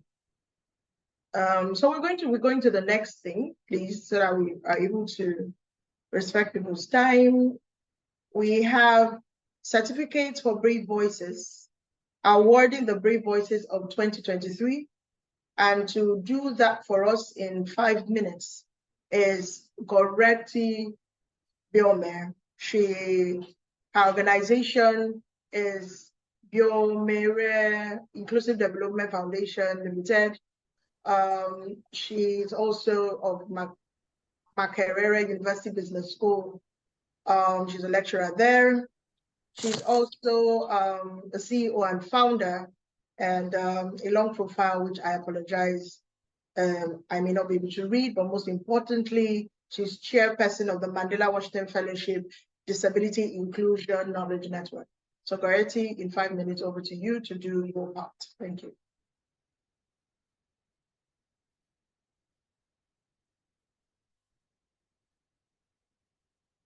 Go ahead, please. Unmute you. Go ahead. Okay. Thank you very much, Frankie, for the introduction. I'm quite very honored to be on this call today. And today, well, we're having Brave Voices, and we have some people that we are going to organize today. So allow me to pull up the names so that I don't make any mistake in their pronunciation. So just a moment.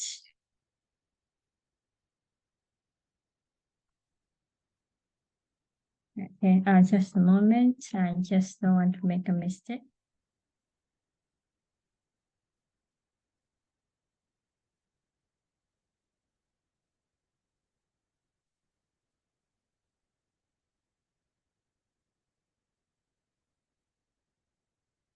Okay. So today we have an awardee. I hope I will pronounce the name very well. We have Lois Atta, and she's our awardee for Brave Voices 2023. She's a diversity and inclusion expert for over a decade, a local and global disability advocate, a human rights defender, a global citizen, a young global leader of the World Economic Forum, Mandela Washington Fellow, a shock changemaker scholar, and a conscientious politician. She's the founder of the Cedar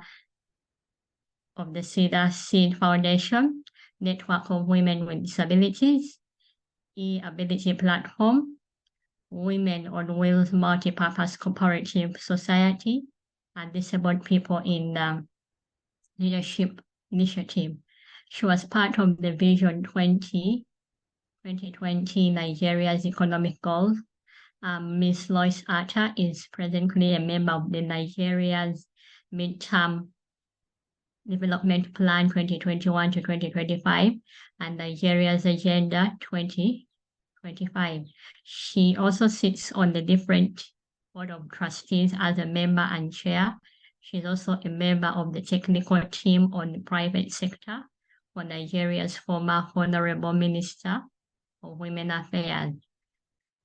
Her excellence, Dam talent, Lois has placed Nigeria on the global map several times, and she's a woman of many facets. She's an award winner locally and globally. She is also a polio survivor and a woman with multiple abilities who inspires the world. Ms. Lois Atta, you have an award for Brave Voices 2022, and we celebrate your win and achievements.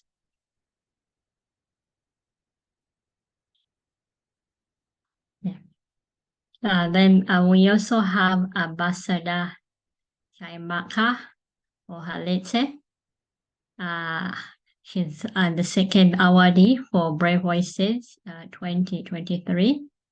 Ambassador Chaimaka is a disability rights advocate with over 3 years of experience working with persons with disabilities, and is currently the Disability Inclusion Desk Chairperson for Kachem Young Initiative.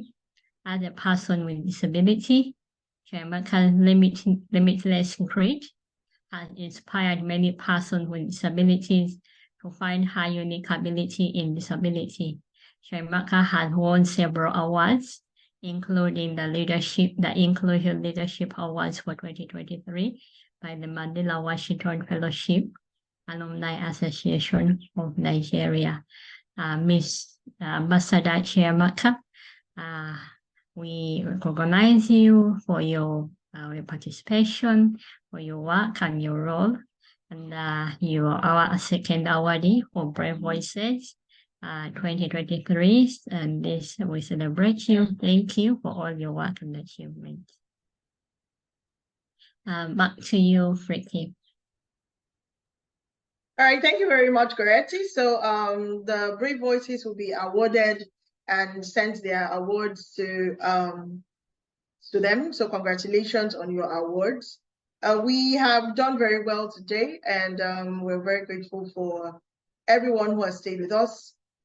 Before I sign out, I would like Melva to do 5 minutes of appreciation, and I will probably introduce myself and say goodbye.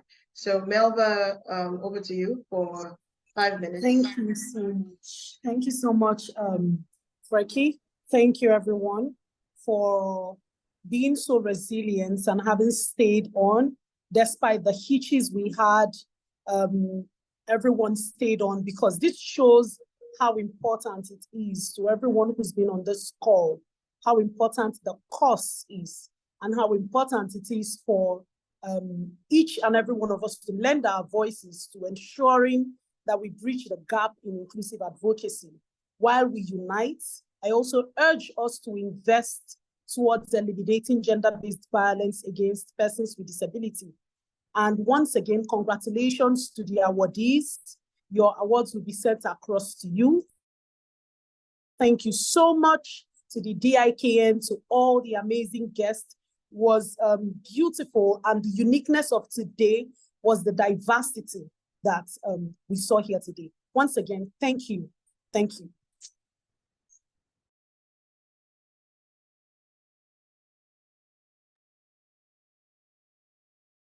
Thank you, Melba. Thank you, Dorcas, for clapping. And thank you, Chioma, for clapping. Thank you, Tom, for clapping. David has not clapped. Kemi hasn't clapped. Chamaka hasn't clapped. Chimamanda has not clapped. Moretti has clapped. Tom has done thumbs up. Those at the centers, we thank you for being with us. I have had the pleasure of hosting Brave Voices 2023. Unites to prevent and eliminate gender-based violence against women and girls with disabilities.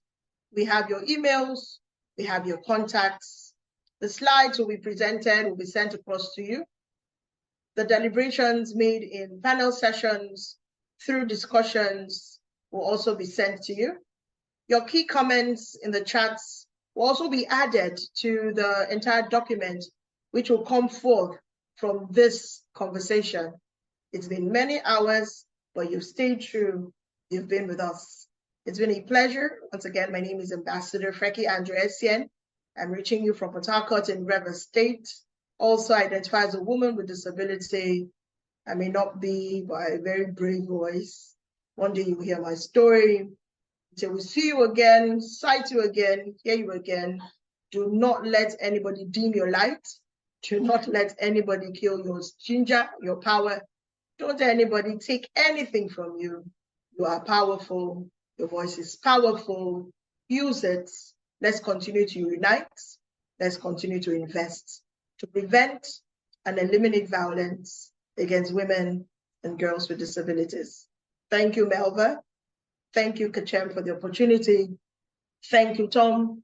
Thank you, Jill. Thank you, Samantha. Thank you, Ejiro.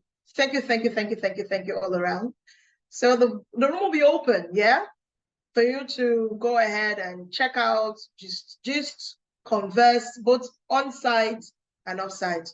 Before we go, there is a poll that we're supposed to launch for us to just drop our voices to. So I do not know if the yes, the poll will be sent to them via email because we had to move from the other link house to the new link. Yes, so it was part of the spice of the conference. Okay, so that's noted. So a few things will be sent to you. So look out on your email for the poll. Please do feel. We want to just know how it impacted you. And we also want to hear from you at any time. You can reply the emails. We'd like to hear from you. Thank you so much. You can check out everything that has been sent to you to be sent to you, links, everything, even the music, every link will be sent to you. So thank you very much. Am I to read the summary? Disability is not inability. From the brief stories, despite being a person with disability, they showed an inability cause, they showed no inability because they were able to put their minds into activities to produce mind-blowing results. The first keynote speech talked about the importance of investing in children. According to the cliche, bent babies produce broken ladies. We must save children from any and all forms of abuse and violence. Abuse is not just physical, it could be psychological, verbal, emotional. It is therefore essential that we take the responsibilities of upholding their rights. Individuals who have been or are traumatized went through these processes, events, experience, and effects. And this is from Paul's presentation. And they say, thus we can help through lives, the acronym, listen, inquire, validate, etc., etc. enhance safety and support them. The next was from assistive technology, which was from Tom. And it says it helps a great deal to reduce GBV because it eliminates total dependence. This is why we ought to invest in providing assistive technology in the numbers so we can help the persons with disabilities from the place of inclusion to the place of participation. So I'm sure that my repertoires can hear how I'm changing some of their terminologies. All right, so we don't have any more coming in from them. The rooms will be open. I see Lois came back. If you have, this is the time to just enjoy yourselves, chat if you would. And yeah, Lois, yeah, we receive your apologies of poor connections. Shoma says it has been awesome. Brave Voices has come to stay. Congratulations, KYI, Kachem Young Initiative. Melva, all partners, speakers, and participants. See you at next year's. Beautiful, beautiful, beautiful. Or you can unmute yourselves. This is free time. If you have anything to say while we round off. Lois says, thank you for the award. You are welcome. If you want to say anything, the room is open. If not, it's open for a while. If not, Frecky Andrew Essien signs out. Bye from me.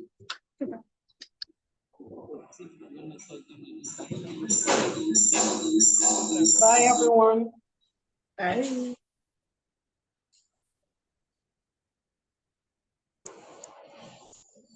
You should play music now. Bye, bye. Where there is hatred, let your love show. Where there is hatred, let your love grow. If we disagree, that's not time to fight. Let's live in harmony, let peace light.